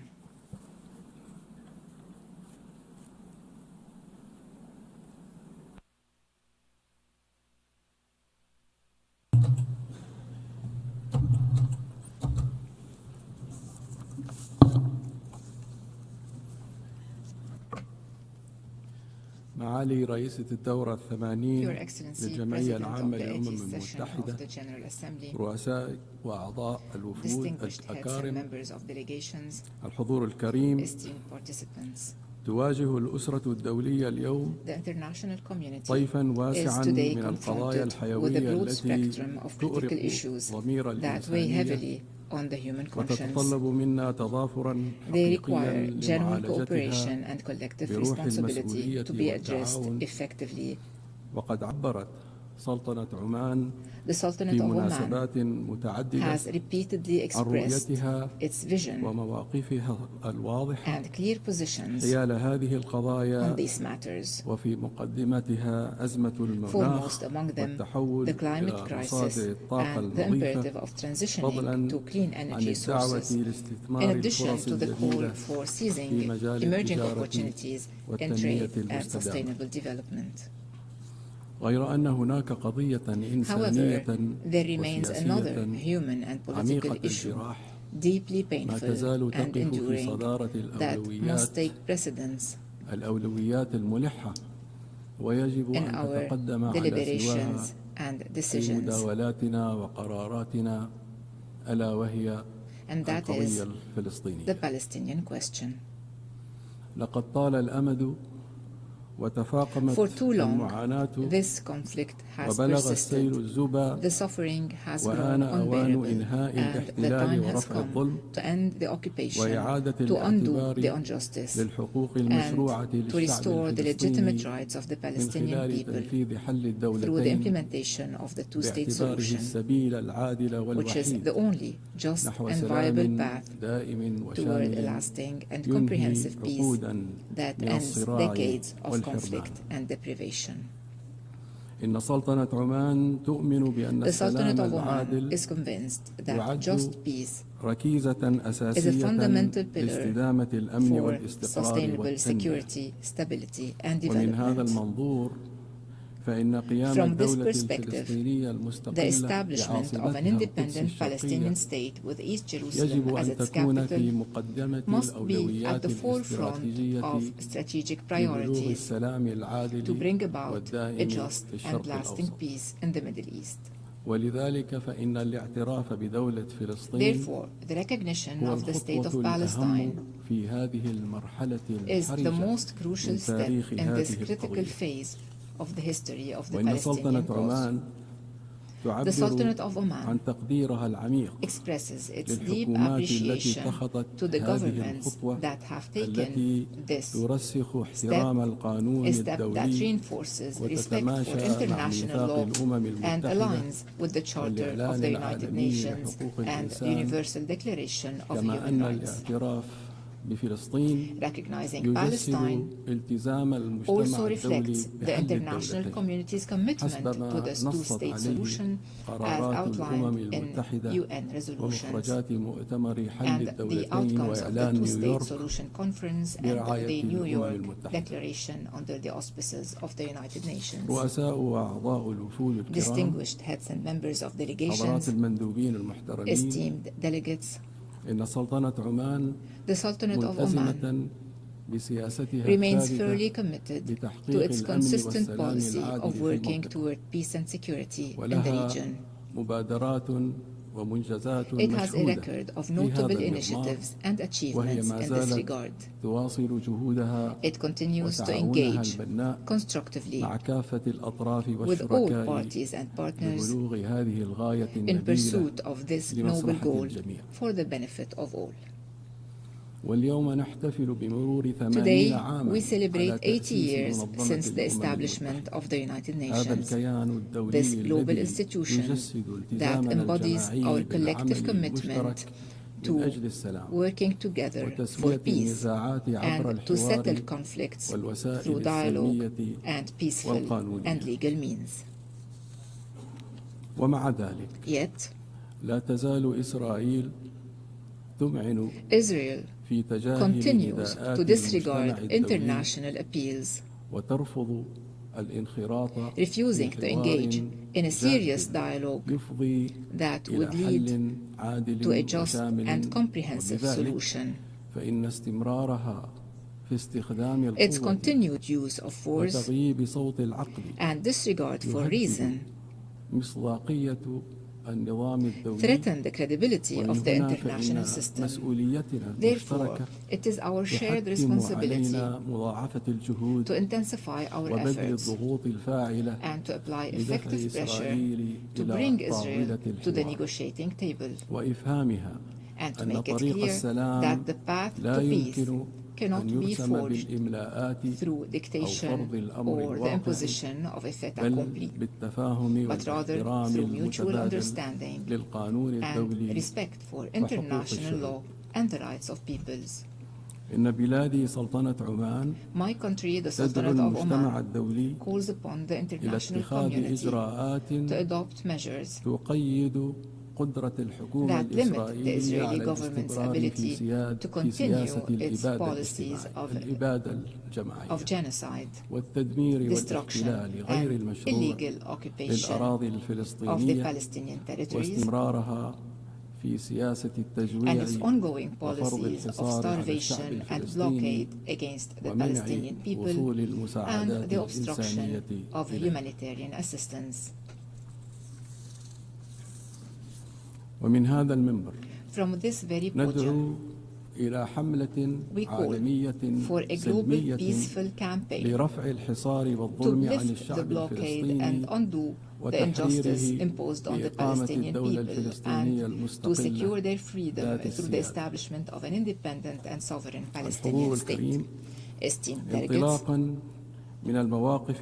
drawing on its principled stances and principles of supporting peace and regional stability, and on its categorical rejection of any violation of state sovereignty, the Sultanate of Oman reaffirms its solidarity with the sisterly state of Qatar, supporting its right to take the dissuasive measures to protect its security and full sovereignty over all its territories. We renew our condemnation of the Israeli aggression against Qatar on the 9th of September of this year. We also renew our condemnation of Israeli aggressions against Iran, Yemen, Syria, and Lebanon. We call for imposing sanctions on Israel in response to its blatant violations of international law and its unlawful encroachments on the sovereignty of states. Distinguished delegates, the international community, particularly the permanent members of the Security Council, must empower the Secretary General to fulfill his mandate in line with the purposes of the UN Charter, particularly in the areas of international peace and security. We must also cooperate with him to achieve the Sustainable Development Goals, especially those related to inclusive economic growth, job creation, encouraging innovation, and reinvigorating global partnerships for development, as well as the eradication of poverty and disease, and ensuring food, health, and energy security. The Sultanate of Oman attaches the highest priority to education and health. We recognize them as fundamental rights for all and key pillars of development.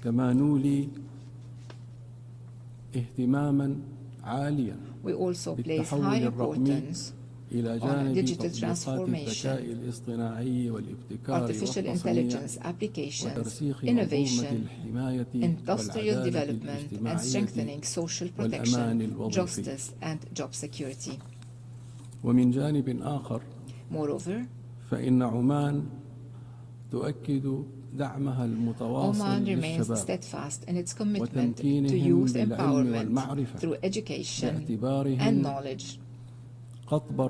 We acknowledge youth as the driving force behind development and innovation and the knowledge-based economy. We continue to work on creating and diversifying opportunities to allow youth to harness their skills and actively contribute to building the future. Esteemed participants, the world today is undergoing one of the most complex and difficult periods in modern history, marked by unprecedented convergence of global, political, economic, and humanitarian crises.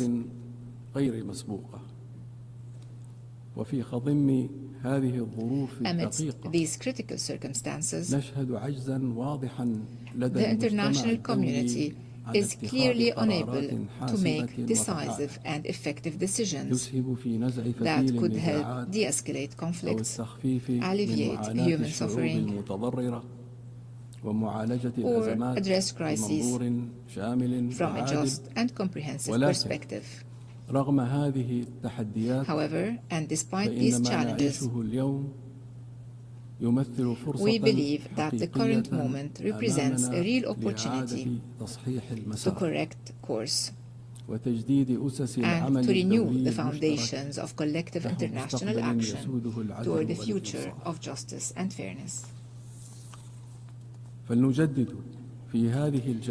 us, in this General Assembly, reaffirm our collective and genuine commitment to international law, international humanitarian law, and the enduring principles of the United Nations Charter. Let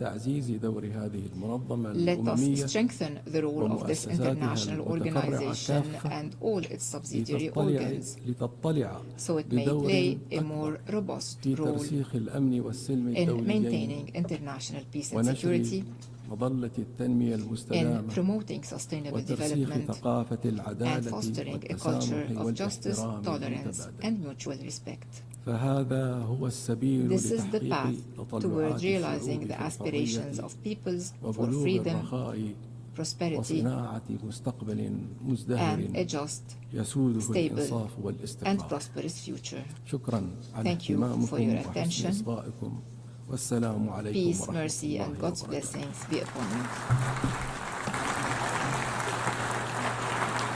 I thank the Foreign Minister of Oman. Now I give the floor to His Excellency Mr. Mohammed Hassan, Minister of Foreign Affairs of Malaysia.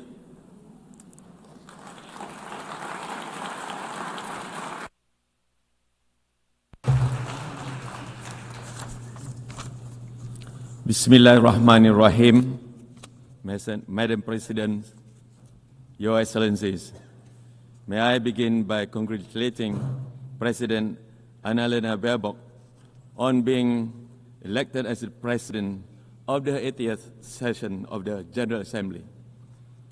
I also wish to thank His Excellency Philemon Yang for his leadership throughout the 79th session of the General Assembly.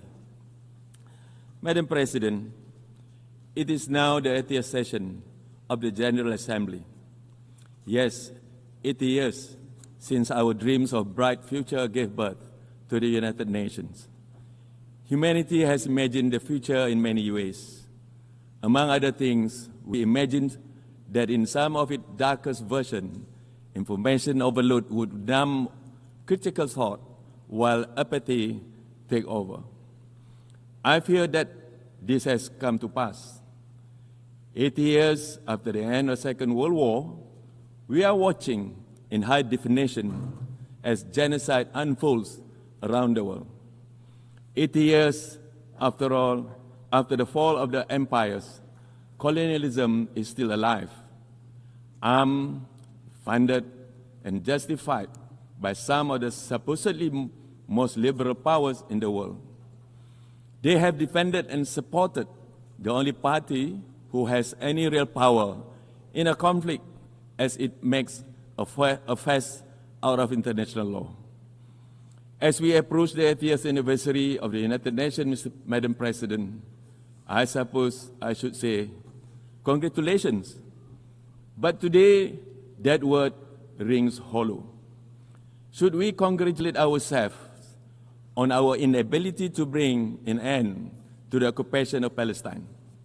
Or should we congratulate ourselves for allowing a rogue state to undermine our charter and our efforts?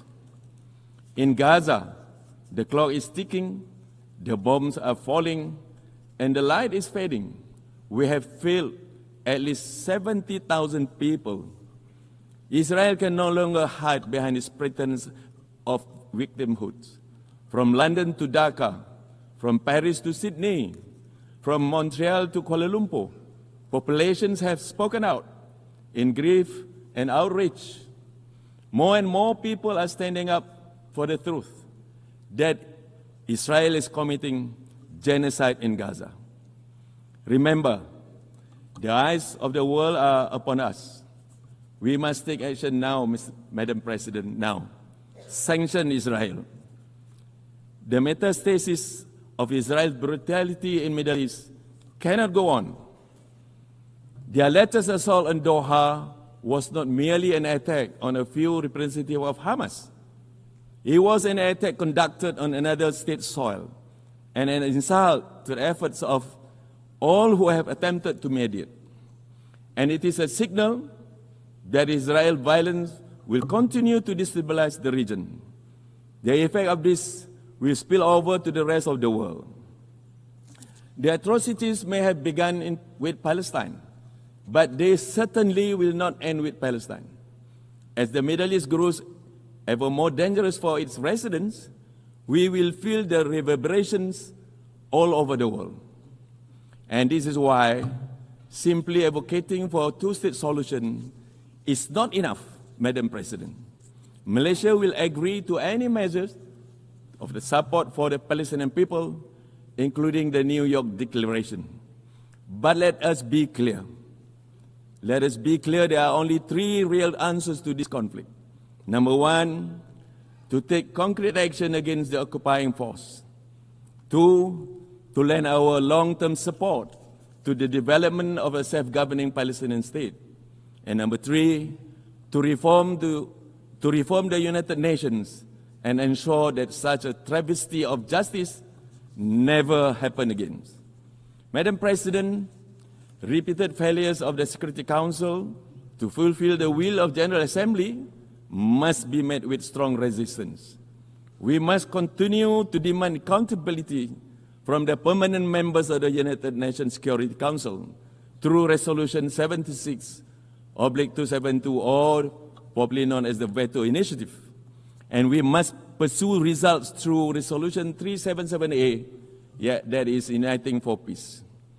No more shall we quietly accept the dismissal of our collective voice. We must question and challenge the veto. We must free the Security Council from this humiliating paralysis. And we must keep the United Nations a relevant and effective international organization and global guardian of peace. Madam President, over the course of our chairmanship of ASEAN this year, Malaysia too has learned of the colossal efforts that peace requires. As a unique example of an inclusive form of multilateralism, ASEAN has embraced change, expanded our membership, and engaged with the world over the past 58 years. And this is why it has been Malaysia's honor and our greatest task yet to take on such a challenge this year. When conflict threatened to spiral between our neighbors, ASEAN did not stand idle. We stepped in, convened both sides in Malaysia, and implemented a ceasefire, one that ASEAN is now ensuring takes root through active monitoring on the ground. Yes, challenges remain, but our message is clear. ASEAN will stay at the table, urging both states to honor their commitments, for there is no conflict, whether interstate or intrastate, that is worth risking the stability of our home. This is why our efforts to cultivate security and stability in Myanmar and to restore credibility to five-point consensus must continue. ASEAN is deeply disappointed that the agreed upon ceasefires in Myanmar have been broken in some areas and that violence continues to endanger civilians. Those in power have a responsibility to remember that Myanmar is a part of a region, not an isolated country. There is a bright and safe future for all of our peoples if we work together in good faith towards a Myanmar-owned, Myanmar-led resolution to the crisis in the country.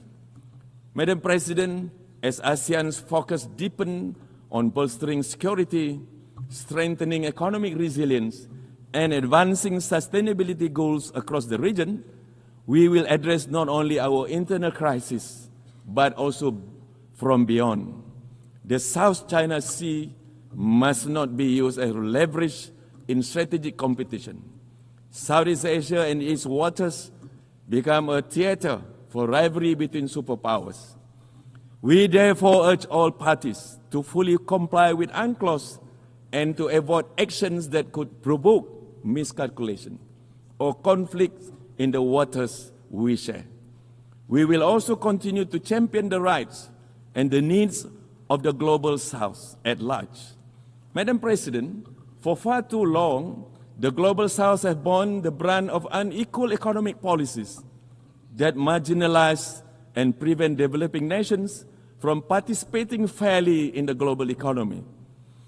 And today, the global South faces a staggering financing gap for sustainable development, despite being home to the world's most vulnerable populations. The irony is painful, Madam President. We constitute the world's majority, yet remain unrepresented in decision-making, underserved in development financing, and sidelined in global governance. These imbalances must be corrected. The voices, needs, and aspirations of the global South are not secondary. Remember this: we cannot build a fairer international order without the global South at its center. Malaysia will continue to advocate for dignity, equity, and opportunity for all developing nations. Madam President, Excellencies, the UN has served the world for 80 years, but the world we live is in shifting beyond any recognition from what it was back then. The test that we now face is an existential one, for the question of Palestinians has haunted the UN for nearly its entire life. 80 years of the United Nations and 77 years of the ethnic cleansing of the Palestinians. I cannot emphasize this enough, Madam President. If we cannot resolve this, the citizens of the world will lose faith in us and the international order. Because there is no longer any way to deny that this is modern-day colonization. Only the formerly colonized have been able to see it for what it is since the start. It is a genocide. And it is a genocide dressed in the cape of Western tolerance. For us to remain relevant, we cannot move forward on the habits of the past. We must summon the same courage that built this organization from the ruins of war.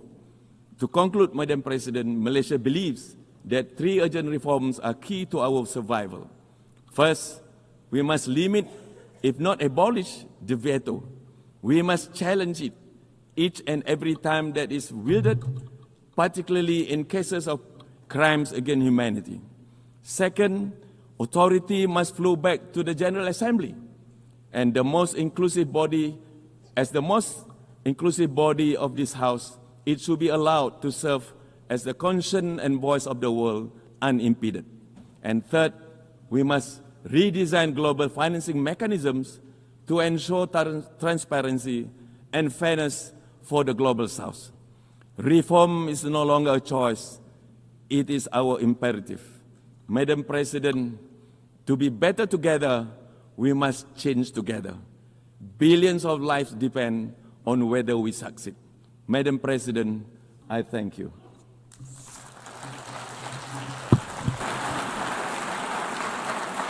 I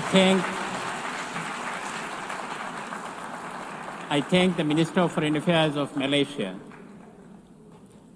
Now I give the floor to His Excellency Muhammad Ali Nafti, Minister of Foreign Affairs, Migration and Tunisians Abroad of Tunisia.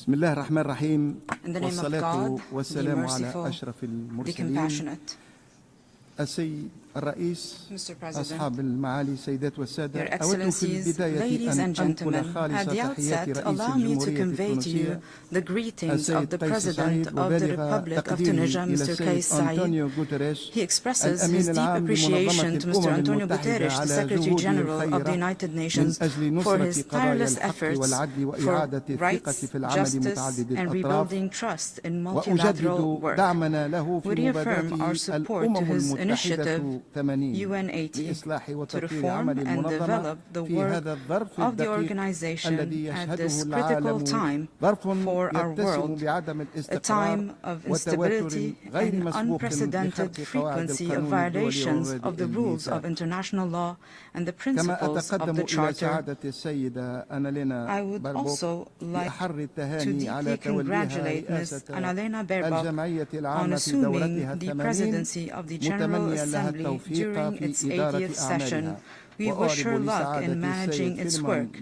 We would also like to express our thanks and appreciation to Mr. Philemon Young for successfully presiding over the 79th session of the General Assembly. Mr. President, during this session, we are proud to celebrate the 80th anniversary of the United Nations. On this occasion, we recall the number of principles and noble purposes for which it was established, notably human solidarity and the unity of our destiny, which inspired those who came before us in their diplomatic steadfastness and struggle. Our United Nations was established following the most brutal and vicious of wars in our history, so that it is the voice of collective conscience for our people, so that it is the bulwark that protects humanity from the scourges of conflicts and wars.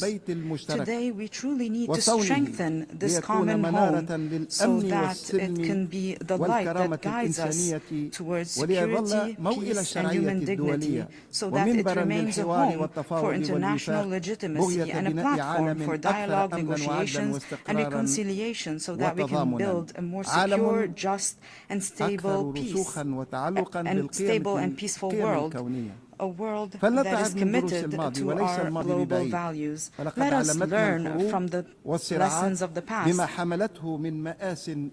must learn from the wars and conflicts that caused humanitarian suffering and grave violations. We must learn that the logic of might, no matter its justifications, cannot break the will of people and their belief in their right to self-determination. Today, we stand on the steps of a new era that requires us to be determined and to work tirelessly to renew our trust in multilateral work and the ability of the United Nations to achieve the global goals for which it was established, to continue the path of reform and to adopt a comprehensive roadmap that is well defined in order to implement the UN 80 initiative to restore international legitimacy and to strengthen the theme of our former session, to leave no one behind. We renew our commitment to multilateral work and our common responsibility to confront the accelerating changes and the economic, social, security, environmental, and climate challenges confronting our world today. We trust the vital role of the United Nations to find suitable solutions for these challenges. The President of the Republic of Tunisia, on the occasion of the 80th anniversary of the United Nations, decided to consider 2025 as the year to strengthen multilateral work and enhance cooperation with the United Nations. This is the theme that is guiding Tunisian diplomacy. We have organized a number of events at the International Diplomatic Academy in Tunis in coordination with specialized UN agencies on a number of topics in line with the outcomes of the Summit for the Future for 2024, and these topics include security, development, science, technology, and culture. Mr. President, we believe in the ability of our organization and its agencies to remain steadfast before the deep changes confronting our world. We believe that it can give hope and optimism for future generations, for a better future. However, we feel disappointed today as the Security Council is still unable to put an end to the terrible humanitarian tragedy and the genocidal war and starvation against the steadfast Palestinian people, as the brutal occupying entity continues to worsen the suffering of the Palestinian people before the entire world, without accountability and with full impunity. It is evident today that the crimes of the occupation aims to liquidate the Palestinian question and prevent the Palestinian people from enjoying their right to resistance and maintaining their entire territory.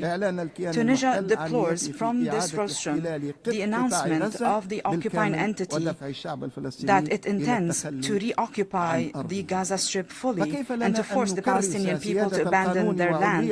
How can we strengthen the rule of law and give precedence to the UN Charter and its principles at a time when the State of Palestine still has not acquired full membership, although UN resolutions have ratified decades ago Palestine's right to independence and full sovereignty and self-determination without any foreign interference, at a time when the occupying entity maintains its membership at the United Nations despite its systemic, continuous and uninterrupted violations of the rules of international law, and despite its attacks against the work of the United Nations and its specialized agencies and immunities in the occupied Palestinian territory. We value the wave of international recognition of the State of Palestine, with 150 states recognizing the State of Palestine. We do hope that this will support its full membership at the United Nations without delay or hesitation. We recall that the State of Palestine is a state pursuant to international law.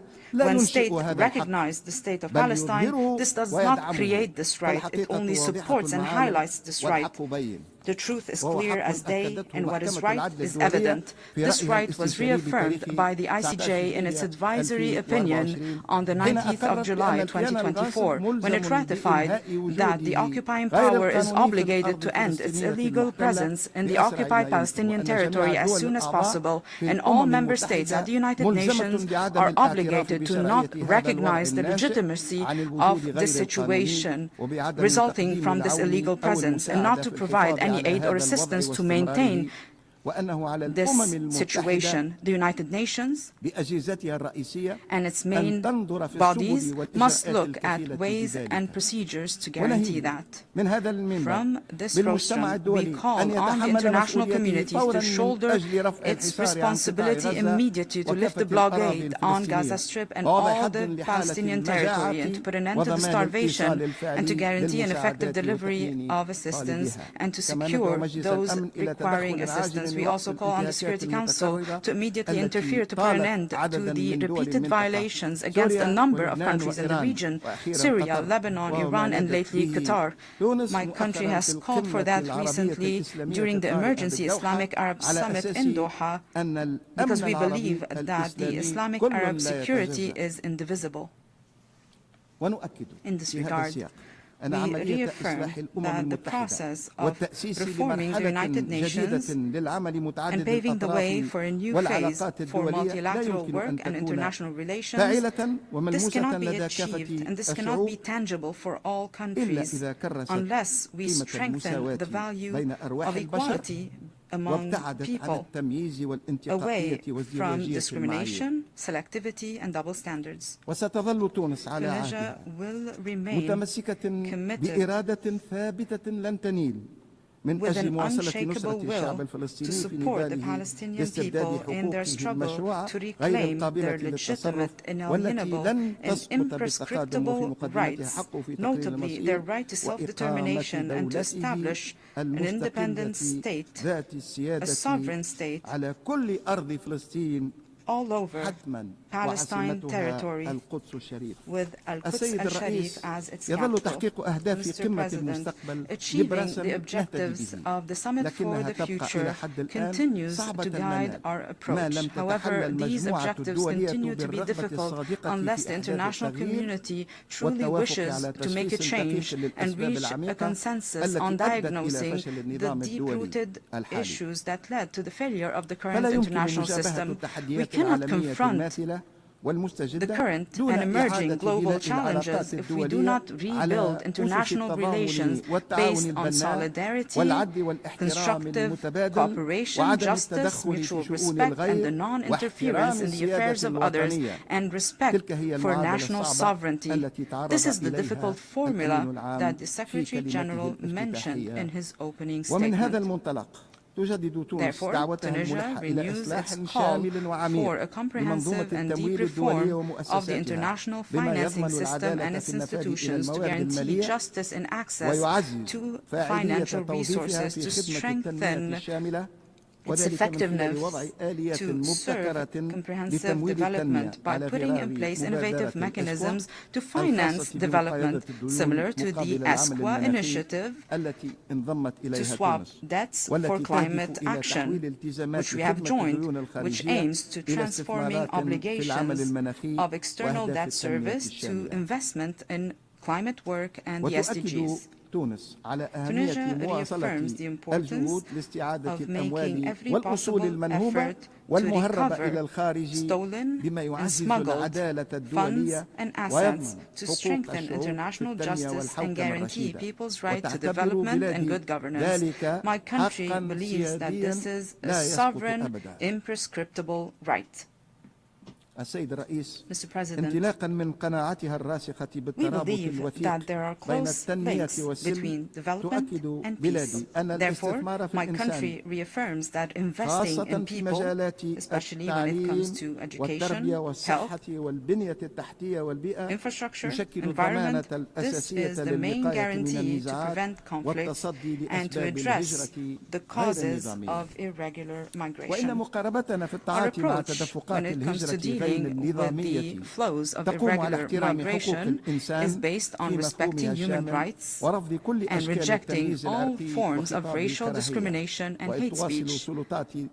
Tunisian authorities continue to make every possible effort to save the lives of irregular migrants on land and at sea, to provide them with care and enable them to voluntarily return to their countries of origin in cooperation with the IOM.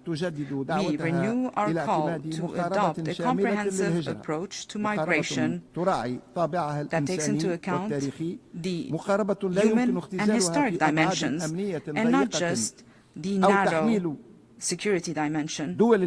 And we should not place on countries of the South a burden that exceeds their capacity. We need to support efforts of development in countries of origin and strengthen the integration of young people at the economic and social level and facilitate regular movement. We refuse to be a country of transit for irregular migrants that are victims of networks of human smuggling and human trafficking. Migration must be a choice and not a necessity. If it's regular, it allows us to create wealth and new job opportunities, and maintaining human dignity, it is a lever for development and cultural rapprochement between countries. In this regard, we recall the International Conference on Migration that was held in Rome in 2023. We recall the initiative of the President of the Republic of Tunisia of reaching comprehensive and permanent development solutions and to mobilize financial resources to implement them. Tunisia reaffirms the need to separate between financing climate and financing development. We consider that climate financing is a historic responsibility and a right in terms of reparation, despite the limited contribution of a number of developing countries to global emissions. However, they are the ones facing worsening climate challenges, water scarcity, agricultural land degradation, rising sea levels, and other extreme weather phenomena. Therefore, Tunisia calls on meeting the international pledge to mobilize $300 billion annually and to allocate a percentage of this amount to programs of adaptation while providing mechanisms to access these resources by facilitating technical and financial conditions and to activate the Loss and Damage Fund as an effective and fair compensation mechanism. My country reaffirms that the right to development is an indivisible essential right based on the principles of justice, equality, and social and international solidarity. We reaffirm that achieving this right requires an international environment that allows the transfer of technology and facilitates access to concessionary financing and strengthening partnerships between the North and the South. Tunisia is on the path of reform. This was launched in 2021 to strengthen a genuine democracy that guarantees rights and freedoms for all our citizens and meets the aspirations of the Tunisian people to address economic and social challenges. We are relying first on our own ability and our human capital by diversifying partnerships on the basis of mutual benefits in order to serve the interest of the Tunisian people and maintain the independence of the Tunisian decision. We reaffirm our commitment to the values of human rights and public and individual freedoms pursuant to the Constitution of July 25, 2022, and based on our international obligations and the respect of our national sovereignty and independence of our decision and the choices of our people. We reaffirm the importance of strengthening the comprehensive nature of human rights, including economic, climate, social, science, and cultural rights, notably the natural right to development. We also believe that the social dimension is important in order to achieve development, to build a coherent and cohesive society. We support the participation of young people in our policies and in solutions, because we believe that we must listen to young people. We must take full advantage of their capacity, for they are able to change our reality towards the better. Tunisia will also continue to support the legislative and strategic frameworks for an economic integration of women, to make sure that women participate in the public sphere and guarantee that they have access to equal opportunities. And we are combating all forms of violence and discrimination against women. Tunisia reaffirms its commitment to the agenda of women, peace and security, and the agenda of young people, peace and security, because we believe that the participation of women and young people in conflict prevention, in addressing crises and building peace is a necessary condition to achieve a just and permanent peace and a comprehensive development. Mr. President, we also believe that there are close ties between the Tunisian and Libyan peoples.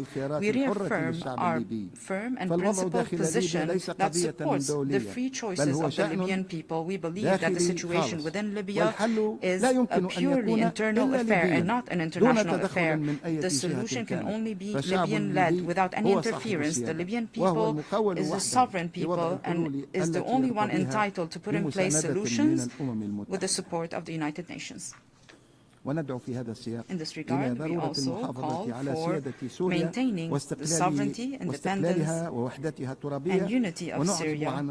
We reject any violations to its territorial integrity. Furthermore, we believe that we need concerted UN and international efforts to find a political settlement for the situation in Yemen, to end the suffering of the Yemeni people and achieve peace and security in Yemen. We also call on Sudanese parties to choose dialogue and a peaceful resolution of this crisis to restore security and stability and put an end to the suffering of the Sudanese people from the scourges of war and division. When it comes to the situation on the African continent, we are proud that we are a part of the African continent. Tunisia reaffirms the need to address the vulnerabilities confronting a number of countries in the continent. We call for more concerted UN and international efforts to assist Africa to confront the different challenges and to get rid of crises and advance the efforts to achieve stability, security, peace and development. We also support the partnership between the United Nations and the African Union, especially by supporting financial resources to prevent conflicts, to address conflicts and to guarantee the sustainability of peace and security and development all over the African continent. My country believes that we need African solutions for African problems. This should be our approach to achieve our goal of silencing the guns by 2030. We also renew our call for financial and logistic support from the United Nations to peacekeeping operations, and we also need continued cooperation and coordination between UN and regional entities within a participatory approach that prioritizes the security and stability of Africa, the Africa we want. Mr. President, Tunisia renews its commitment to the culture of peace as a strategic choice and a firm principle in our foreign policy. We also reaffirm the need to intensify international efforts to combat hate speech وتشدد على أهمية مواصلة دعم دور الأمم المتحدة في الوقاية من النزاعات وتسويتها بالطرق السلمية دون انتقائية وعلى تعزيز الحوار بين الحضارات والثقافات كرافد أساسي للتعايش السلمي as a cornerstone for peaceful coexistence between nations. Tunisia participates in peacekeeping functions based on our diplomatic and security doctrine that places people at the heart of our concerns. We believe that protecting civilians is a moral obligation and not just an international obligation. Since the first years of our independence, and although our national army was newly formed, Tunisia was one of the first countries that contributed to peacekeeping operations. Today, it is participating in 4 peacekeeping operations. This reflects the trust of the international community in the qualifications and discipline of Tunisian troops and their commitment to the principles of the United Nations. Based on our historic experience and our early engagement in these humanitarian operations, we believe that protecting civilians is not just a temporary response, it is a continuous action based on prevention and anticipation. Based on our experience, we have organized the International Conference on the Role of Armed Forces in Protecting Civilians in Peacekeeping Operations on the 10th and 11th of July 2025 in cooperation with the UN Peacekeeping Operations Department, which resulted in a number of initiatives and proposals to strengthen the protection of civilians and to achieve the desired outcomes from peacekeeping operations and to renew the trust of countries and peoples in these operations. In conclusion, I reaffirm, Mr. President, Excellencies, that Tunisia, which engaged in the work of the United Nations even before our independence and following our liberation to complete the components of our sovereignty. We are proud of what we have achieved since we have joined the UN on November 12, 1956, in order to defend the UN Charter and reinforce the principles of international peace and security in words and in deeds, and our contribution in the efforts of peacekeeping. With the same determination, Tunisia will continue to actively engage in all genuine initiatives to achieve security and stability for all people of the region and the world. We remain hopeful that we will be able to build together a future that carries opportunities that meet the aspirations and the hopes of our people and future generations. May the peace, mercy, and blessings of God be upon you. I thank you for your attention.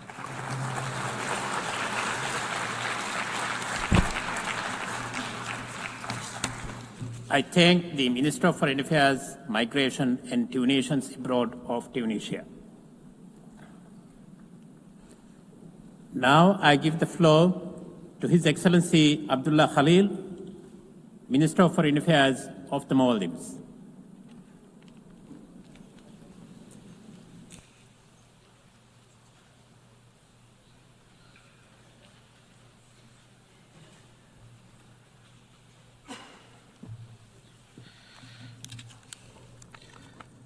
Bismillahir Rahmanir Rahim. Madam President, Mr. Secretary General, Excellencies, ladies and gentlemen.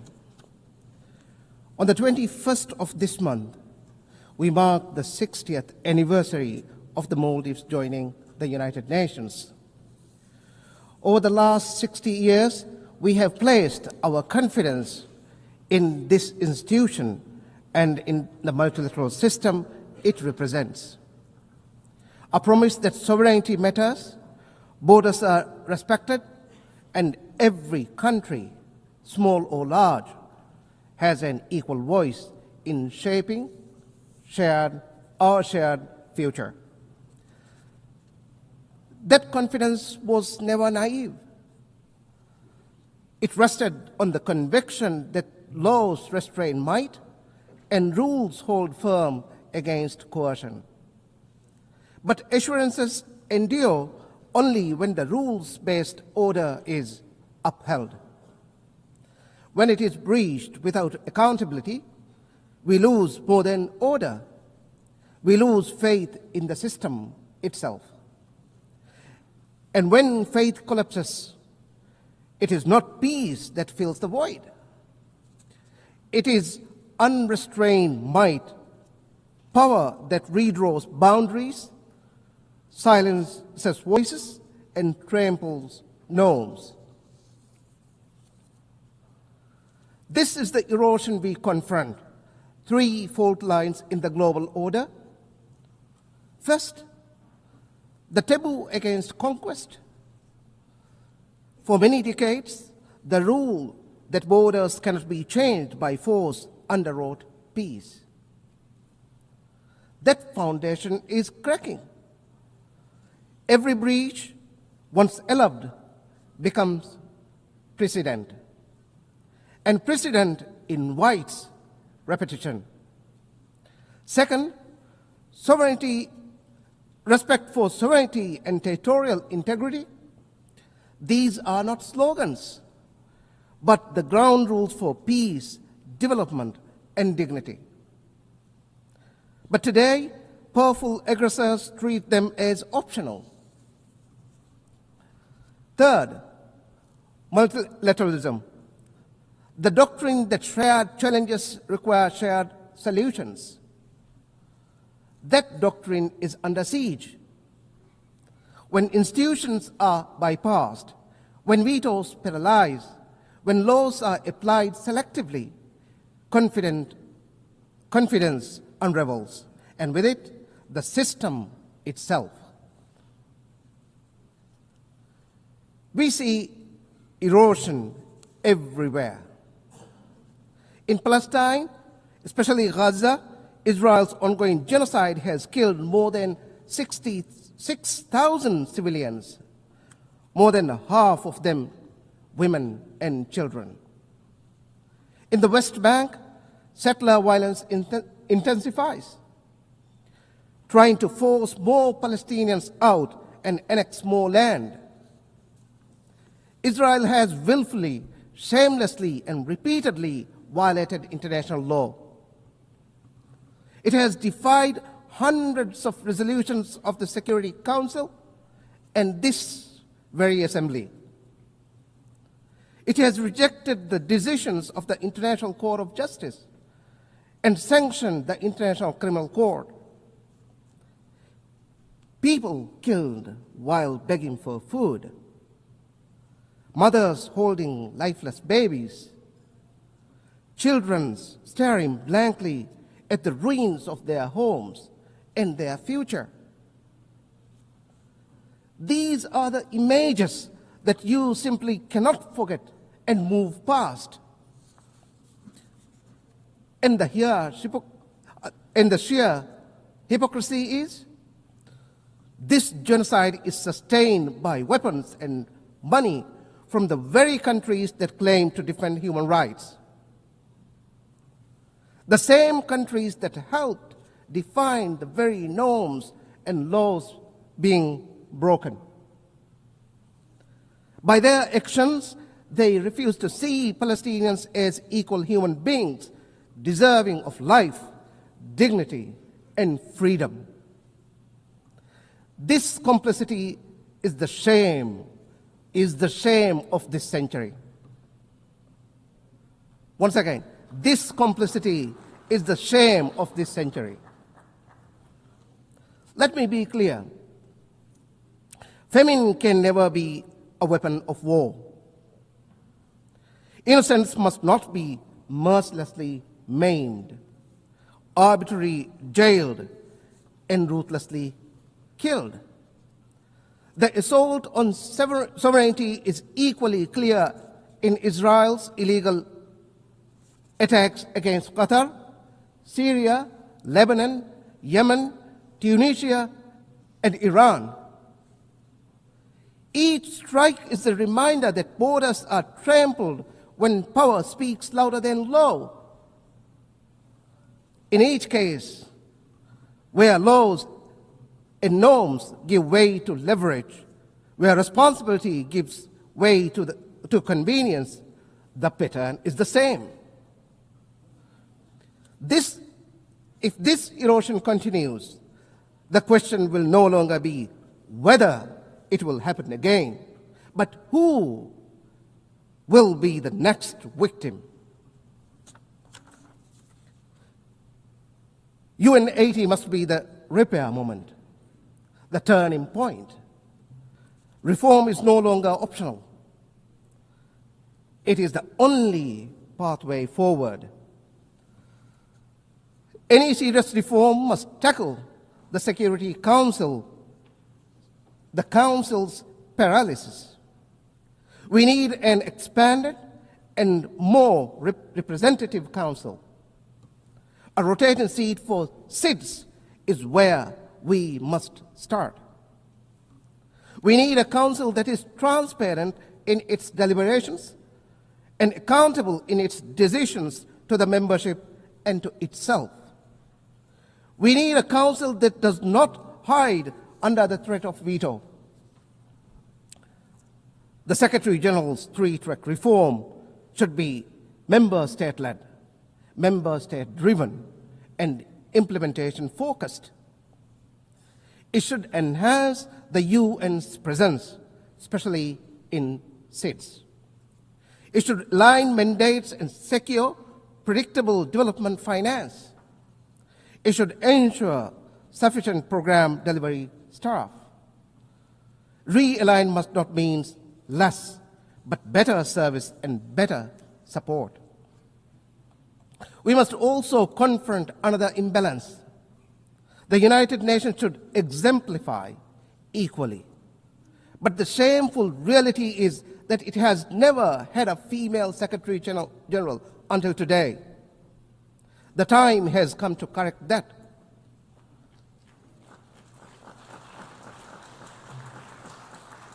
Reform is not only about structures, it is about credibility.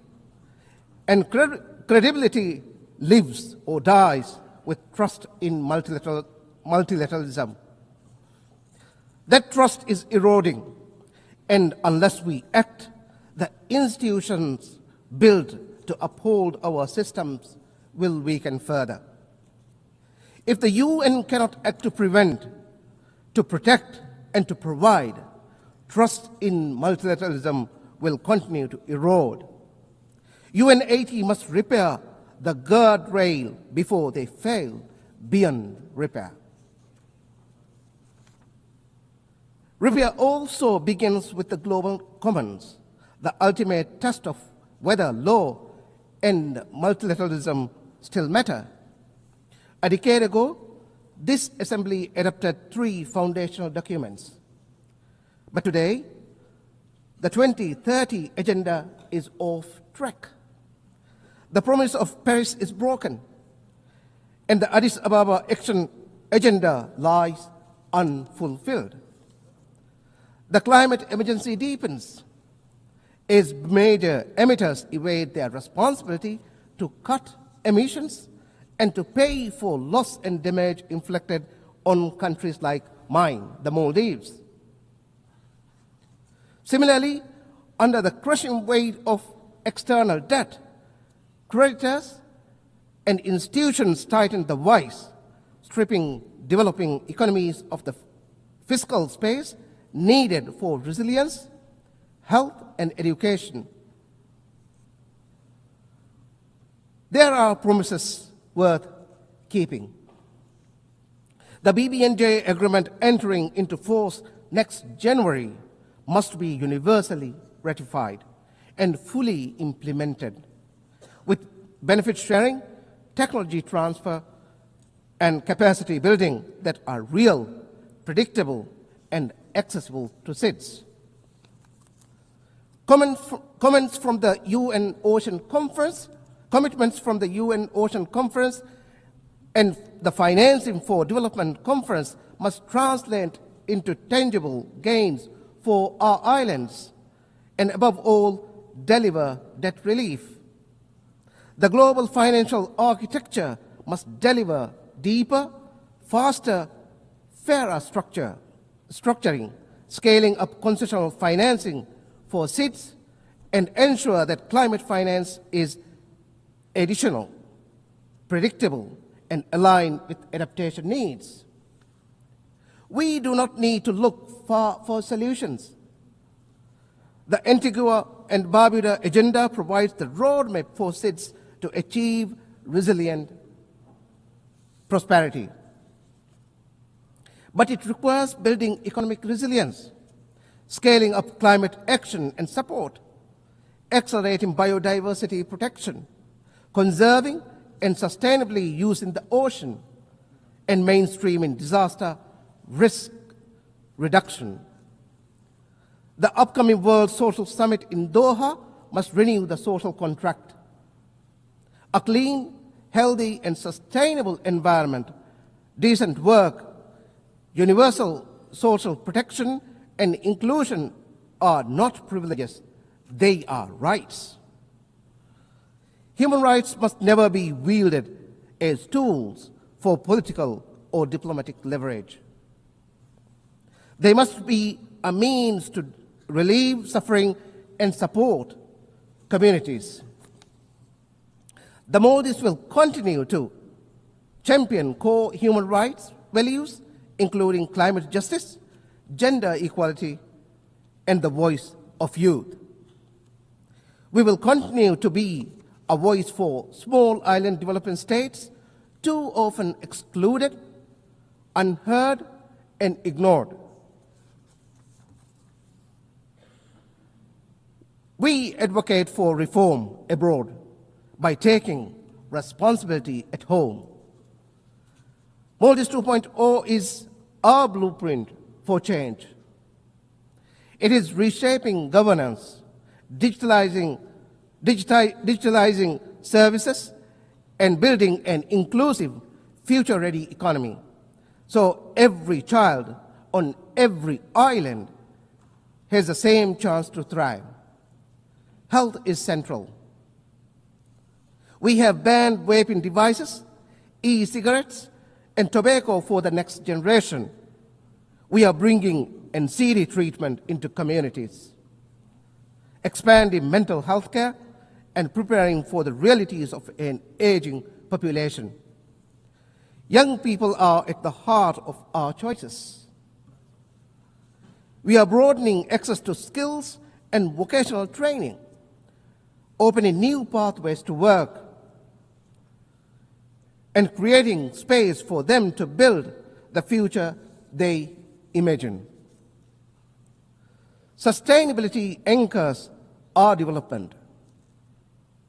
Ocean accounts now guide how we protect biodiversity, while our third NDC commits us to generating 1/3 of our electricity from renewable sources. Innovation drives resilience. President Dr. Moise has positioned the Maldives as a hub for investment and ideas.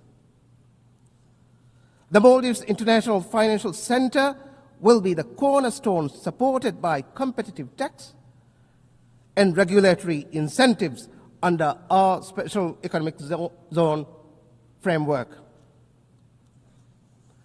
Geography is an asset we are determined to use.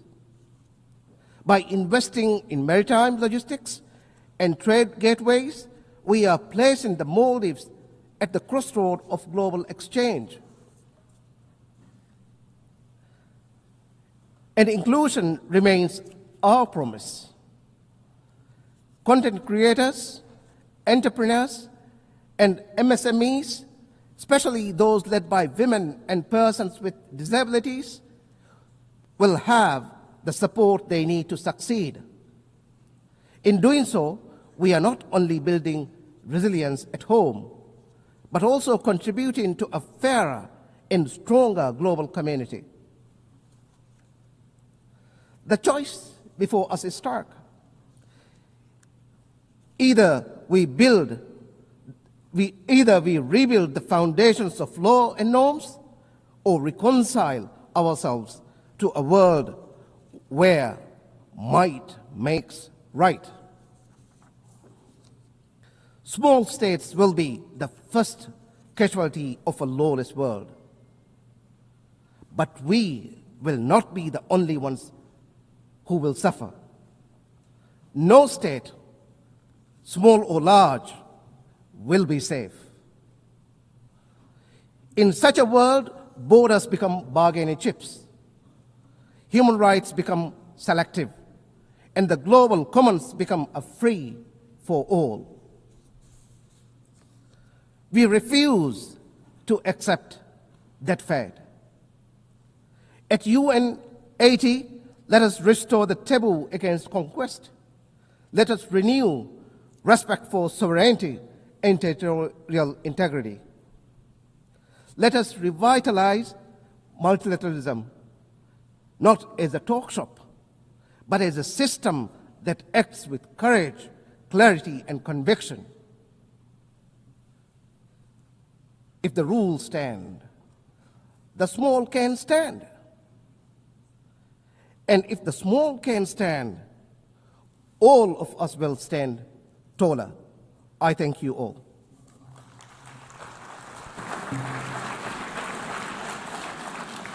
I thank the Minister of Foreign Affairs of the Maldives. Now I give the floor to Minister of Foreign Affairs, Minister of State and Secretary General of Presidency of Guinea, His Excellency Amara Kamara.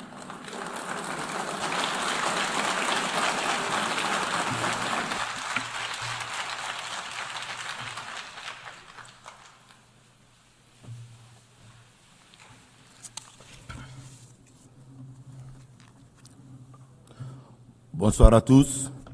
Good evening to all. Madame la Présidente, Madam President, Monsieur le Secrétaire Général, Mr. Secretary General, Mesdames et Messieurs ladies and les gentlemen, chefs de délégation, heads of delegations, c'est un honneur it is an et un honor privilège pour and moi a privilege for me de prendre la parole to à cette tribune universelle at this au nom universal de son Excellence, platform and to le do so président on Mamadi behalf Doumbouya, of His Excellency President président Mamadi de la République de Doumbouya, Guinée, President of the chef de Republic of l'État. Guinea and Head of State.